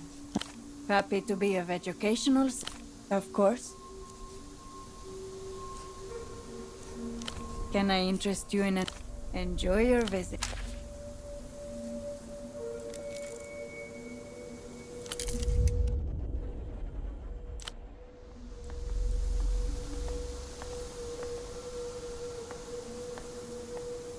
Cascade, we shouldn't really be talking mid-assessment, but given our personal history, I'll allow it this once. Your former double readjusts his luminous visor and smooths over his dark mass of hair with a practiced hand. To no avail.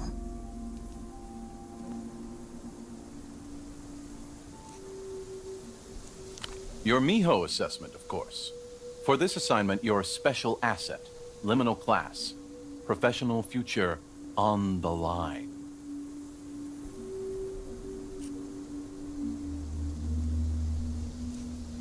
Then I trust you'll give it your all. My proto-persona. I've selected atrocity-curious tourist for today's assignment.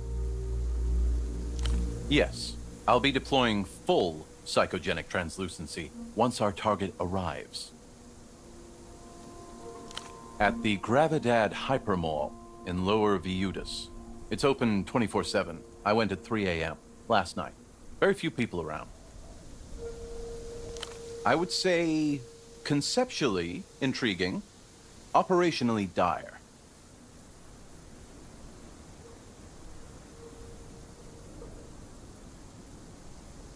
I'm being shockingly lenient, considering you managed to bring along half of Taxman's brain inside the body of a young girl. The potential for treachery with the old crew is such, you might as well have brought along the small controller.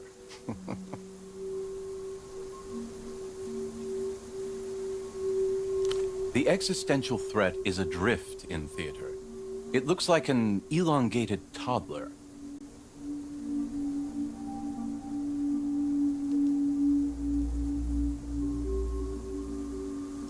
Color me dubious. He's Cascade, with the serial numbers filed off. Even with Taxman smeared over her?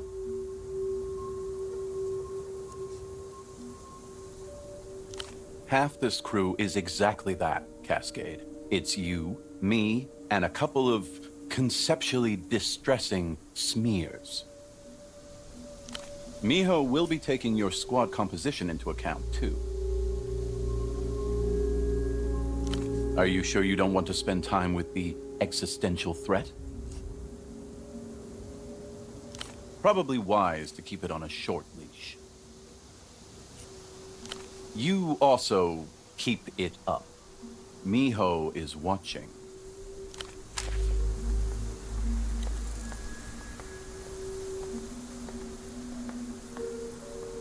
Hello again, mijita. Of course. Beautiful, isn't it? She fastens her hands around the orb and turns it upside down. Hundreds of tiny ginkgo leaves swirl around the miniature shrine within. There's even a little tram station. But flawed. See the main shrine? The flurry of ginkgo leaves settles, tumbling down the plastic landscape to reveal a clear view of the shrine at the top of the mountain. Incredible detail. Handrails, tools leaning on the shed, the gift shop sign. But the faces carved into the rock are featureless, unidentifiable. A shrine to possibility. A shrine, perhaps, to right now.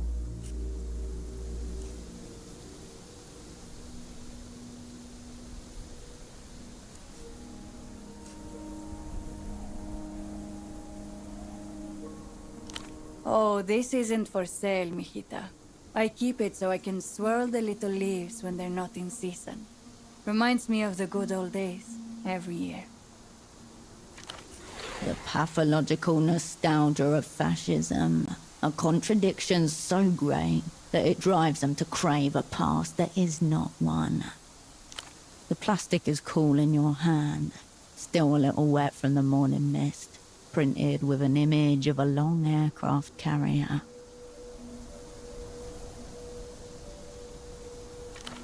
The Rapacera, Iron War Queen of the Lusian Naval Fleet.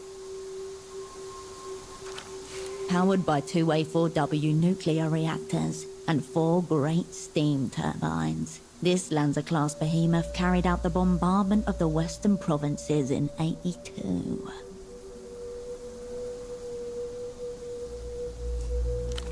Oh yes, the most war of all ships. Isn't she lovely?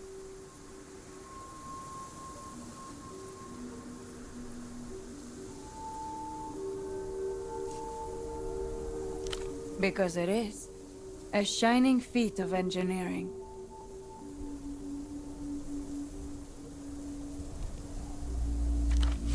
Thousands of tons of steel, hundreds of sailors inside, guns and missiles and torpedoes, and yet somehow still buoyant. A miracle, a marvel. Interested? She's on offer.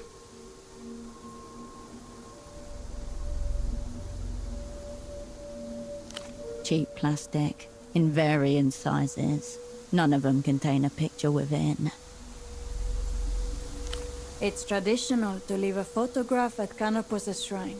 The frames are just a medium for the offering. An empty frame has meaning too. What exactly it means is up to you.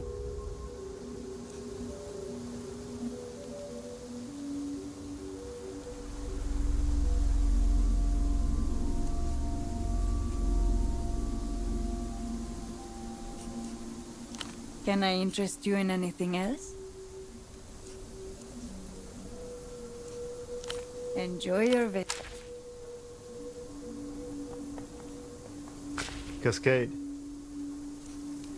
Right. That would be preferable. One of his socks slips a little on his thigh. He hoists it back up. I've been wondering, what do you think Pseudopod would be doing if he was here? The real one.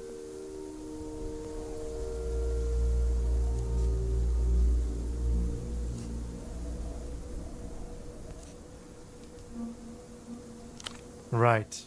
Yeah. Cool to the marrow. He paws the ground with his shoes. Click, clack. After this, will I go back with you?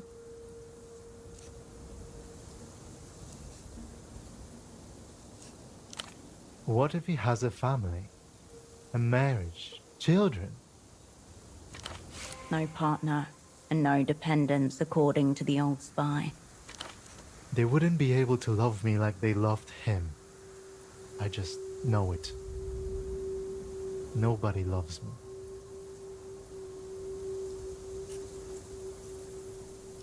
But we are not one person. Or they can give me Pseudopod's salary. He doesn't need it. 2 operants are definitely better than 1. We'll prove it together today. They need us. Mathematically uncertain. Operants are capable of possessing a negative value.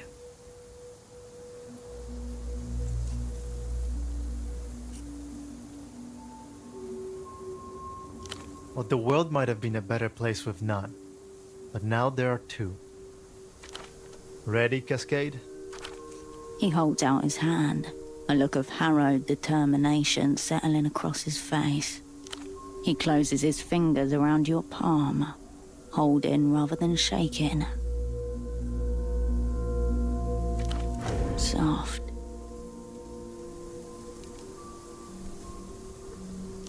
Kill the fuck out of him. The tram lines creak and crackle above you as the carriage lumbers into view, stained with mist.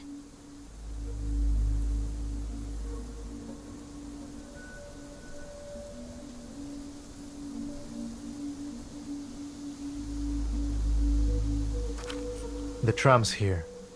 We should split up.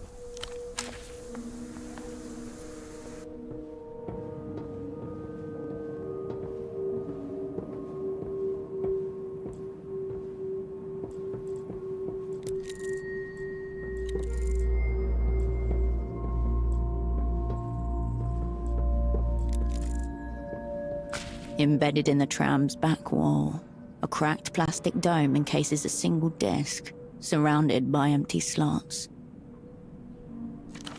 The lock that was holding it closed has been bashed, broken, scratched jaggedly into the plastic. Fuck music. Someone's done the hard part for you. The way is open.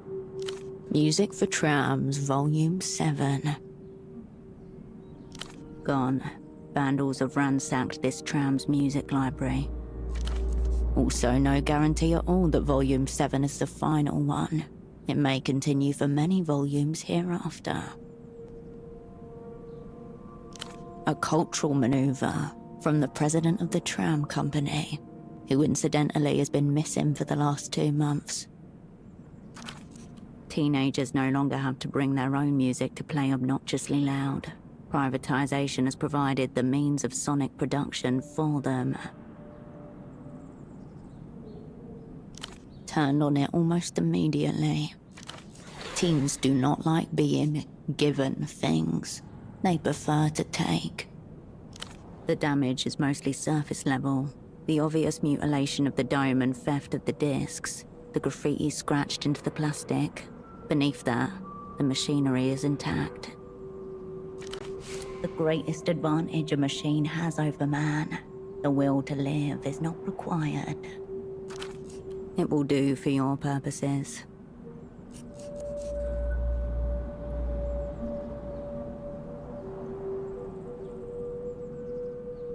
The jukebox isn't going anywhere. Beyond the auditorium doors, you hear whispers from the waiting crowd.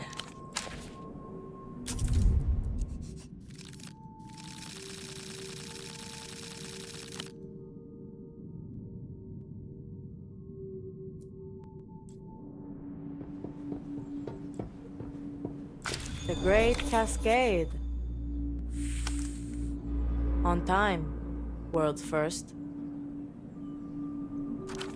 She's dressed in a vague impression of the school uniform, customized to within an inch of its purpose. Worst one yet. Looks like I'm the only cunt who showed up.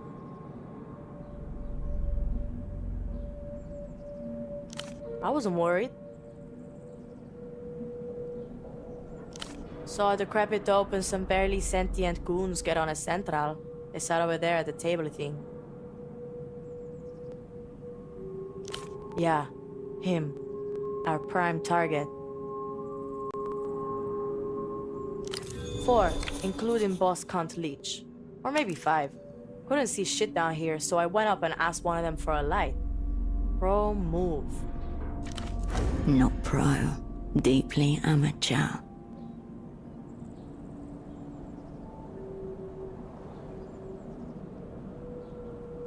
Could have been 6. How the fuck was I supposed to count? They were all like undercover. That's why I asked for the light. I've got tricks. The old guy reached over with a lighter, said he liked my badge. Ultravioletta. Who else?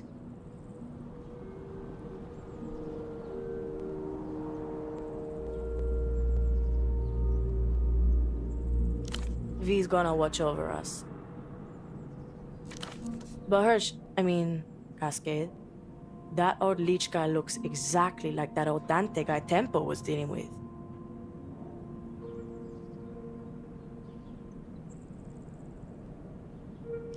As in, same fucking face. Double. The mirror. A conjurer's trick.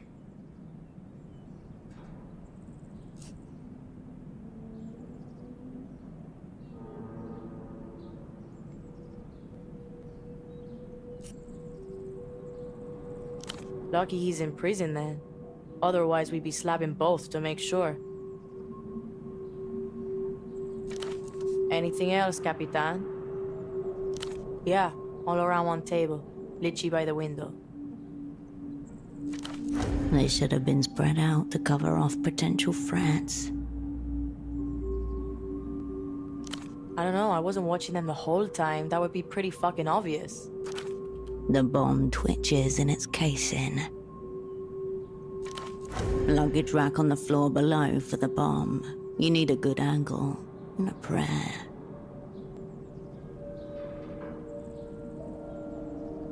Then you need a new angle, both literally and figuratively. Don't forget the trigger, the song. You mean, what do they look like? Like hired goons, I don't know. One of them had a ridiculous coat on, fucking standard for these clowns. And another of them had weird glasses. No hair, he looked like the actual boss cunt to me.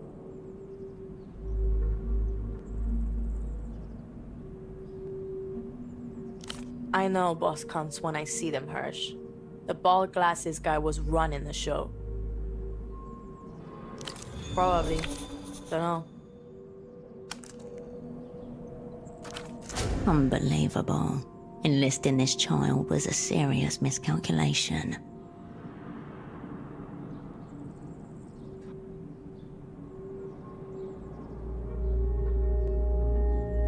No. Why? Right now. Hirsch, we're on, doing it fucking live. Get your head submerged in the game, please. Fuck me. Could go either way.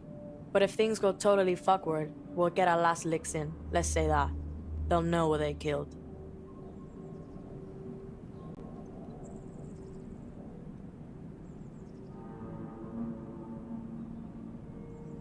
Say the word. Fingers on the trigger. You've got some kind of signal, right? If it all goes cunts up.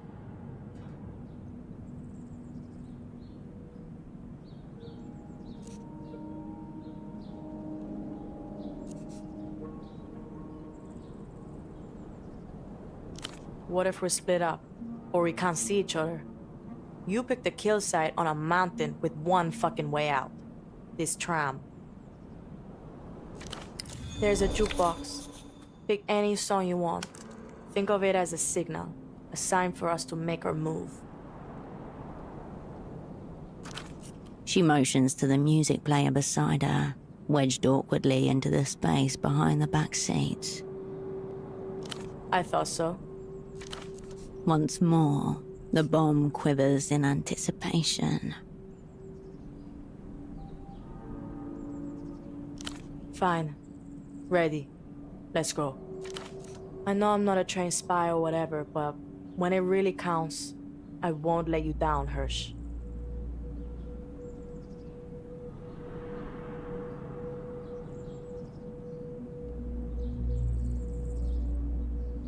Yeah, good. Just wanted to, make sure you know that. You think we'll be alright though, yeah? If you all make it out of this, it will be a miracle.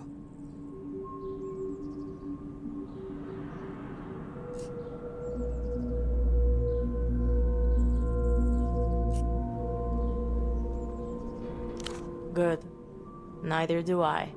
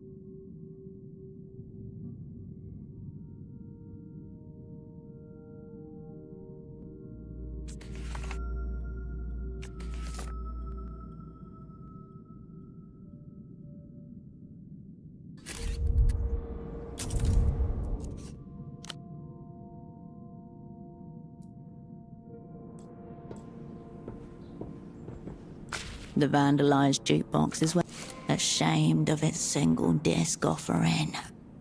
The plastic dome lifts easily. Its shattered locks jangle as it rises. Now that you're actually here, you see every detail of your plan up to this point with new eyes.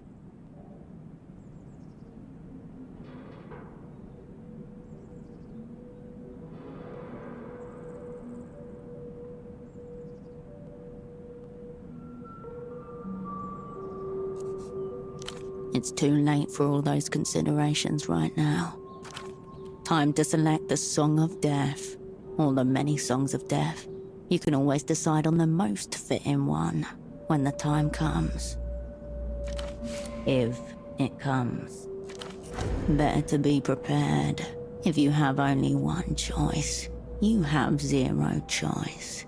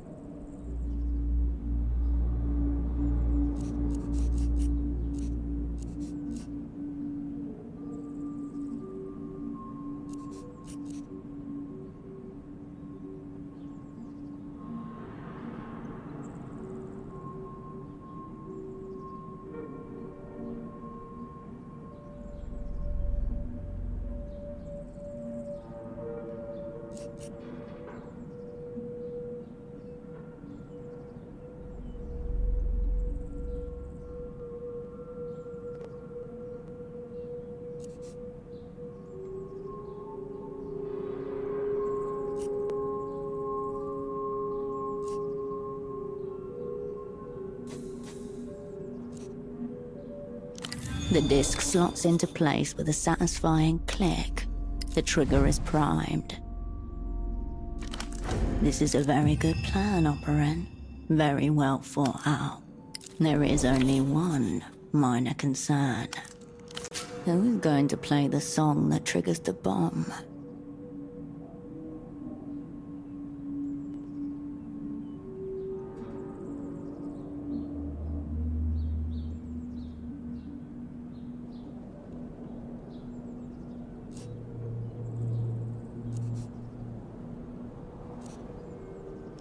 So this has become a suicide assignment then.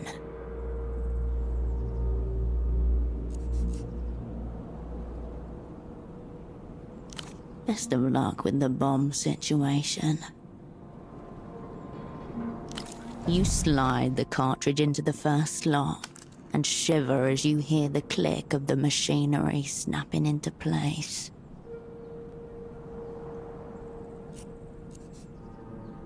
There are worse things to go out to. They are few, but they exist. Beyond the auditorium doors, you hear whispers from the waiting crowd.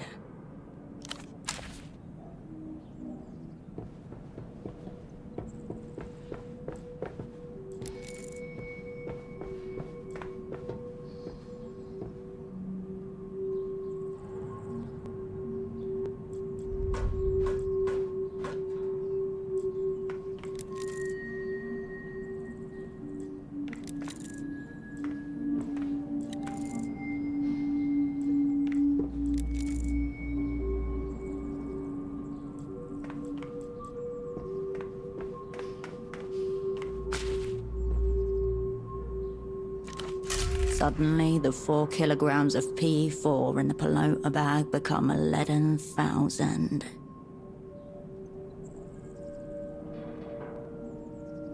The volatility you are feeling isn't the explosives. It's your plan.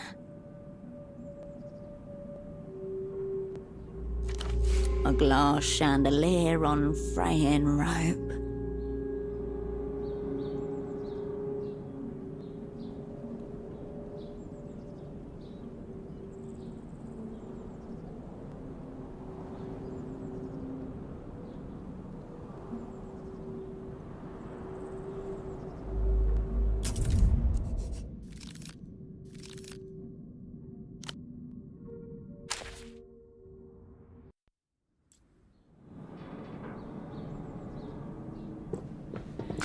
Great cascade.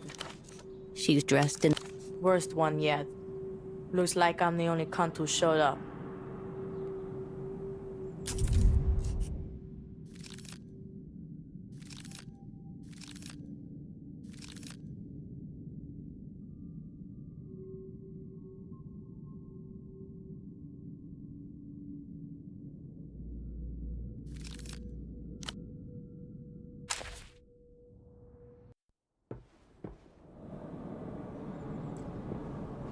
The vandalized juke, ashamed of its single disc offering.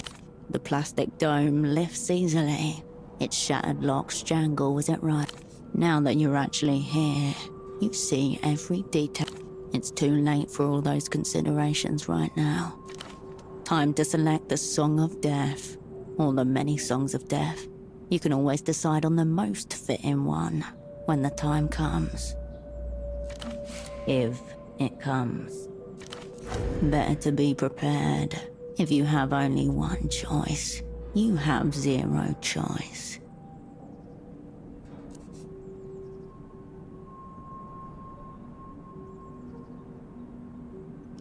You slide the cartridge into the first slot and shiver as you hear the click of the machinery snapping into place.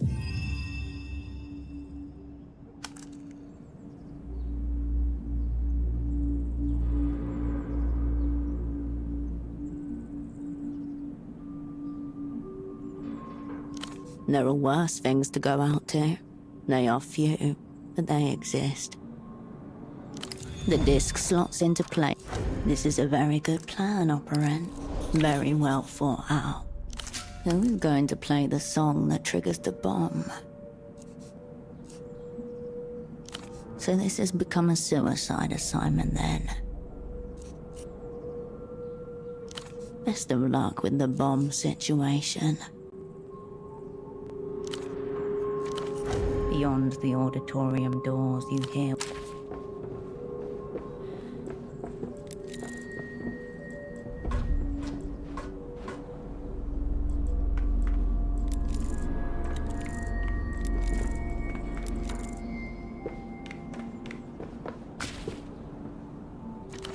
Suddenly, the 4 kilograms of P4 in the pelota bag become a leaden fountain. The volatility you are feeling isn't a glass chandelier on fraying rope. It's time to commit, or not. Minimally reinforced ceiling. The explosion will blow through it and disintegrate anyone sitting above. Cold or hot, the world will stop. Mostly.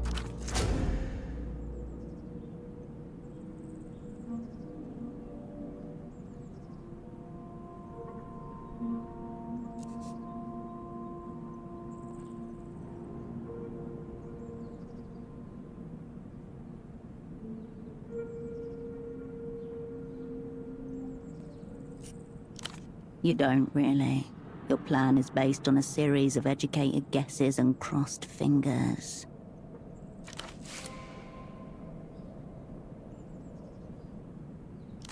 And you may be in the wrong line of work, but it's far too late to switch careers now. You lift the bag with both hands and wedge it into the luggage rack.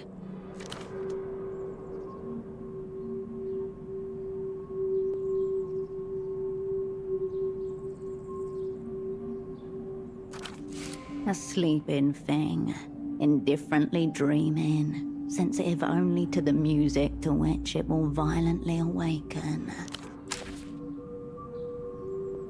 The bomb is where you left it. Not even the faintest tick from within. The ancient payload is key.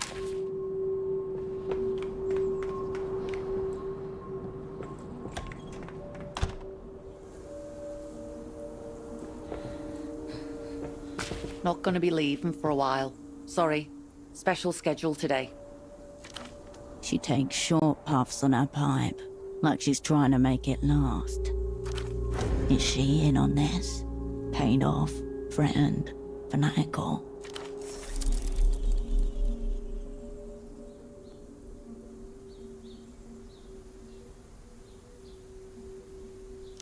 Some government types riding the lines today.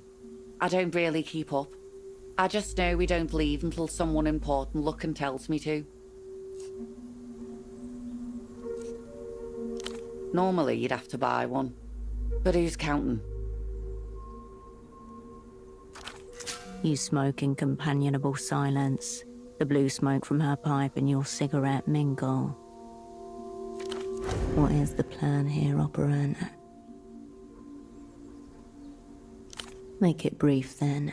Your quarry's already on the move.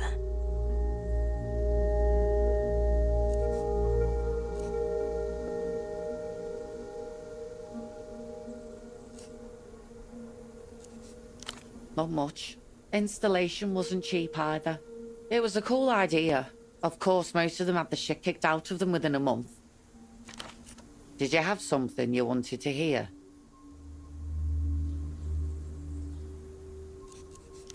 People either forget it's there, or just play whatever's already in the machine. But sometimes when there's no one on, I play my own music the whole way down. Solo karaoke. No one around to hear her shout singing along to the grief sludge disc she keeps in her bag for days like this. A shame there's not much to see. If there's a traffic jam, or a fire or something big like that, sure. There's people up here to watch too, and I keep a book under my seat for the really slow days. Whatever book she's working her way through at the moment, it will remain unfinished.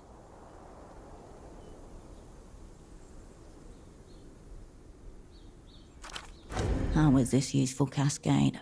Are you gaining anything from her that you really need? This is the quietest route on the line.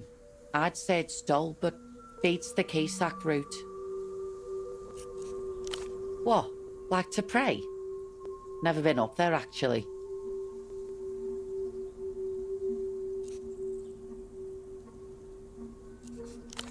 Yeah, well, no. It is too late for ideology to save her anyway. To be honest, the place just gives me a bad feeling. Eerie-like.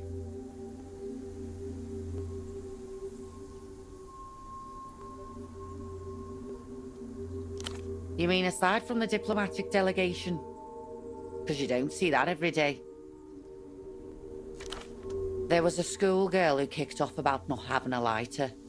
She kept screaming for one. I offered her mine, but she would only take it from one of the Lusians. You're all doomed. She calmed down after that, but how did Kid get hold of Ouroboros Blacks? Hopefully a nicotine-addled teenager with expensive taste is what the Lich saw, too. On a normal day, every hour on the hour. Today the guy with the funny glasses is in charge of the timetable. He'll tell me when they're ready to head back down. The Lich isn't the one giving the order to leave. That's odd. Excellent law. Definitely useful. Now let's stub out and go. If she survives, she will be the first to be interrogated, and then we'll make an example of her.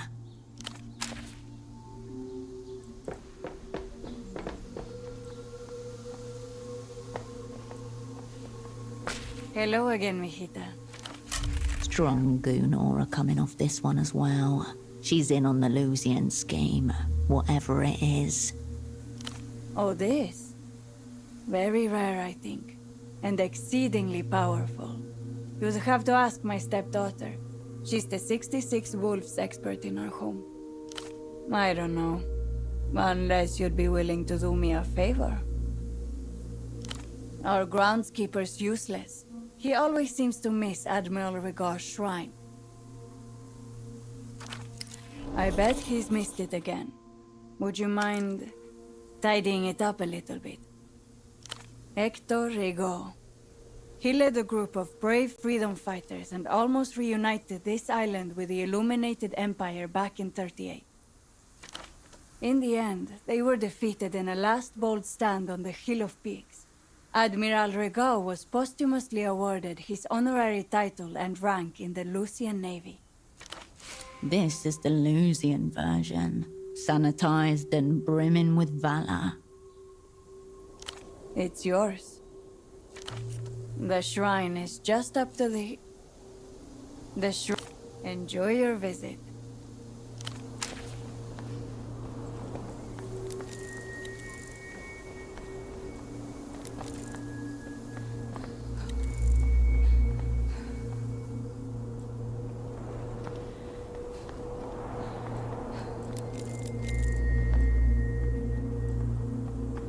Hundreds of faces glance or gaze out from the photo frames gathered at the statue's base.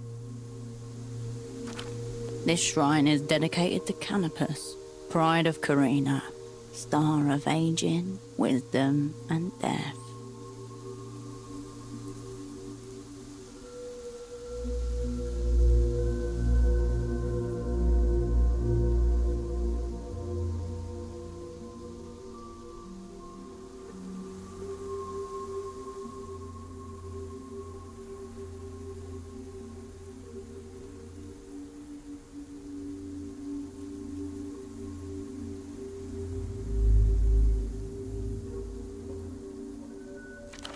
Despite its reputation as an unfortunate star, every Lusian is taught to rely on Canopus above all others.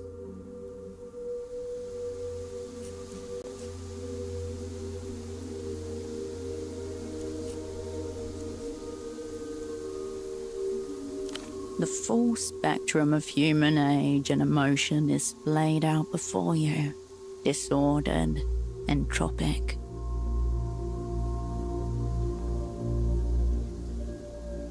Some of the faces knock loose memories of people you have known. An old music teacher, a woman who ran a bakery you frequented in college, a fourth love. Yet none of them are real people to you.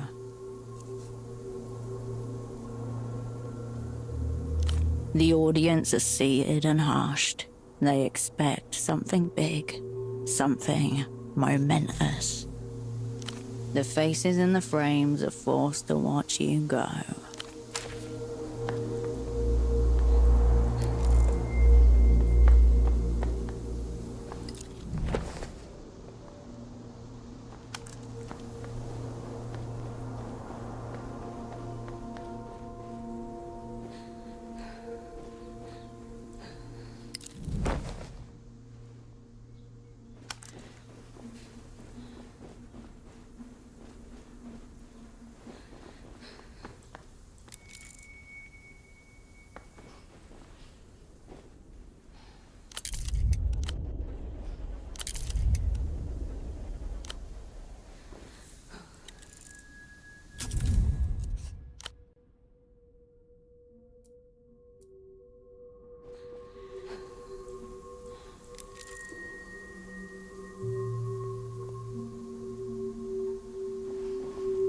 Lovely day.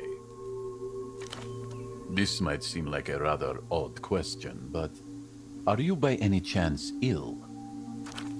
That voice, it wafts out to you from some obscure recess in your memory. Carolina's nightmares.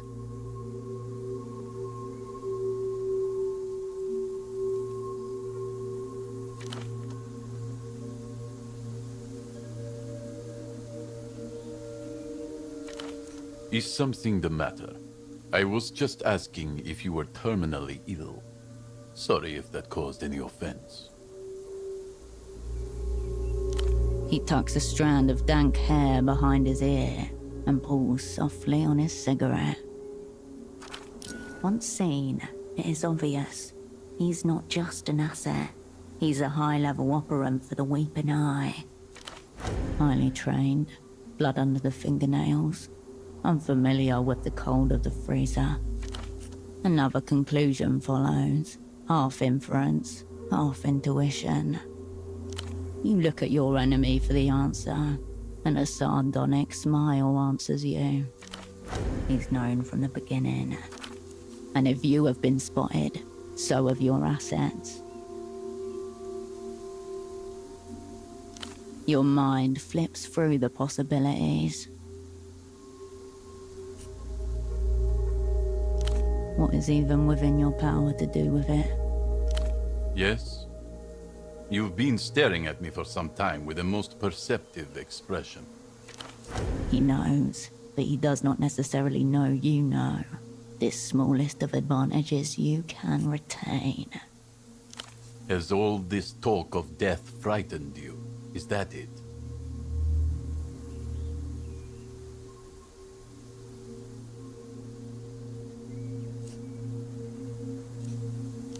Be seeing you.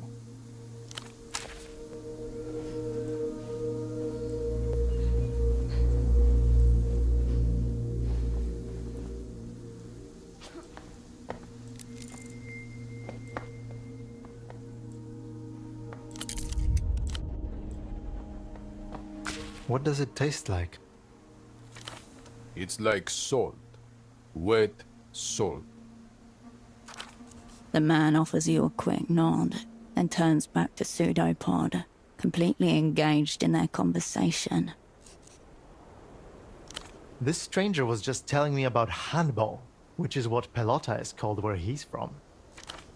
I took my girls to their first match just before I came out here. Never been away from them for this long before. Isn't that interesting? As he turns to you, he mouths something rapidly. You got distracted by your own eyes looking back at you. Probably trying to tell you that this guy is blatant goon.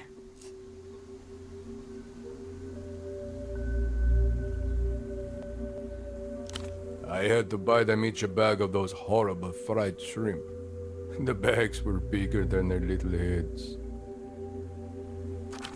Children do tend to be quite small. Exactly how small are we talking? Oh, tiny. The best years, I'm told. He reaches into an inner pocket and produces a square photograph, which he holds out delicately between giant thumb and forefinger.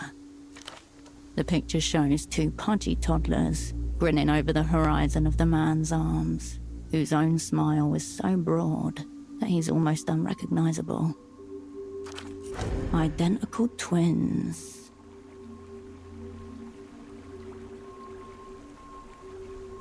Also on a work trip. Very poor timing.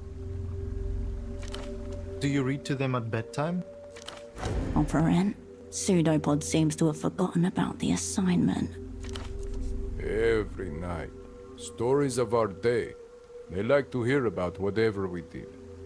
They have matching pajamas. I trust you instructed your babysitter in a proper hot chocolate making technique before you left? I didn't, but it's been on my mind. Should I have, do you think?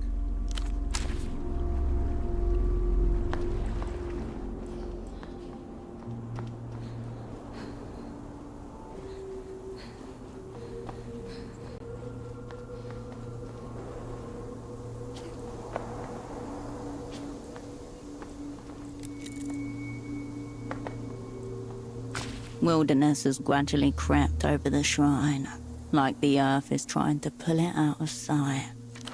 The facade bears many wounds, chipped stone, deep gouges, a mask of red spray paint, deaf to strange cousins.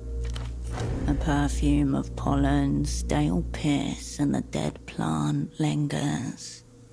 What to tackle first?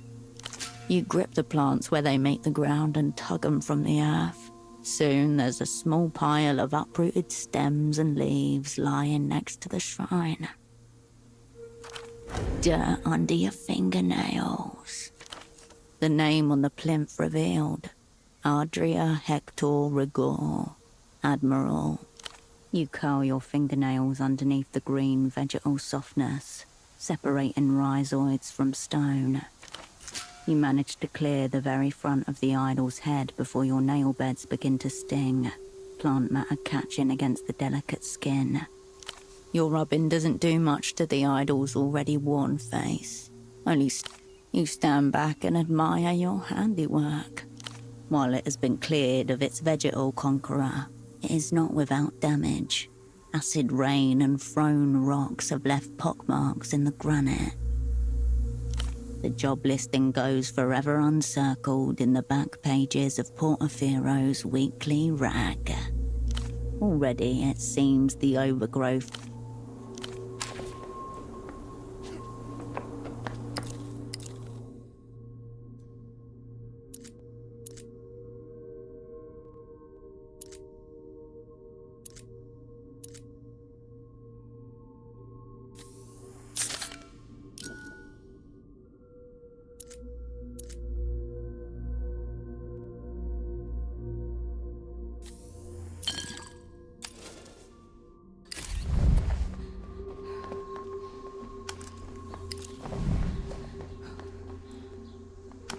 Did you have a chance to tidy up Admiral Rigaud's shrine?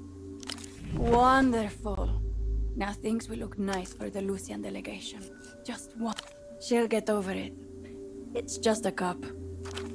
You weren't able to collect all 6 of the Cardinal Wolves, but at least you got the coolest and most collectible one. Can I interest you in anything else? Enjoy your visit.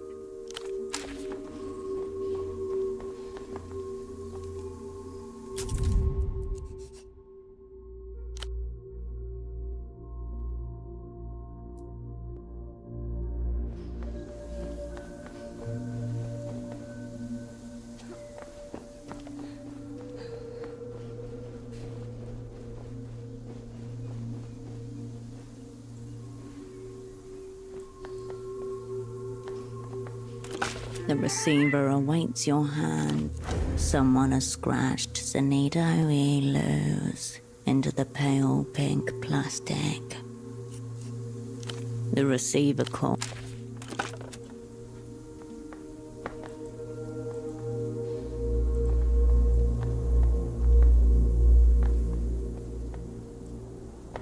The vending machine hums as if it were in prayer. Unfiltered for maximum taste. The can makes a pleasant funk as it lands. Unfiltered for maximum taste. You turn away from the wind rustles.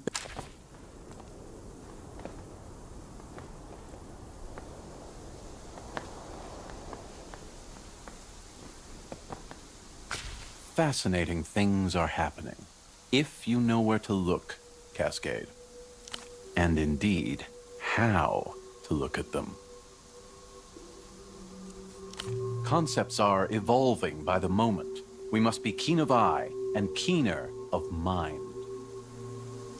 Relax, Cascade. I've finally perfected psychogenic translucency. It disintegrates mere personas on contact. I'm projecting it outward using sustained retrocognition. Stand within a 4-foot radius of me, and you're basically covered.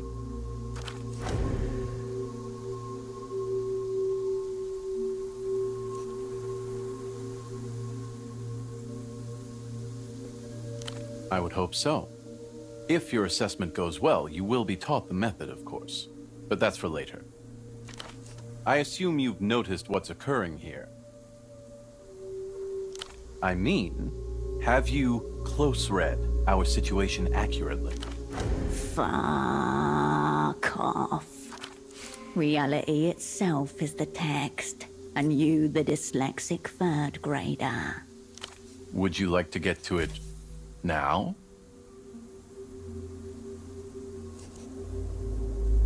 Abstract yourself for a moment from this situation. Abstract me, the Grand Lich, the existential threat, all the characters and material details. This scene could just as easily not have happened, and yet, for some reason, it is being included. Why? What is the message that is being conveyed by what is happening here today? The most flagrant scene of all. Often poorly written, clumsily constructed, and yet, emotionally authentic. It will count towards 40% of the candidate's assessment results. A pass with 2 shattered legs that somehow managed to drag itself over the finish line, yes. Not even an attempt? I'll start with this. I don't feel that this setting is mere philosophical coincidence. Do you? It does have the unhurried, heavyweight cadence of a ceremony, yes. Good note. But, Cascade, there is a darker layer beneath all this. I believe the ancient Lusian technocracy is intending to commit a war crime, right here. Against itself. Possibly, but that would be text. I'm only interested in subtext. Our actions may be preordained, but we have interrupted something much larger than ourselves.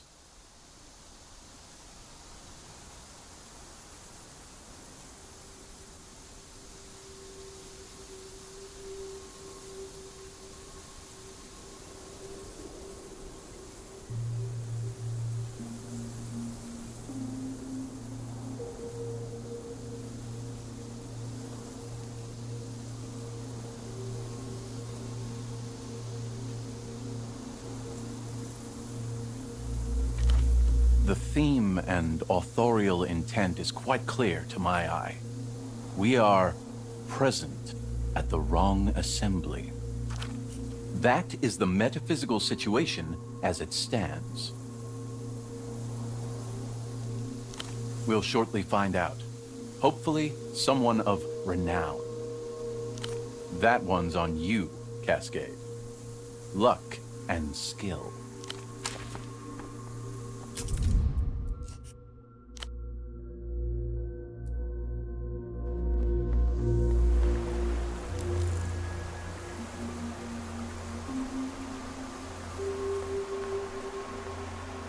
Head bowed, one hand raised and held against the statue in front of her.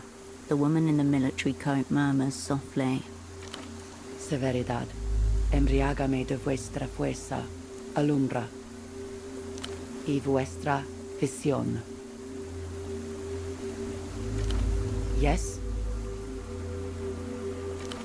On the statue, a smear of fresh blood from her hand, open cut on dirty stone. It's nothing. I cut myself. Rock sharper than it looks. That stone is smooth. She did it to herself. Why does this matter to you?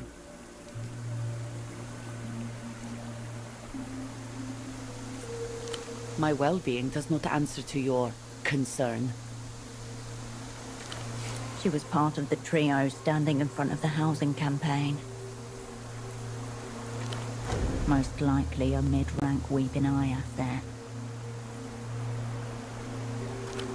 Just going to stand there? Or do you intend on making conversation? A creature in perpetual movement. She quivers in her place, waiting, yet unable to wait.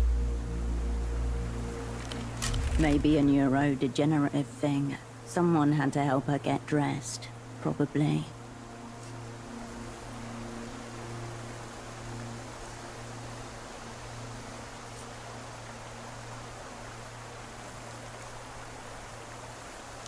A snarl twitches through her features, almost lost in the chorus of ticks and tapping.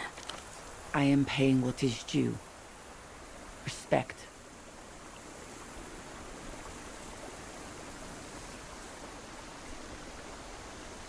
Yes. No. To all of them. Admiral Gutierrez was a great man, but he was only a splinter of the whole. A spark of the great fire that was Anonimo. The cut is unrelated. It is not. The Leatherback, they called him. Warlord of the Southern Ocean. Cacique of the deeper waters. He quelled the uprisings of the archipelago. and maintained peace in the island territories for more than 30 years. Gutierrez was an instance, a shining instance, but behind all the instances, there is something eternal, something real. Nostrils flare, foot taps, her arms cross and then uncross again.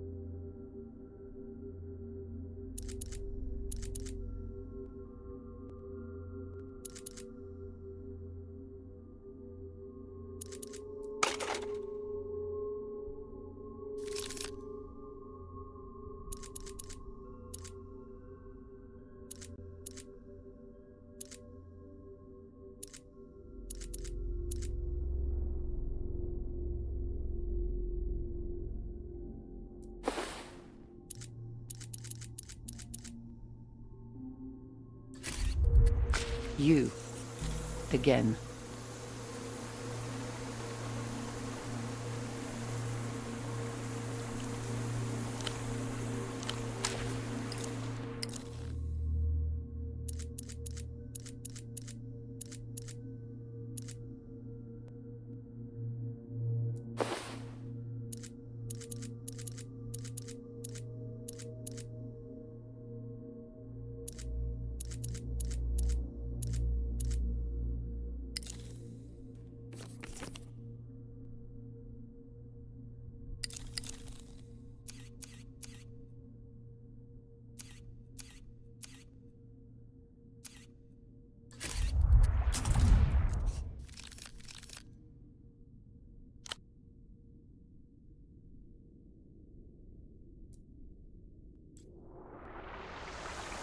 You, again.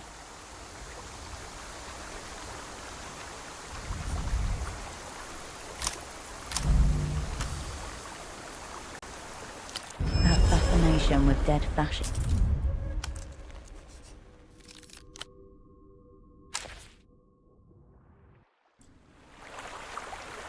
You, again.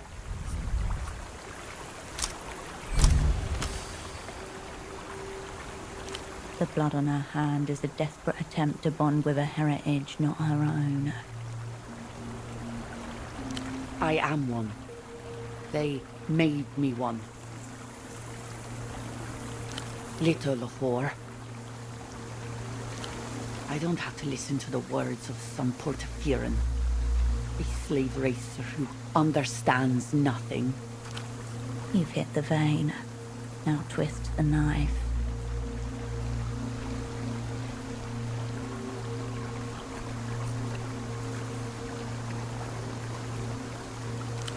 Fool. I don't presume to be equal to the heirs of Ononimo. They are obviously superior. That is as it should be. She recites dutifully, without mistakes, but she is rattled. I will bleed harder, not faster.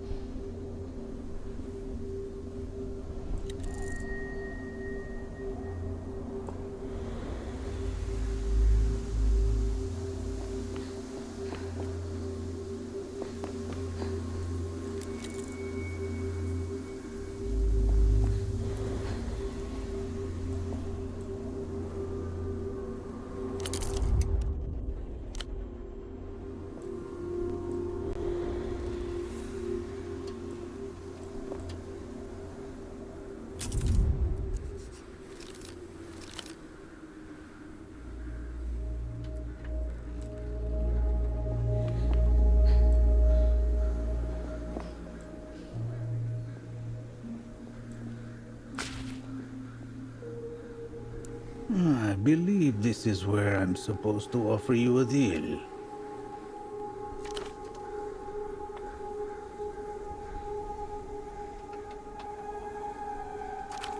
The moment crystallizes, the world is empty save for you and your enemy. Whatever you want. Money, advanced techno secrets, forgiveness. His words uncertain, his bearing unsteady. Drunk, possibly high. Your counteroffer is this, a bullet to his reactionary skull.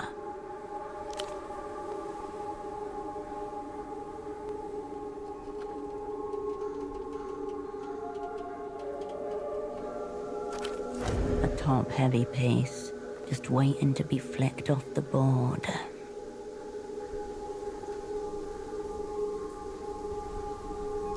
I am sure, if that's what you want.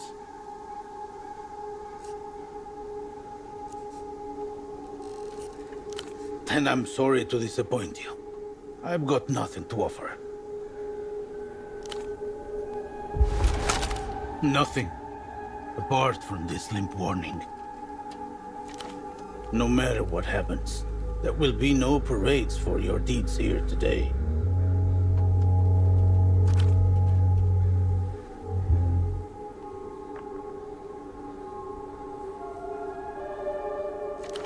Stoic drunk, tourniqueting the slur with sheer concentration.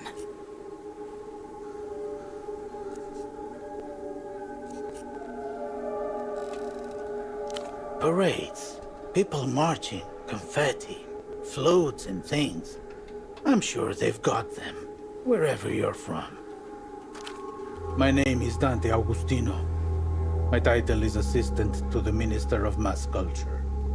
But really, I'm the minister's body double. Your purpose is to kill me, and my purpose is to die. I know my lines. Have you memorized yours?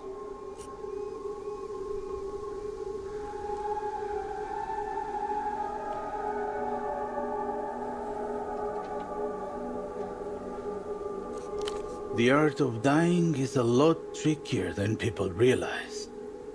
I've been practicing it since a boy. My first mock assassination was at age 15. Would you like to hear about it? I'm reciting a poem in front of all the other boys. One I've been preparing for weeks. In slumber did my eyes alight. We're in the courtyard. Morning exercises. A man stands up in the second row. He draws a machine pistol from his coat and opens fire.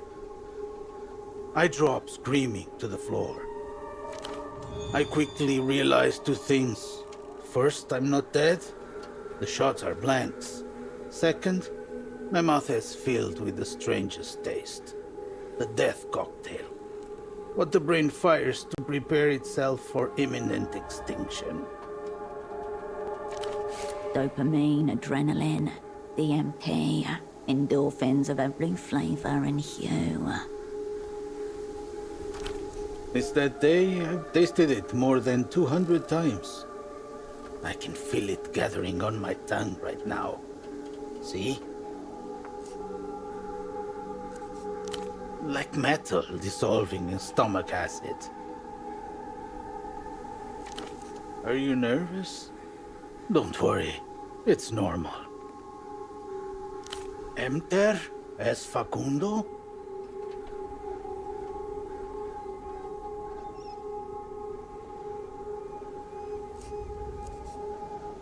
It seems no one's going to get what they hoped for today. Sometimes it works out like that. The person in that Emter jail is Facundo Reis, Minister of Mass Culture for the Imperio Iluminado. Some primal part of your brain rejects the information like a gag reflex. You do believe me?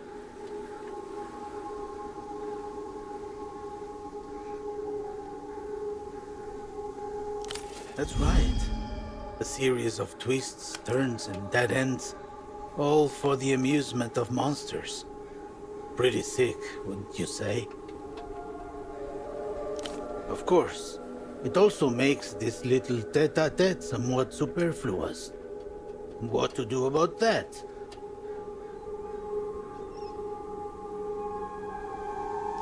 Now that's a bold suggestion, my friend.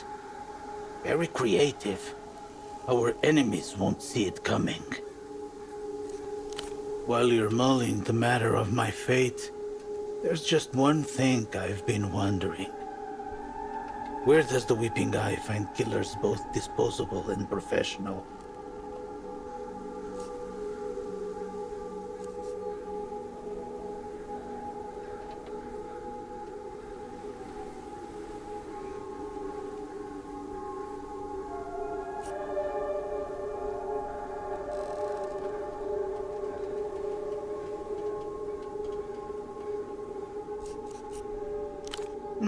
It seems like a contradiction, doesn't it? Must be more trained killers in the world than I've imagined. Or maybe I overestimate the Weeping Eye's commitment to quality. He seems to be perplexed by his own question. By the way, what is that? 9mm? Are you sure that's enough?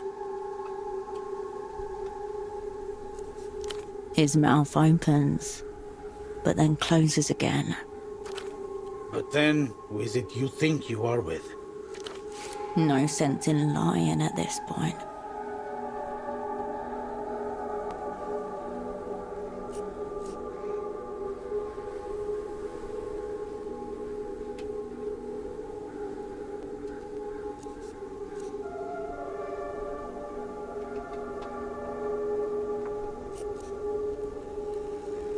The communists?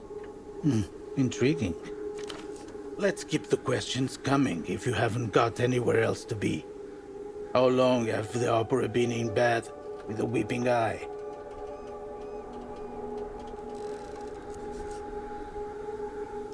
No.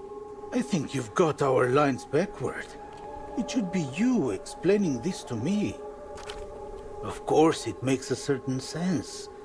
Better optics, for one. The Operant Bureau is plunging in the rankings with each passing moment.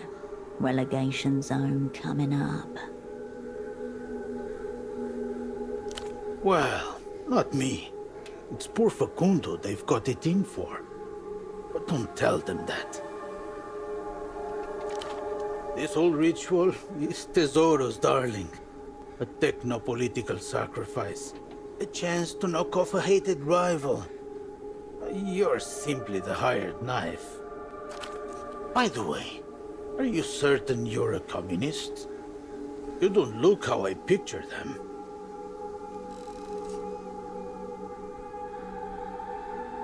No. They want you to eliminate me. Or rather, him. This is what I've been saying.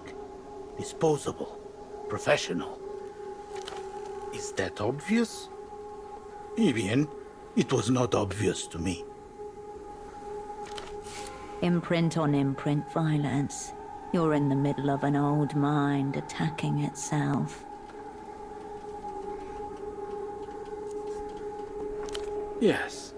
The House of Anonimo is rotten to the foundations. Big secret. Please keep it to yourself.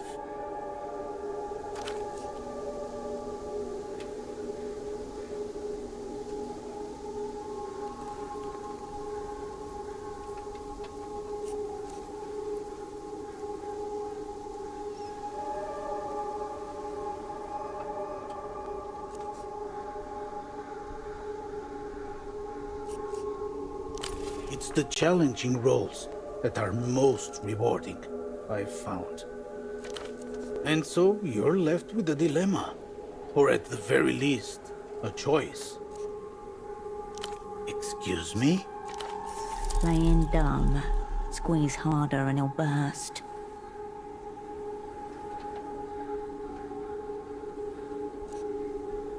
Nonsensical. shrimp.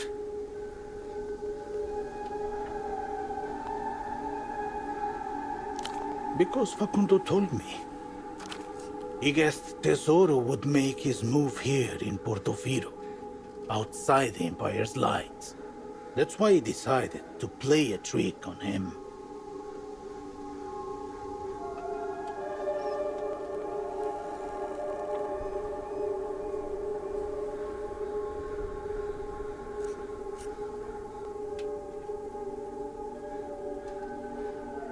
Correcto. He worked it all out with some local smuggler. Or was he a bootlegger? Either way, very clever with connections, Facundo. That's bad news, my friend. I would say Tesoro's way ahead of you. In retrospect, I wonder how many times have Anonymous descendants played these sorts of games with one another? Maybe we're both part of another secret lineage of which we're unaware. In any case, I was bred to oblige. What about you?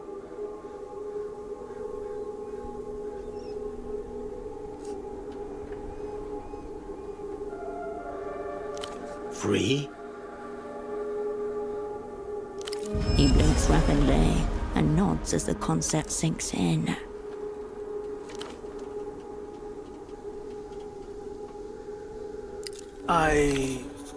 Good luck for what's coming. I hope I never meet you again.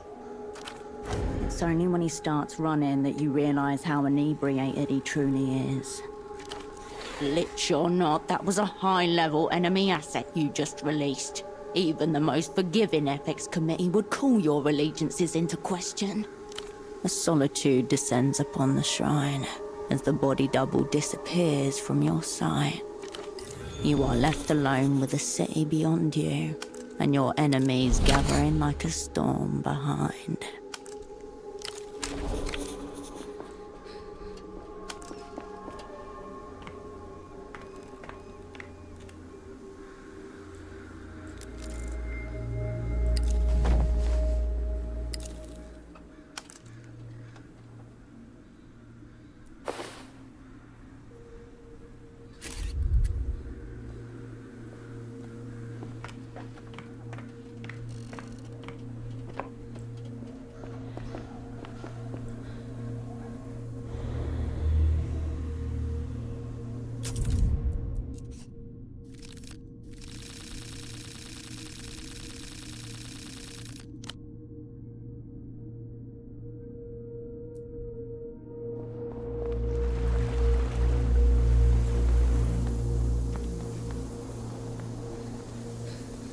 Dull the blade and unsteady the hand. The Great Cascade makes her appearance at last. Before you, a heavy-set form flanked by 2 minions. His eyes are scattered into the insectoid ovals of his 6-lens spectacles, his lips pursed in irritation. His voice a 10-ton weight. Here we go. Actual boss cunt. The old man you spared lies dead at his feet. You did, just as you were directed to. And now you're in the care of the Weeping Eye. His voice, the tonality, like a shadow creeping up the wall of a memory. Hold on. Could it really be? Mistaken twice over, off to a poor start. My name is Tesoro Buendia. To my techno countrymen, I'm the Director General of the Weeping Eye, but I suspect you know me by a different name. 100 eyes dilate and bleed in sockets. The beast stands before you. Quiver or conquer. We'll get into that shortly. For now, let's catch up with your friends. Down the hill, your squad mates are being hustled onto the waiting tram amidst a small group of passengers. Nowhere to be seen. She must be on the tram already. Glancing to you, Meet in your eye, mouth in something. Too quick, too distant. He disappears from your line of sight. Definitely wasn't. All will be forgiven. Arguing with his captor about a non-existent pelota game he's going to be late for. Committed hilt deep to his cover. There they go. Your people. Constitutes the single greatest operational catastrophe in the Operant Bureau's history.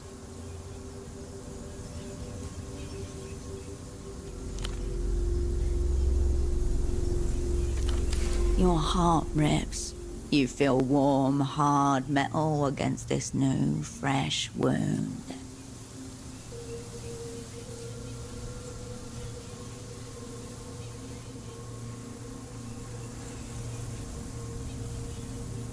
Post-historical materialism at its most delirious. Words stand in for their opposites. This is not over.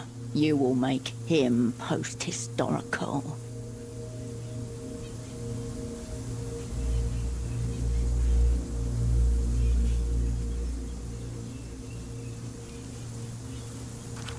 The assignment is lost. You no longer exist. Bite down on the poison. Turn the gun on yourself.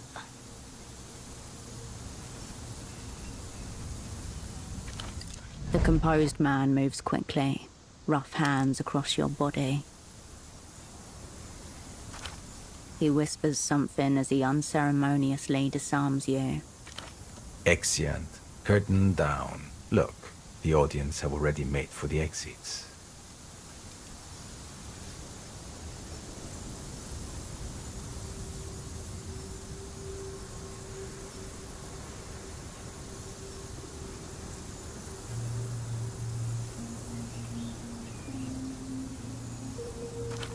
He takes one last glance around, then turns to his minions.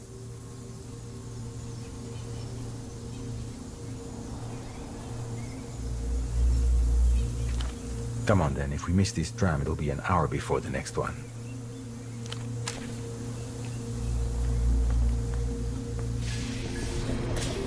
Perhaps someone should go down and check on Boris and Irina.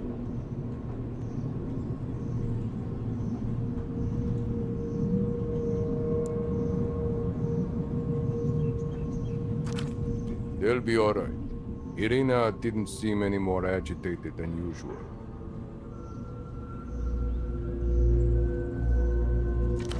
Meanwhile, the head of the Weeping Eye has been watching you. You see your face reflected back 6 times in his sextuple lenses. There's something I've been meaning to ask, Operant. How did you earn your name? Was it just assigned to you at random? Or was it chosen with purpose? And yet, when humans try to make something arbitrary, they always end up affixing some subconscious meaning to it. Assignment compromised. Rating catastrophic. The day is lost. I only ask because there is one thing that's been bothering me. A niggling matter I was hoping you might clear up. My name. More precisely, that name the Opera has seen fit to bestow on me.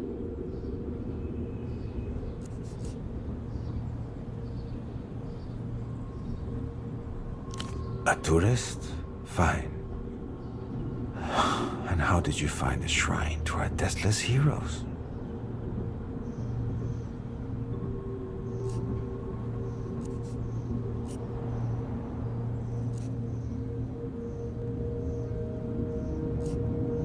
I would say a polyp of decadence, but we're on the same page there. If it weren't for my current obligations, I would keep myself very far from it. She was much more polite before. You could have a conversation with her. Of course, it's also my role to protect my brother imprints when duty takes them abroad, Which is what brings me to this place. He glances out the window. The city-state of Portofino blurs somewhere beneath you. And that brings us at last to your role, the doomed opera assassin. Zero yourself out as soon as possible. You are high up. Defenestration is viable. Lie. Draw it out. Time is not yet your enemy. The tram today is only lightly occupied. A handful of commuters, a couple of old pensioners, a few shopkeepers and small tradesmen. The shop girl nods her head, aware of nothing, lost in the same rock and roll dream she slips into every morning on her way into the city. A young boy, traveling with his mother, shifts nervously from one foot to another. He watches, like his father taught him to do, a trick to keep him occupied, on the lookout for sinister bodies. Something unnatural about the Lusian man with the funny glasses. It makes the boy shiver. He can't say. He's only 14. She looks very sad, he thinks, like she has a lot on her mind.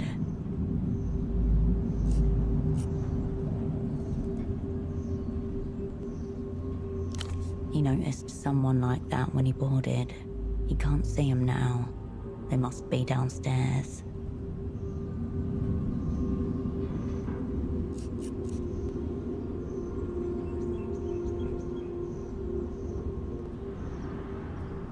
These aero trams all smell like shit. Am I the only one who notices? We must not be talking about the same city. The day of reunion can't come soon enough.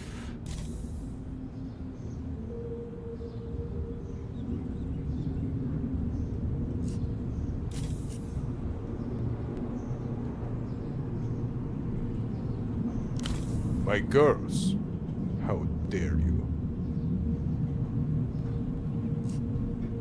This is no good. You're going to have to keep better track of your lies. It's time to commit to what you are. The perfidious opera assassin, murderer of our Minister of Mass Culture. As he looks at you evenly, his eyelid begins to twitch.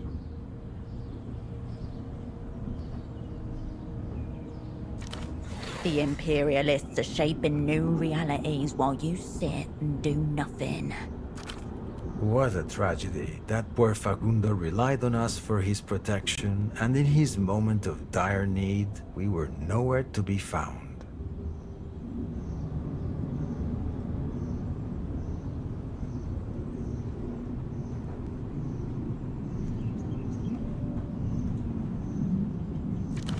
Massive fucko on our part.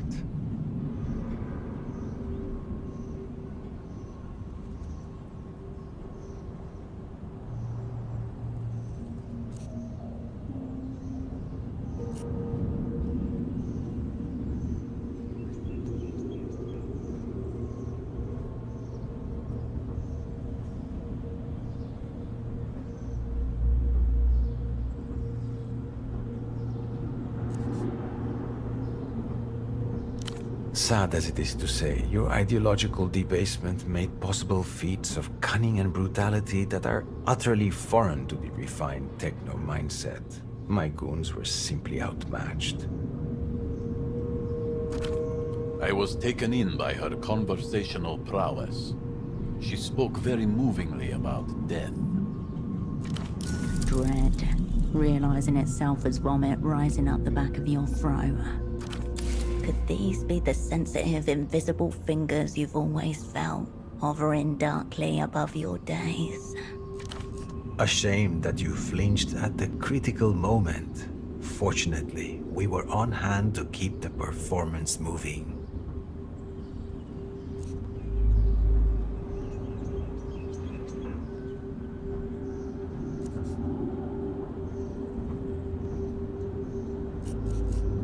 A movie, yes. An overlong documentary, 4 or 5 parts, I'd expect.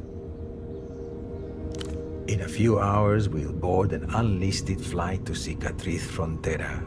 There will be state media and propagandists from across the Imperio Iluminado waiting to record your arrival. They'll expect a more convincing performance than what you managed up at the shrine. Max will make sure you're camera ready. The composed man nods and gives you a sad smile. This prick still has our gun. When the moment comes, we jump in first.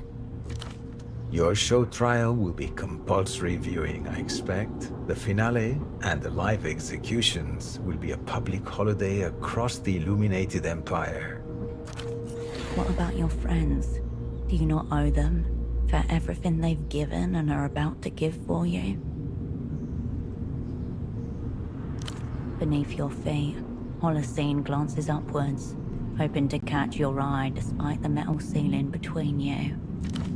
A few meters away, Pseudopod can barely contain himself, his fist balled and trembling with nervous energy. Wait, there, at the far end of the carriage. A familiar face, watching you with that impassive stare that teenage girls are the natural masters of. Your controller was right. Yana has eluded the Weeping Eye's gaze. To them, she's simply a teenage delinquent, skipping class for the day. A knife in your boot. You can turn this around. Gang. Gang.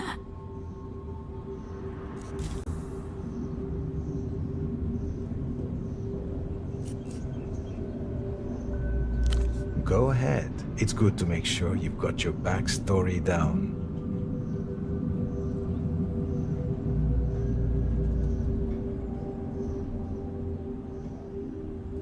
You're right. I want nothing to do with the developed world and its degenerates.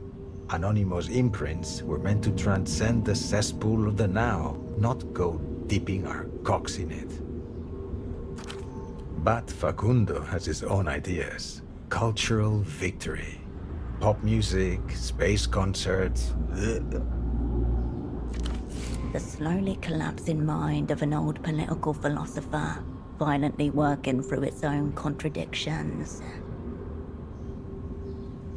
Don't you also hate what reminds you of yourself?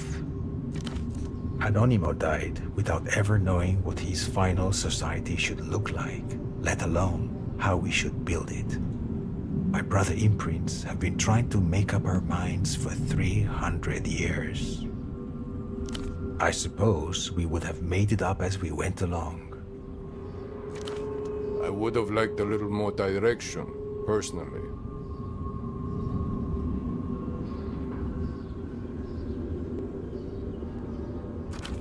Lucky for me, the opera seems to have reached the same conclusion via different means. Happy convergence. Only that Facundo was fond of those bottom feeders, culture addicts. The details are a few rungs beneath my station, to be honest with you.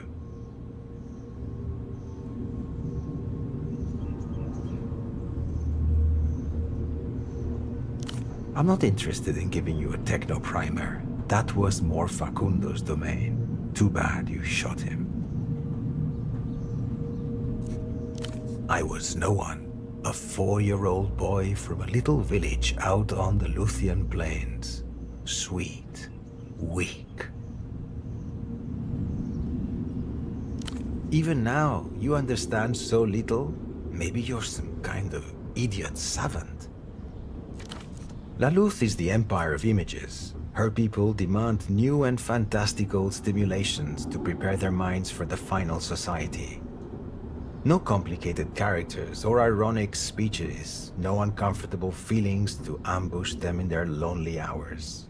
They aren't prepared for reality as it's constituted, so we must constitute reality for them.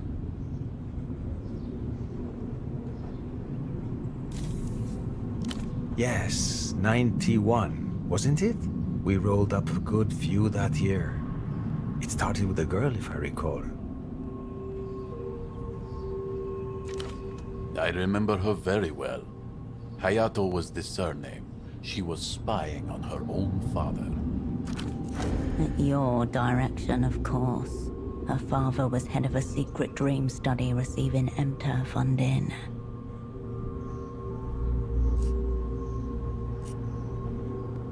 We did terrible things to that girl in '91. At the same time, she carried herself well.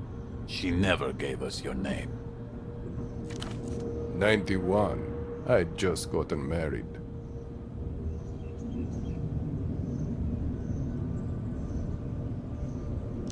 We just talked to him, I believe. Yes.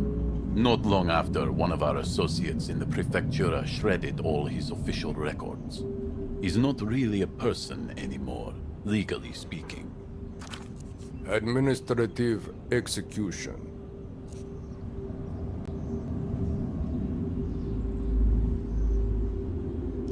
Tempo. Tempo. The bootlegger. He's been known to us for many years. An associate of Facundo's, as it happens.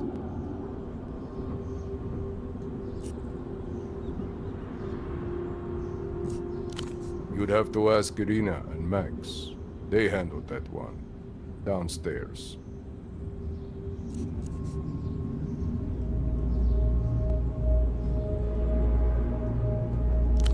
The Carabinero, of course. We hoped we could turn him for a while. Eventually, we delivered him over to the Azuris. Unintelligible sodomitic swine. Azuris. If memory serves, apart from the Carabinero, there was very little interesting about your friends. I ordered them set loose.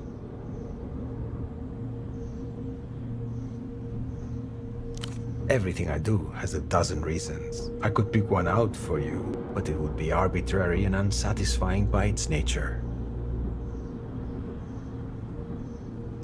It was a Jubilee day. My mind must have been in a forgiving cast. You have a very forgiving nature.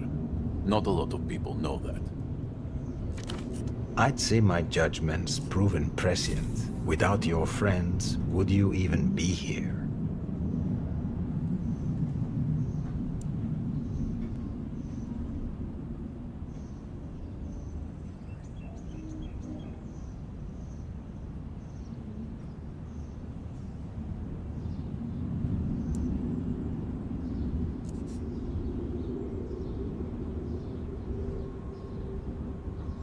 The head of the Weeping Eye looks at you for a long moment. He reaches into his coat. Right. Now that the formal part is out of the way, let's get to the fun stuff. He fudds something heavy on the table in front of you. A deck of weathered black cards. Here. You sure? We still have a ways until we reach Centro. Let's get to know each other a little bit. To your left and right, his goons about their eyes. Entreaty. Ancient Lusian game of divination. Uses a unique deck of cards not seen elsewhere. Turn the fascist superstitions against him.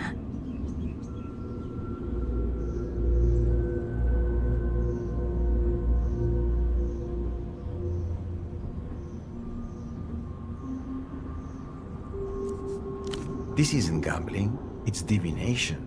And I'm not the one putting something at stake.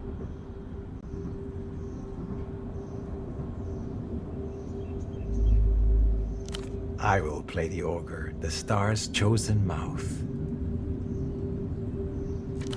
His upper lip inclines to the right as he speaks.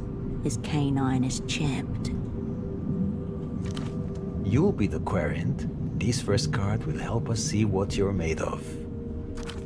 He turns the top card and lays it between you. It shows the rippled surface of moving water, stars reflected within. The ocean. A body, constant, changing, unrelenting, and full of death.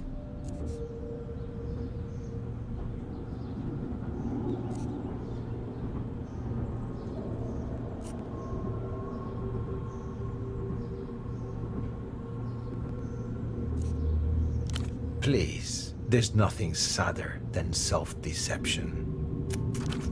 He shuffles the deck, then lays 2 cards side by side on the table.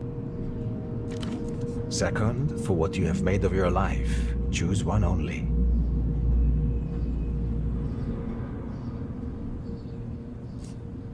Because you cannot have 2 lives, one truth must remain hidden. You may choose which. Instinct is not blind. Boo-hoo, now choose. The prism.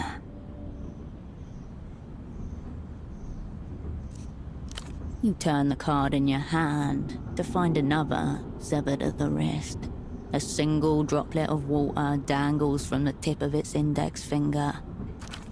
The prism, it scatters light, degrades it so that our meager sight organs might comprehend its truth. What do you see in it?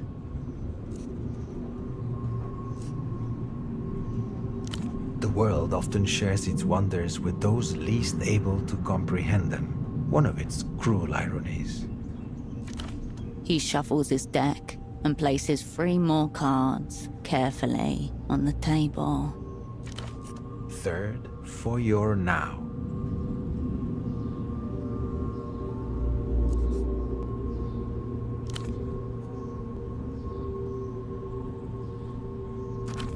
The swarm, reversed, atomization, a widening gulf between self and world. Operant, you are alone. You hold yourself at such a distance that you cast a great shadow. The fewer caught within it, the better for them. Like operant keepsake, who was fed to sacred hawks by the Mercian Inquisition in 21, consigning her soul to eternal torment. He puts your cards delicately aside, then shuffles his deck again. Rhythmically, like blades of a machine churning together.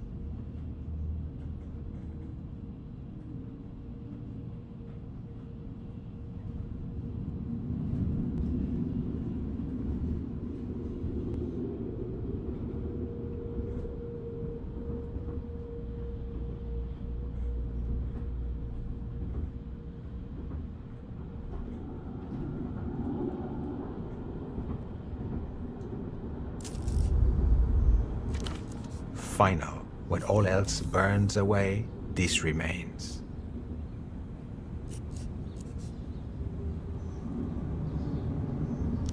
No, we don't need the cards to see that.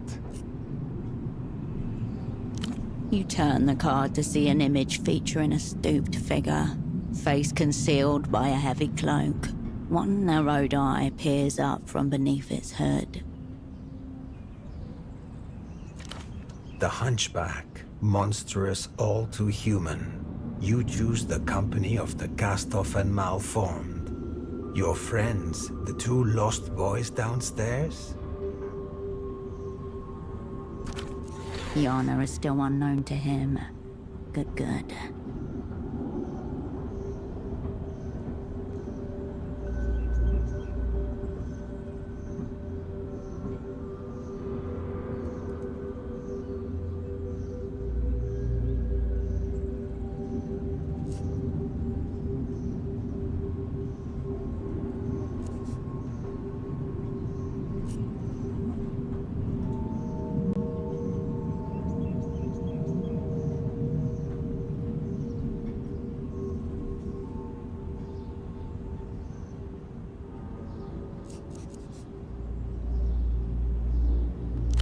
And now they're in my care. You have failed in your responsibility.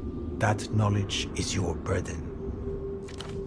As it was with Operant Axis, captured in La Cupola in 75, and then dragged behind the resurfacing machine at every Lusian ice hockey game, until he finally succumbed in 78.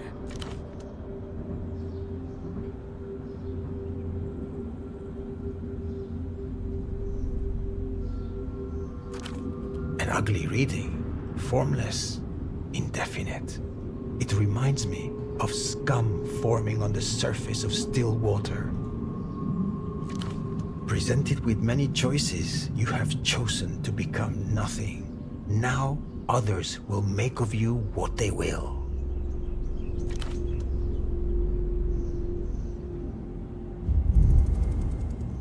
Movement at your peripheral vision.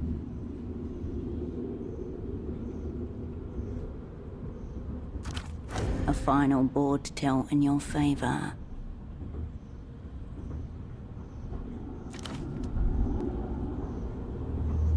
Fucking quiet in here. Any requests?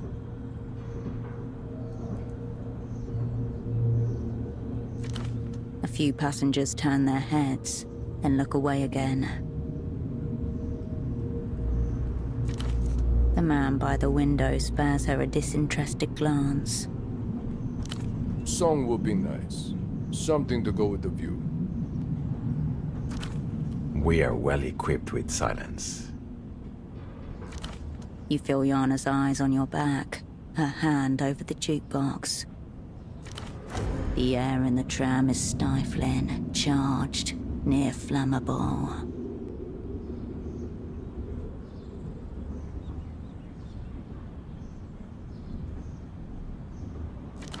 Ahead of you, futures shear off each other.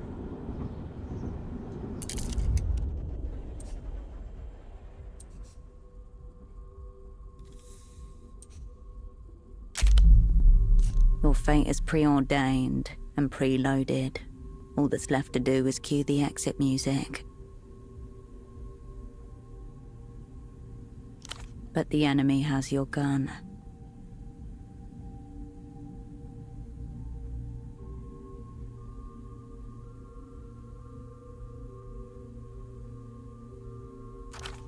You'll have to reclaim it if you choose that route. Reappropriation of Imperial-controlled property. Not a problem. And we'll trigger the bomb beneath your feet. The ideologically pure will survive the conflagration. You could probably jump out of the blast radius. Probably. But everyone on this tram will hear it and be destroyed by it, including your friends and you. You have a screwdriver. Could always reset your hearing feature. The woman behind you was wearing headphones. Maybe she'd let you borrow them.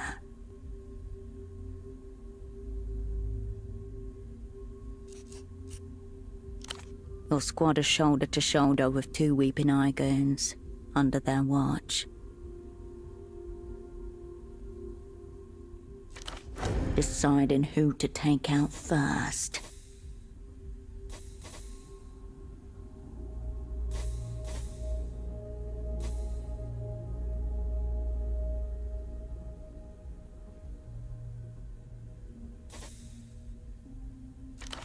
Waiting for you to drop the flag.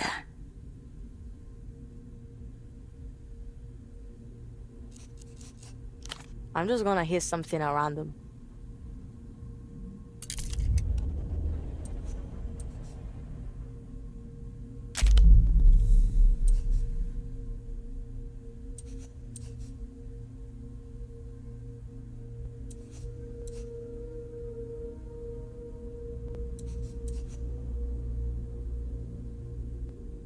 That's a very specific request.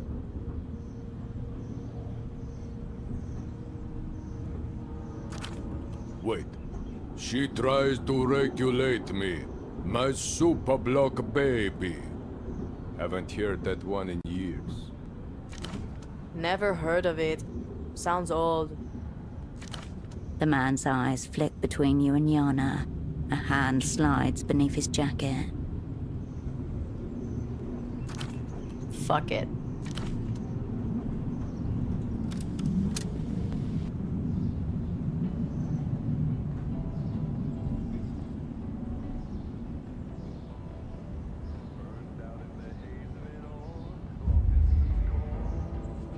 She kisses her finger and presses play.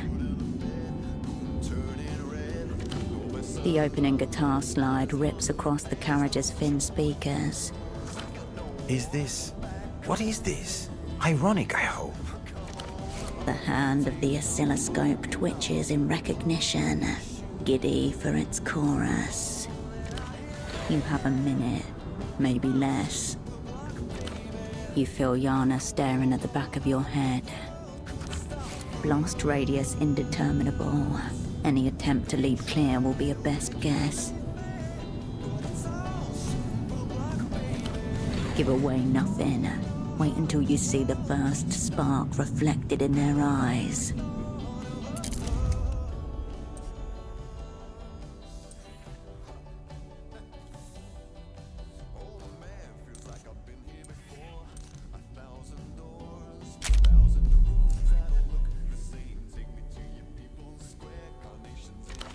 Ideally anyway, unless it's busted. But if not, it's going to be cinematic. They're within the blast radius. They may live, they may not. It will do more damage to you than to them, but there will be a concussive blast, an endless shrapnel. Downstairs on the luggage rack, aimed upwards, directional blast.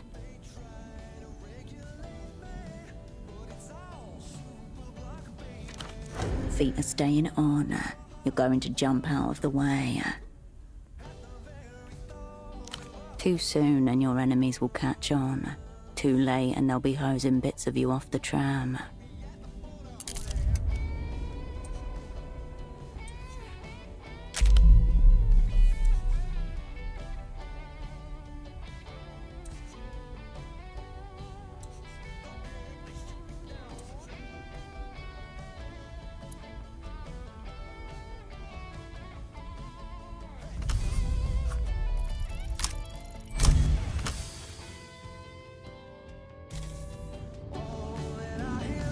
Many unstable factors, compounded by unknown quantities. It will have to be a heroic assumption. Lying at the foot of the bed. It's all coming back to me. This is not serious music. The bomb was intended for assassination. It is directional, focused. The floor hums beneath your feet. His speakers, better than you'd expect. Really feel that low end. The floor is thin, won't contain much of the blast. The seats are likely reinforced though. It's just the inferior transit system rocking on its rail.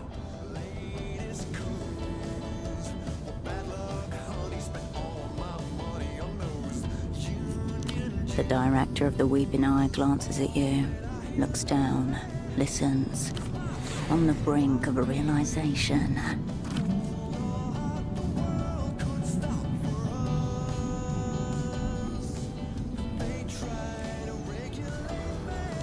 You turn and meet her eyes, already on you. Now.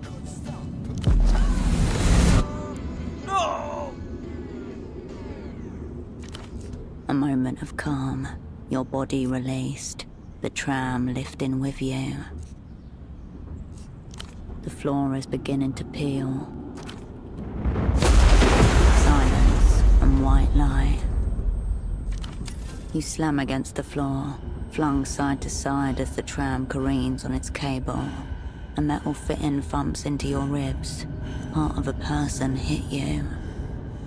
Innocent, foe, friend. immaterial. Distinctions dissolve. Smoke chars your throat black. Over the howling in your ears, you make out hacking coughs and moaning. Downstairs, a scream. A woman sobbing. Hirsch! She sounds hurt.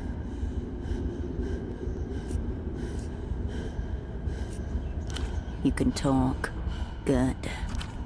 Through the window, at an unnatural angle, the world, smashed open by dint of your efforts.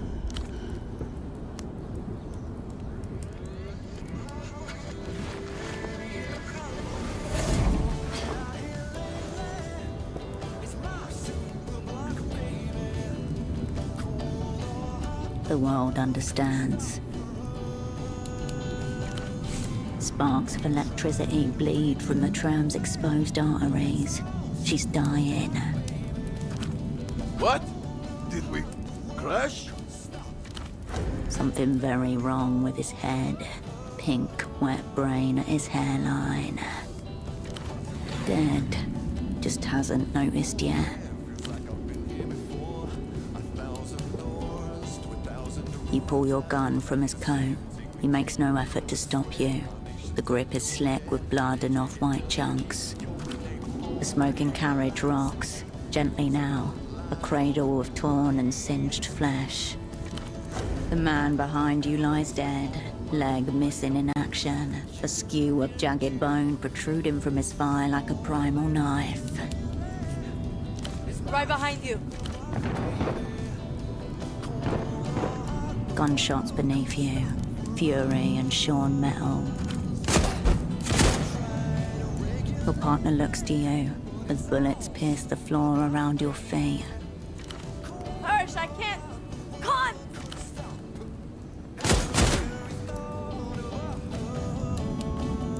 She staggers, hand clamped to chest.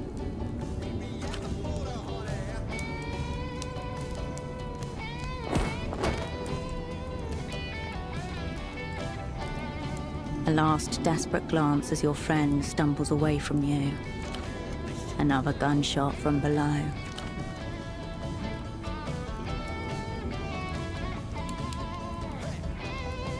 Holocene shudders, folds in two.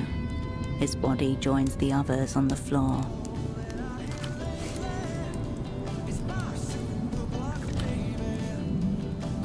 Gloria, a los caídos. She spits on Holocene's garish red shirt and looks up, trying to catch a glimpse through the ruined tram ceiling. Be over. Be over now. Hands gripped around Pseudopod's throat, all animal impulse on the deaf ground. Kill. I'm trying. Won't let cascade down.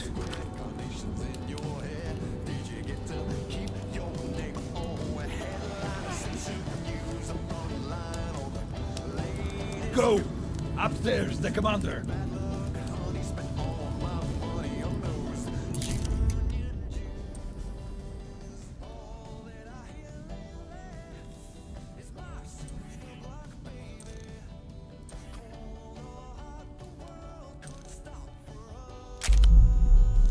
You're alone, fighting and dying alone. The enemy charges towards you, stained in your friend's blood. Badly, shot in the chest from what you could see.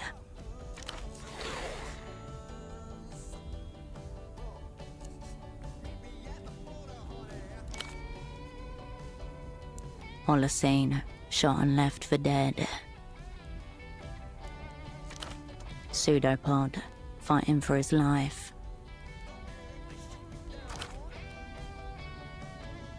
The Weeping Eye has hands around his throat, forcing him to his knees. He's losing.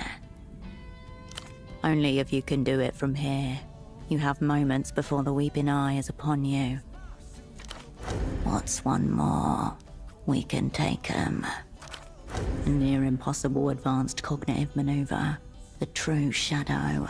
A psychic marionette between harmonized doubles. A long shot, but worth it in desperate straits. Psychic hijacking. Infinity sync rate. Open cockpit. The world crashes back in. Not everyone will stay in it for very long. Time for last illusions. Who means more to you?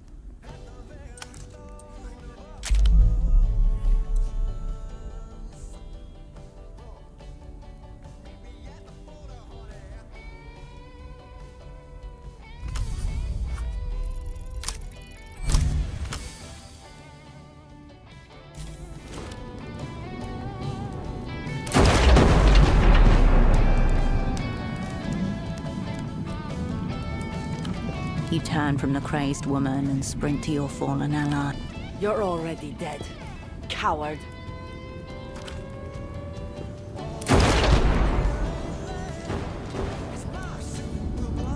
The balcony is cramped and awkward. You take what cover you can find as bullets splinter around you. Mist hangs below the tram like gun smoke. Hirsch. I'm fucked up.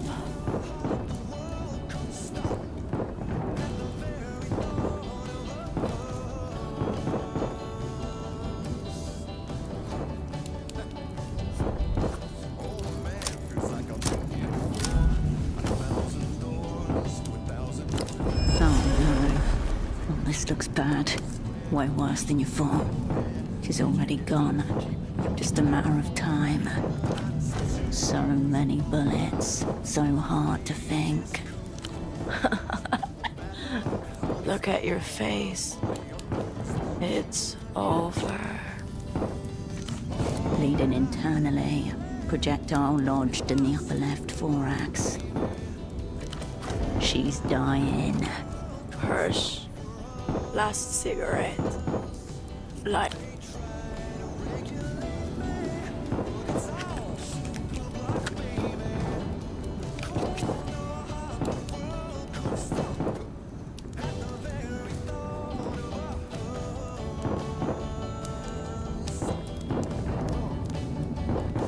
You take out an Ouroboros Black from its packet, hands shaking and wet with blood. You manage to place it between her lips. Her cheek is soft against your fingers. You fumble with your lighter. It won't catch. You strike the flint wheel again. Flame rises. The cigarette will not light. Wrong end, you damn cunt.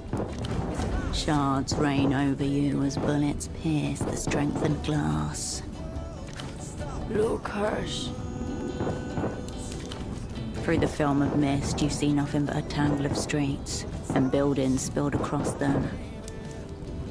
My old house. Her hands fall limp as her mismatched eyes fade to a single color.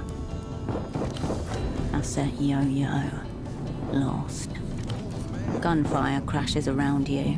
Somewhere behind, the woman howls. You tense and coil, finger to trigger, ready to search. And the sound of the gunfire stops.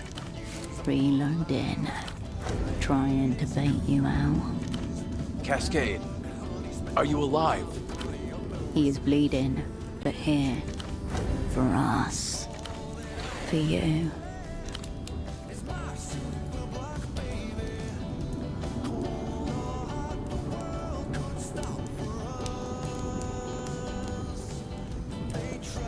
The world is stained before you.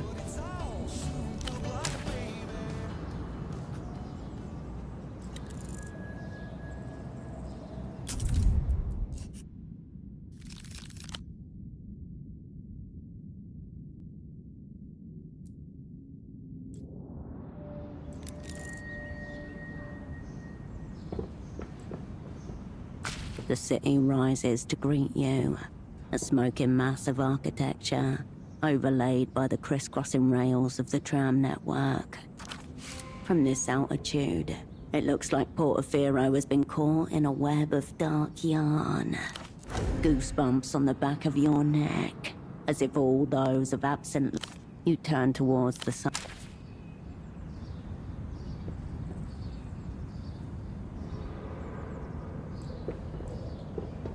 Cascade. Very close one. Your former double pushes his gun into his distressingly short shorts and wipes his hands on them. His luminous yellow visor is stained with bloody fingerprints. No problem. Miho will not be routed by these mega lame weeping eye clown jobs on our debut assignment.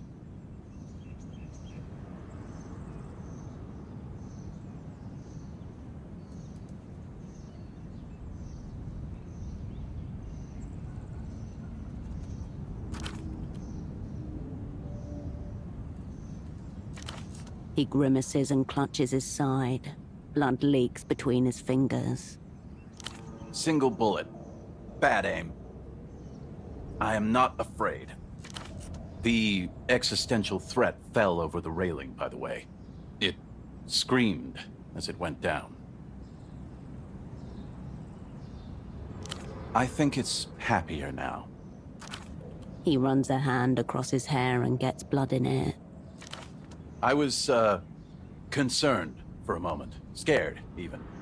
About what I might find up here. I'm very glad you made it, Herschel.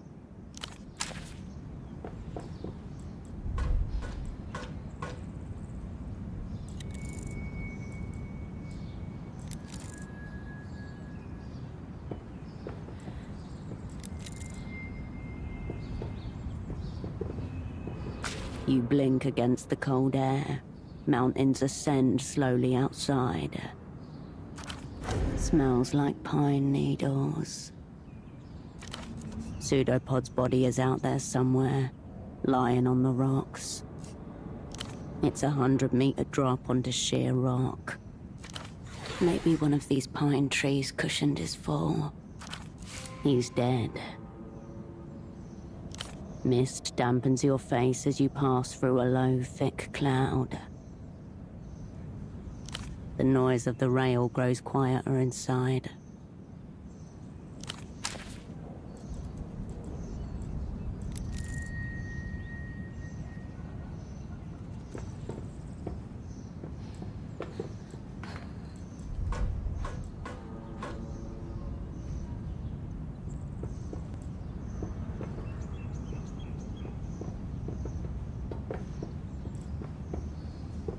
You return to look out over Portofino.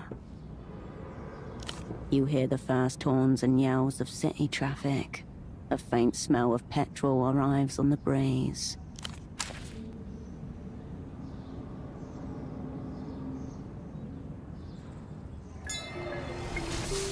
One more phone, one more voice.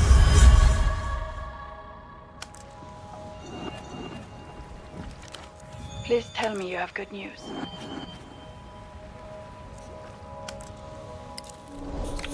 Don't mail me right now. The first reports made it to Novassa 20 minutes ago. Some dramatic shit appears to be going down in Portofino. Aero trams exploding, a running gunfight with the Weeping Eye, multiple civilian casualties. It seems they're still picking bits of the 100-eyed golem out of the luggage racks. What is going on?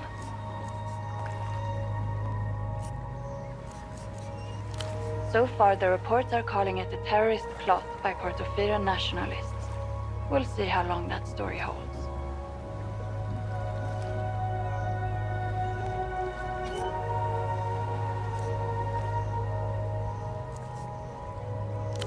At least you made it out, in the end.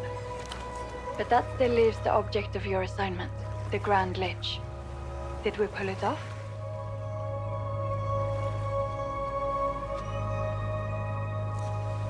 I see. So our techno-fascist rival is... what?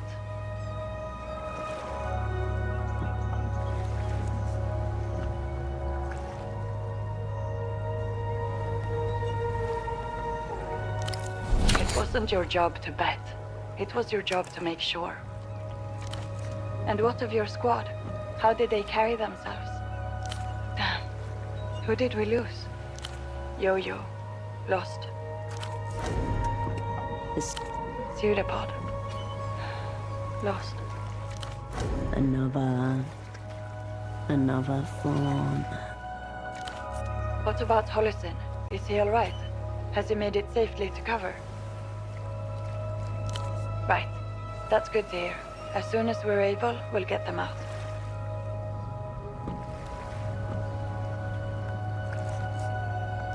Not a complete disaster then.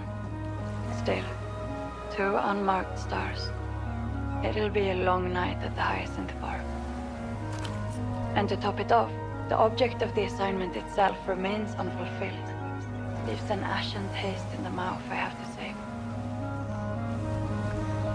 Whether we did or didn't is a matter for people with loftier responsibilities than you and I, Operant.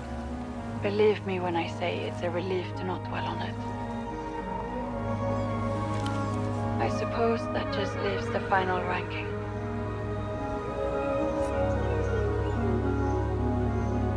Your controller mumbles something to herself as she dutifully prepares the assessment form. Who knows what will happen when Emter realize they've been holding the Lucian Minister of Mass Culture this whole time. I imagine it will give them the upper hand in this secret treaty negotiations. Not exactly the win we were looking for. I'm not going to record that you're pretending to work for a non-existent spy service. I suppose zeroing out the head of the Weeping Eye counts for something. But I have to say, it kind of looks like we just rearranged the pieces on the board. I guess some would call that an acceptable outcome. I seem to be saying these comforting things at the end of the assignment. The psychomancers tell me I have a low tolerance for ambiguity. Personality flaw, I suspect. Overall, a very mixed picture. X.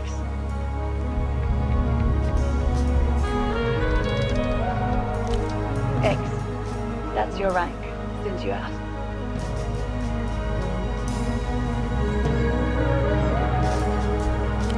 You're right. It's 1 rank higher than W.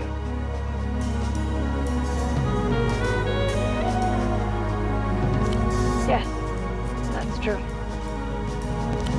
This isn't a negotiation, Operant. There's nothing to accept. It's the rank you can give it. It will be entered into the assignment file. But for now, you should get going. If you depart now, you'll make the Eastern Republics by nightfall.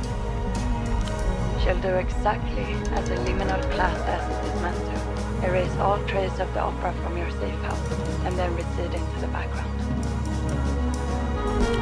It's a kindness, really. Naturally, I continue not to know who you're talking about. Although, I did see a strange report from Capoblanco. Seems a number of their low-orbit satellites have gone dark rather suddenly. You wouldn't know anything about that, Brent. Never understood the appeal of solvents. Nasty stuff. Hardly. Once you get back to Novassa, we'll have the standard quarantine, battery of debriefing, physical examination, ideological decontamination, and so on. Oh, and the special request from the semioticians. They want to talk about your wolf cubs. Seems they may be in the grips of a debt-collecting compulsion themselves. For now, best to lay low. Back to Novassa as soon as possible. Strange with the connection. The opera... Forgive. Come on, honey. We'll take off running in our party shoes. The digital bird song of a signal jammer when you want your target to know they're being disrupted. The illuminated empire awakens. Strange. Jamming. Probably. Expect reprisals. Beginning shortly. Best to... while you can. The receiver buzzes warmly in your hand. In the wiry nerves of the city you just left, ideologies crash against one another like waves. Across the developed world and beyond, telephones begin to ring. In an underground office in Novessa, on the bridge of an aircraft carrier floating in the middle of the Noscarentis Sea, in a glass and steel fortress in the most expensive part of the most expensive city in the world.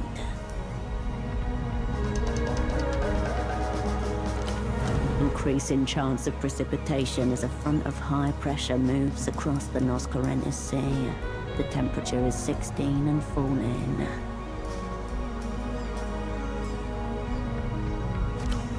Luck. Skill cascade. Now...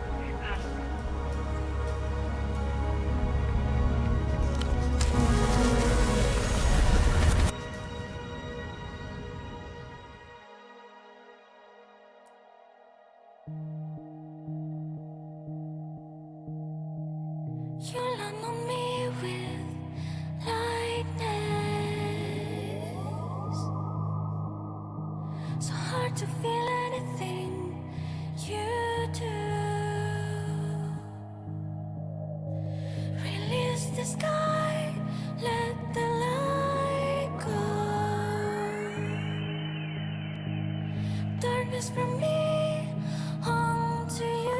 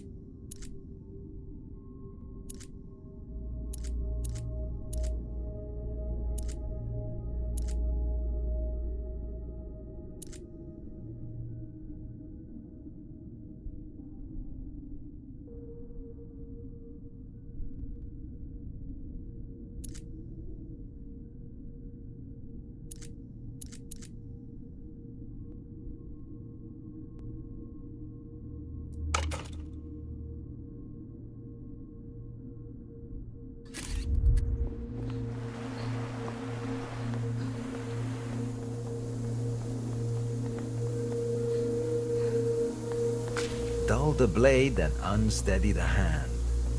The Great Cascade makes her... Before you, his voice a 10 times. Here we go. The old man you spared lies dead at his feet. No amateur theatrics, please. You're in the care of... His voice, the tonality, like a shadow creeping up the wall of a memory. Hold on. Could it really be? You still don't know? Even now? Not very much, I'm sorry to say. I hoped we'd be on the same level, professionally speaking. My name is Tesoro Buendia. To my techno countrymen, I'm the Director General of the Weeping Eye. But I suspect you know me by a different name. 100 eyes dilate and bleed in sockets. The beast stands before you. Quiver. Fine. Let's catch up with your friends before this gets any more embarrassing. Down the hill, your squad mates are being hustled onto the waiting tram amidst a small group of passengers. Glance into you, meet in your eye, mouth in something. Too quick, too distant. He disappears from your line of sight. Definitely wasn't. All will be forgiven. Arguing with his captor about a non-existent... Nowhere to be seen. She must be on the tram already. There they go. Your piece constitutes the single greatest operational catastrophe in the Operant Bureau's history. Before you can move, a presence at your back, rough hands across your body. He whispers something as he unceremoniously disarms you. Exeunt. Curtain down. Look, the audience have already made for the exits. He takes one last glance around, then turns to his minions. Come on then, if we miss this tram, it'll be an hour before the next one.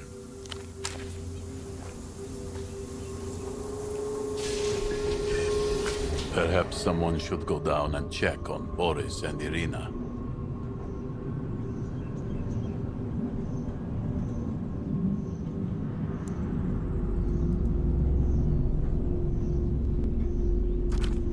They'll be all right. Irina didn't seem any more agitated than usual. Meanwhile, the head of the Weeping Eye has been watching you. You see your face reflected back 6 times in his sextuple lenses. There's something I've been meaning to ask, Operant. How did you earn your name? Was it just assigned to you at random? Or was it chosen with purpose? I would love the chance to debrief a real opera controller. Unfortunately, it's been a very long time since we took one alive and intact. Assignment compromised. Rating catastrophic. The day is lost. I only ask because there is one thing that's been bothering me. A niggling matter. I was hoping... My name. More precisely, that name the opera has seen fit to bestow on me. That's the problem, isn't it? A good name has to suit the role, don't you think? The Grand Lich, I understand.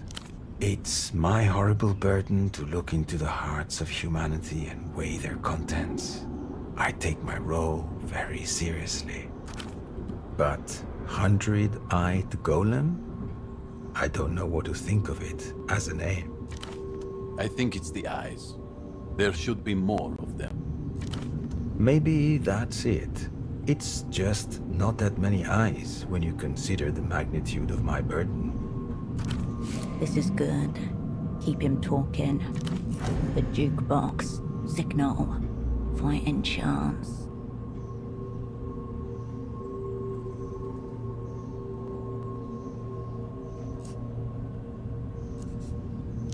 I do mind. Let's stay on the subject, please. Just for a moment there, he was curious about what song you would choose. The eye deficit. Here I thought I'd finally get to engage on the subject. Maybe it's only old men care about the meaning of words anymore. The discourse is in the toilet, I'm afraid. Real... Of course, it's also my role to protect my brother imprints when duty takes them abroad, which is what brings me to this place. He glances out the window. The city-state of Portofino blurs somewhere beneath you. And that brings us at last to your role, the doomed opera assassin. Zero yourself out as soon as possible. You are high up. Defenestration is viable. Lie. Draw it out. Time is not yet your enemy.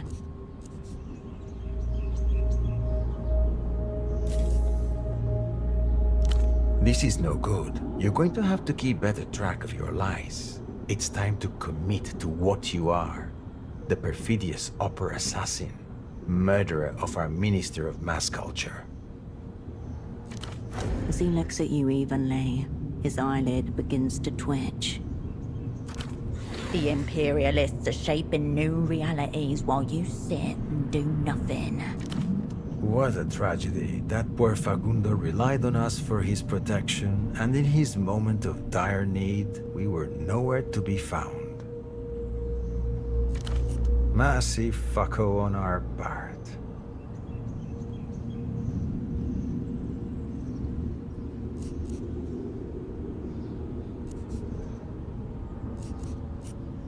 Please, Operant, explain the joke.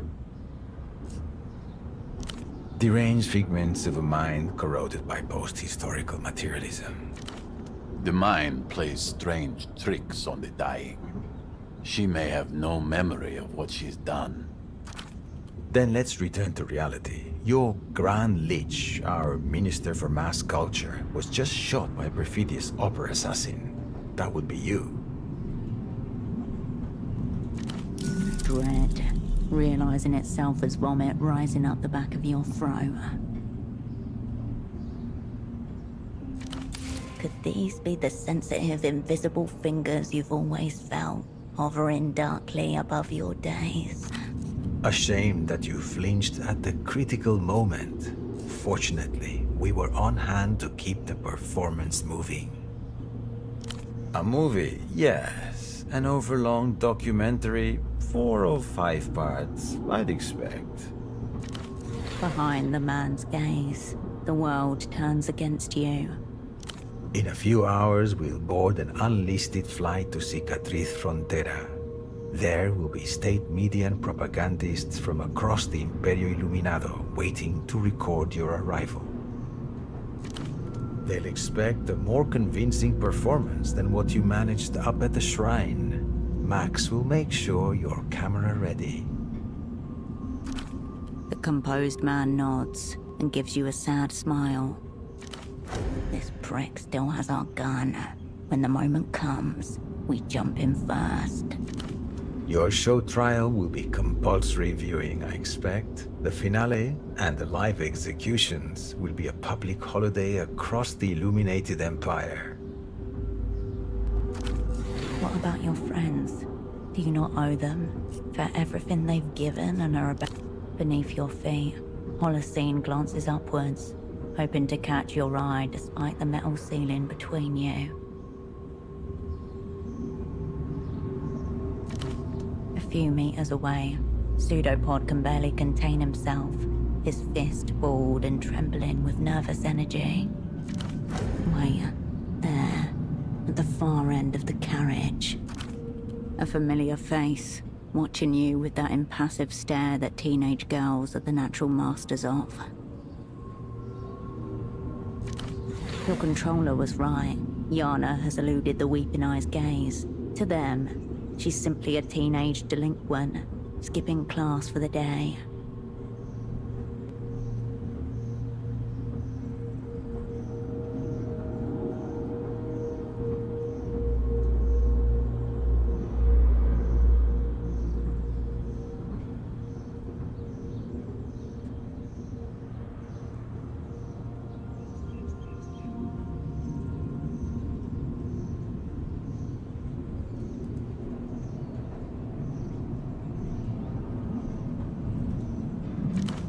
A knife in your boot.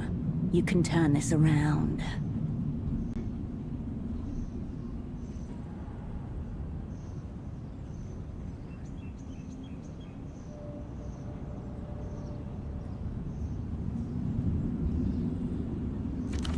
Gang. Gang.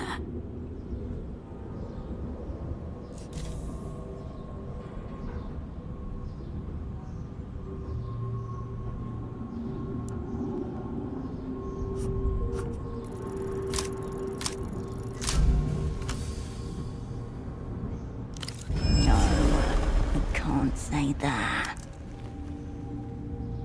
Because we need the gang beside us. The head of the Weeping Eye looks at you for a long moment. He... Right. He thought something... Here? You sure? We still... To your left and right, his goons about their right.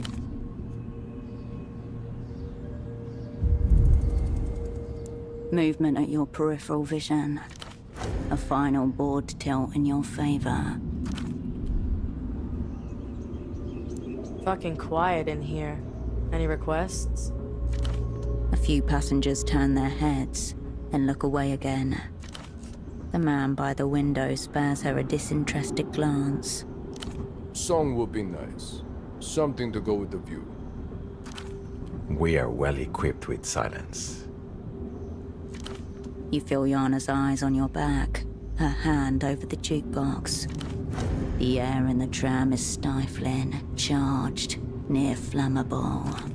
Ahead of you, futures shear off each other.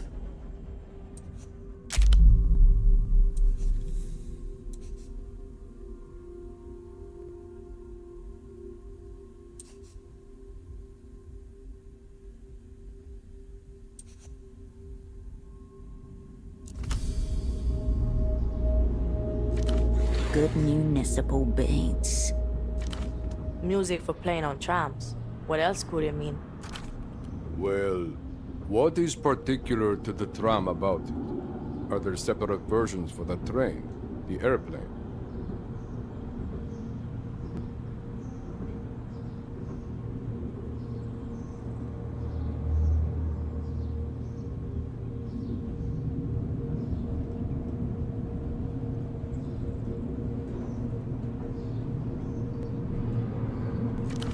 Of course there are. Show the machines and their OST some respect. I'd like to see if we can detect any tram particularities to the composition. Whatever. Have fun then.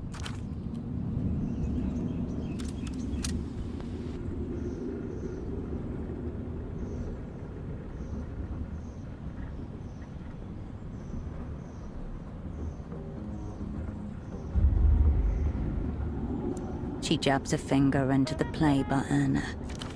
Speakers above you rattle to life. Vacuous. It evokes nothing.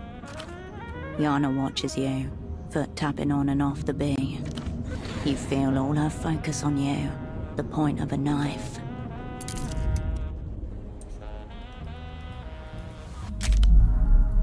You're surrounded, outnumbered, unarmed. There is nothing in your future besides ritual humiliation and torture. So take heart. You have nothing to lose and everything to overthrow. You never liked the odds in your favor anyway. The man by the window has confiscated it beneath his coat. Recover it, or die trying. They were on the brink of understanding her role in this, but she hasn't been caught yet. One gun against 3 is certain death. 2 against 3 is a fighting chance. You need your gun. Too late to worry whether we'll live or die. Don't go out alone. Go out with our friends. You weigh up both your targets.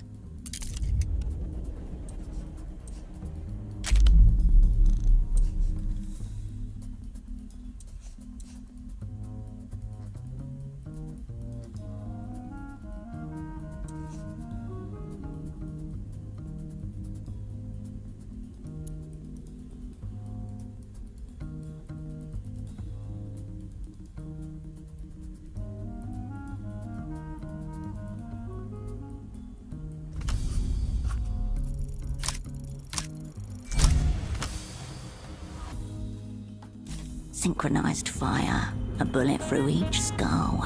Take 'em down. Look sick doing it. But first, the gang needs gun.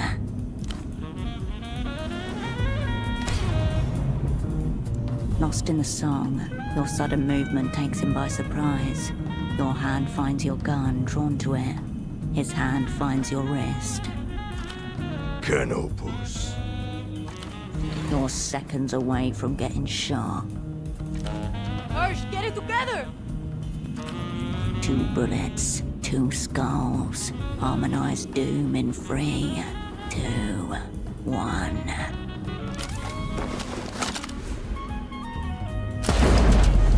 You wrench your weapon free and spin on your heel. The bullet cracks into your enemy's chest. Right in the photographs he keeps beside his heart.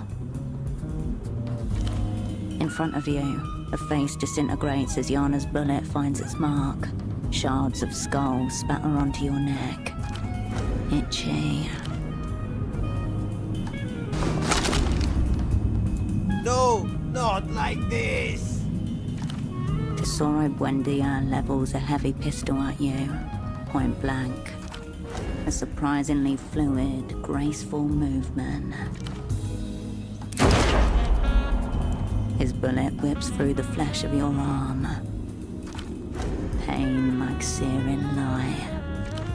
You remember this, the first bullet, Landau.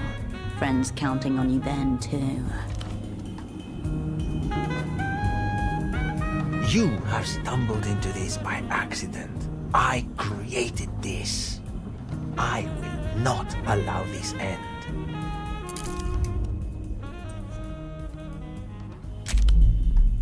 The enemy is trying to provoke you. Stalling. Kill. You've heard shouting, gunshots. Impossible to tell what's becoming of them.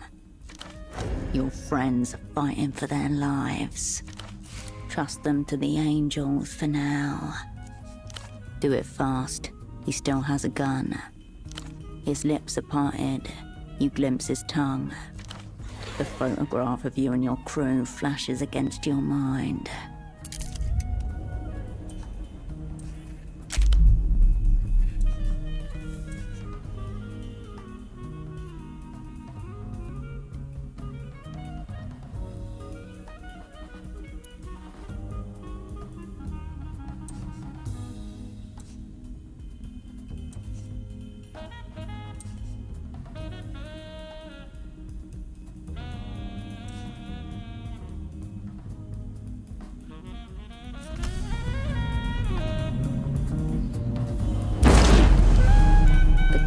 Leaps in your hand. Bullet smashes glass, collides with eye, mashing it against the inside of his socket. A single tear of blood as the metal ricochets around his skull.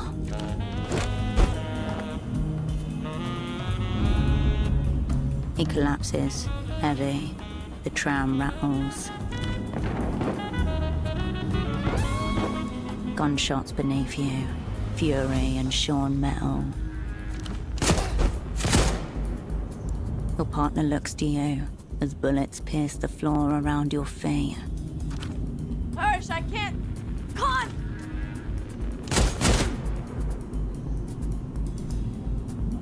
She staggers, hand clamped to chest.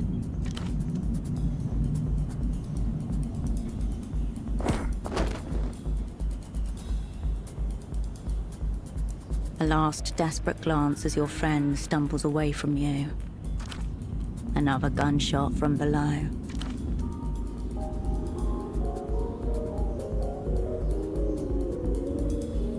Holocene shudders, folds in 2. His body joins the others on the floor.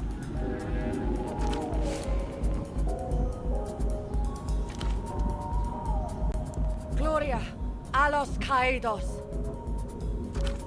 She spits on Holocene's garish red shirt and looks up, trying to catch a glimpse through the bullet holes. Be over. Be over now. Hands gripped around Pseudopod's throat, all animal impulse on the deaf ground. Kill! I'm trying! Won't let Cascade down!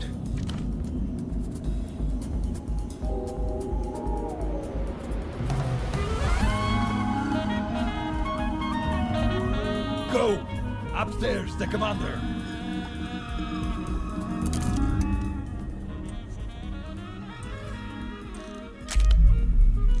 You're alone, fighting and dying alone.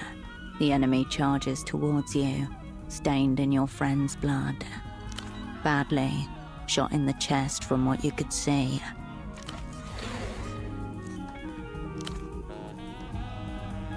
Holocene, shot and left for dead.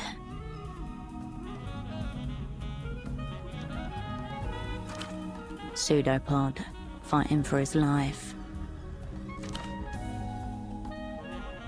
The Weeping Eye has hands around his throat, forcing him to his knees.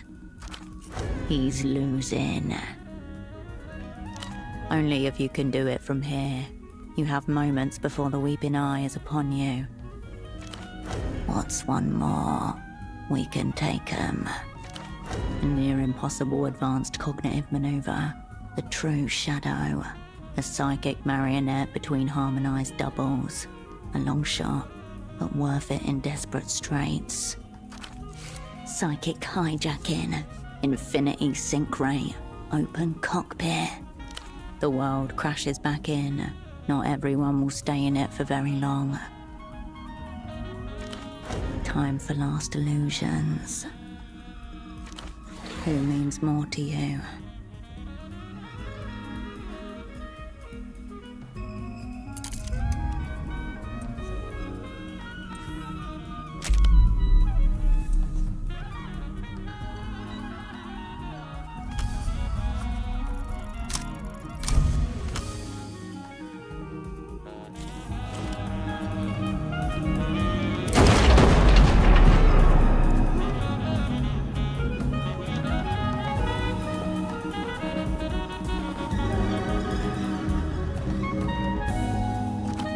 You turn from the crazed woman and sprint to your fallen ally.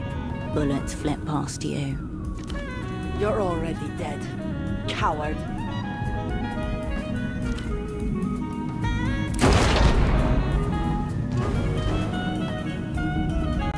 The balcony is cramped and awkward. You take what cover you can find as bullets splinter around you. Mist hangs below the tram like gun smoke. Hirsch. I'm fucked up.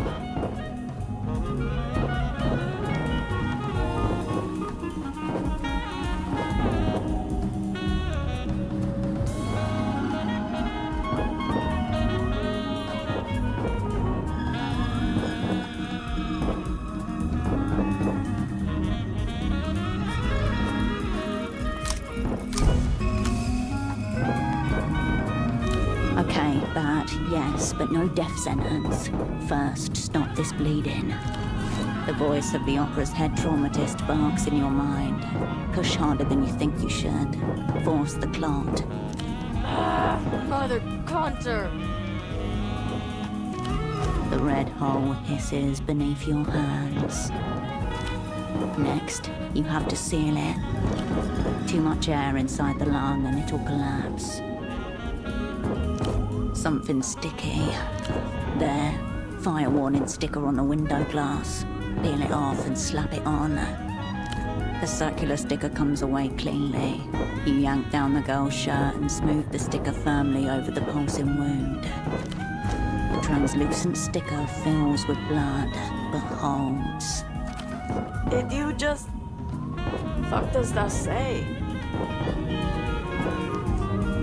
Thanks, Hirsch. Now I get to take another bullet. Yay. Gunfire crashes around you. Somewhere behind, the woman howls. Might do it. This bitch can't aim for shit. Shards rain over you as bullets pierce the strength. You tense and coil, Finger to trigger, ready to surge. And the sound of the gunfire stops. Reloading. Trying to bait you out. Cascade, are you alive? He is bleeding, but here. For us. For you.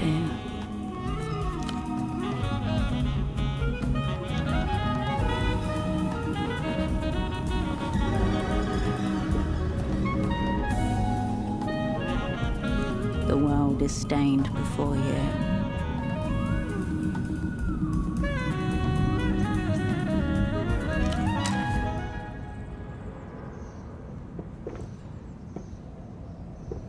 A splutter of blood, 3 barks of cough.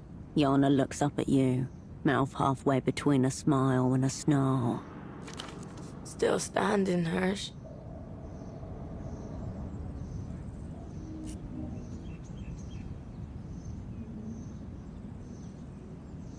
Gotta take a bullet, or it's not a proper gunfight. Gotta get scary, too. She pulls a black cigarette from the ever-ready packet and latches it to her lower lip. Fuck it. Pretty sure one lung still works. A lighter flares. Orange blooms across her unlined face. She takes a rasping drag, holds it for half a second, then seizes with body-contorting coughs.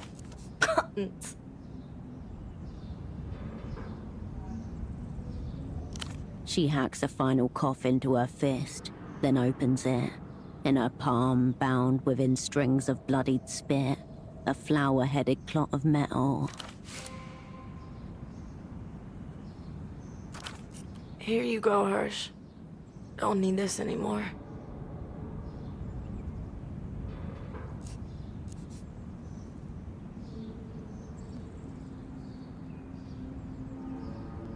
Can't help it.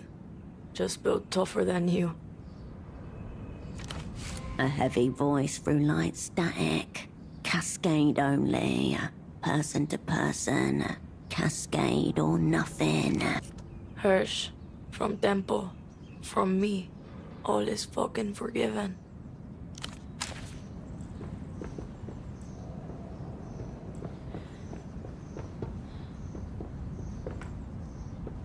Cascade.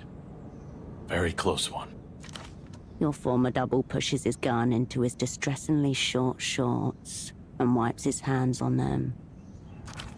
His luminous yellow visor is stained with bloody fingerprints. Miho will not be routed by these mega lame weeping eye clown jobs on our debut assignment. He grimaces and clutches his side. Blood leaks between his fingers. We may be forced to ready tools for another extraction or two. The existential threat fell over the railing, by the way. It screamed as it went down. I think it's happier now. He runs a hand across his hair and gets blood in it. I was, concerned for a moment. Scared, even. About what I might find up here. I'm very glad you made it, Herschel.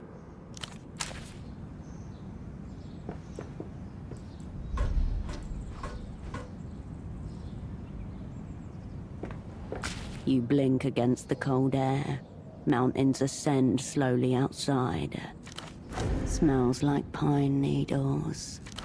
Pseudopod's body is out there somewhere, lying on the rocks. Sheer rock and sparse coniferous forest. Nothing more. It's 100-meter drop onto sheer rock. Maybe one of these pine trees cushioned his fall. He's dead. The noise of the rail grows quieter inside.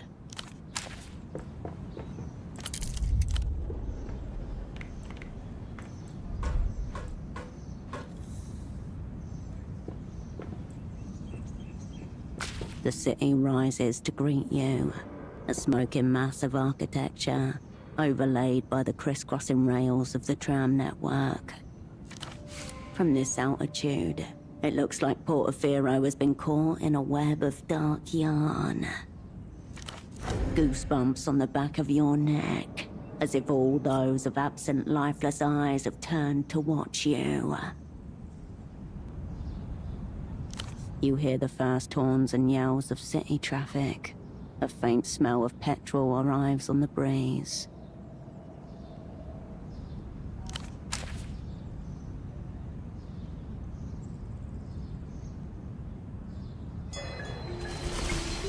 One more phone, one more voice.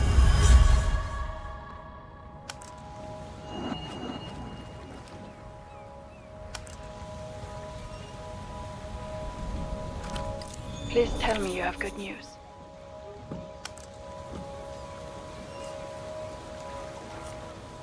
Maybe. It's a start. The first reports made it to Novassa 20 minutes ago. Some dramatic shit appears to be going down in Portofino. A running gunfight on a public aero tram between members of the opera and the Weeping Eye, to some kind of avant-garde ambient soundtrack. I hear they're still hosting golem blood of the seats. What is going on?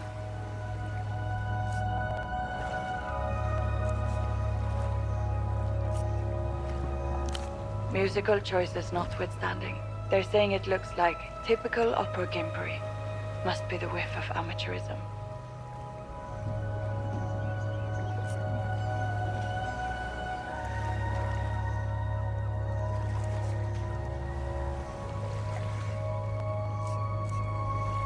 One of the civilians on the tram you shot up, a young boy, he gave the Carabineros a highly vivid description of you and your squad. Something you missed. Foreign woman, Mercian accent, highly unique sense of fashion. Sound familiar? I would love to, but it sounds like you might be overqualified for the operant bureau. More violent delights for the evening news, I suppose. But that still leaves the object of your assignment, the Grand Lich.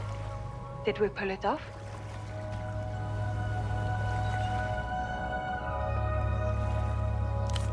Might is a very concerning word. Please elaborate. Fucking hell. And now that things have kicked off, there'll be no cutting a secret deal for him. We missed a massive opportunity there. And what of your squad? How did they carry themselves? I see. Who was it? Pseudopod. Lost.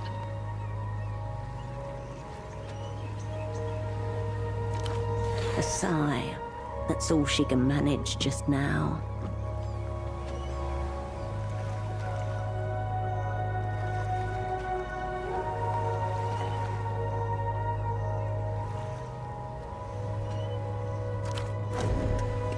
The sound of a box being marked on a standard form.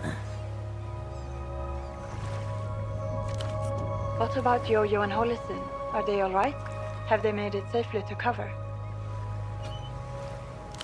Right. That's good to hear. As soon as we're able, we'll get them out.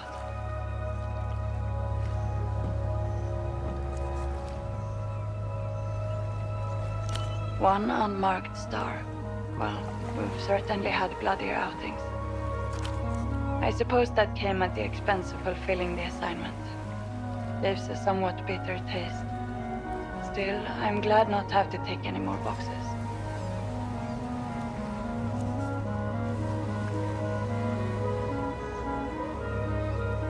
Do you? That's interesting. I'm not sure our superiors will feel the same way.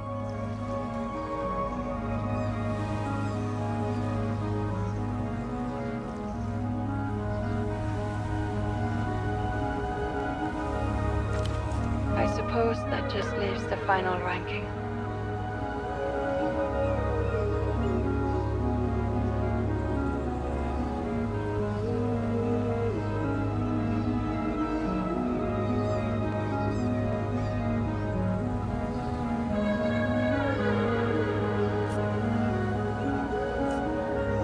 Yes, there's a new system we're supposed to use. The Z-scale. It's a new initiative, supposedly a more objective way to rate operants' performance in theater. I suppose you could use it as a chance to reflect on your many choices, maybe even change how you approach your work and relationships. Or you could just complain about the rank. The controller mumbles something to herself as she dutifully prepares the assessment form. Who knows what will happen when MTER realize they've been holding the Lucian Minister of Mass Culture this whole time. I imagine it will give them the upper hand in this secret treaty negotiations. Not exactly the win we were looking for. Do you? That's interesting. I suppose steering out the head of the Weeping Eye counts for something, but I have to say, it kind of looks like we just rearranged the pieces on the board. I guess some would call that an acceptable outcome.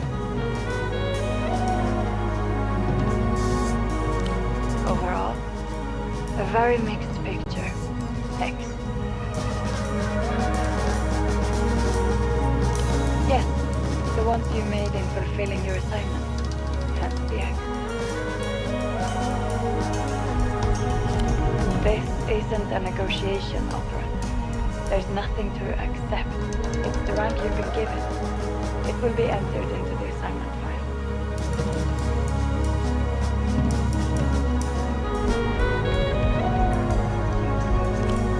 But for now, you should get going. If you depart now, you'll make the Eastern Republics by nightfall. She'll do exactly as a liminal class asset is meant to. Erase all trace of the opera from your safe house, and then recede into the background. It's a kindness, really. Naturally, I continue not to know who you're talking about. Although, I did see a strange report from Capo Blanco. Seems a number of their low-orbit satellites have gone dark rather suddenly.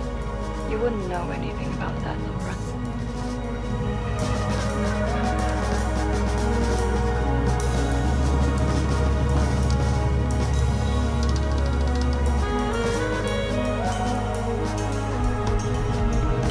Right. I'll add something in the additional comments box. Sounds like something for the remembrancers. Hardly. Once you get back to Novessa, we'll have the standard quarantine, battery of debriefings, physical examinations, ideological decontamination, and so on.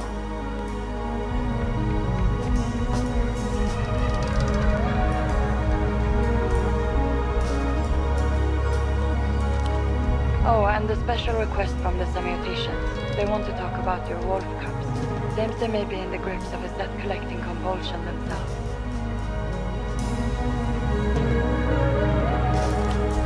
For now, best to lay low. Back to Novesta as soon as possible. Strange with the connection. What? Sounds like? Come on, honey. We'll take off running in our party shoes. The digital bird song of a signal jammer when you want your target to know they're being disrupted. The illuminated empire awakens. On the other side of the boat, Yana is making a wrap-it-up gesture with her hand. Venting displeasure. Jamming. Probably. Expect reprisals. Beginning shortly. Best to... well, you can. The receiver buzzes warmly in your hand. In the wiry nerves of the city you just left, ideologies crash against one another like waves. Across the developed world and beyond, telephones begin to ring.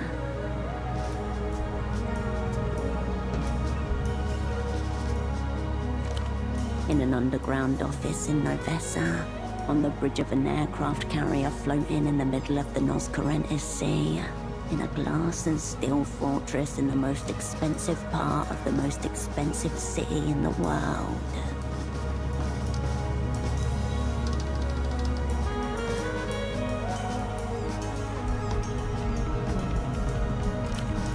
increasing chance of precipitation as a front of high pressure moves across the Nos Corrientes Sea. The temperature is 16 and falling. Luck. Skill cascade. Now,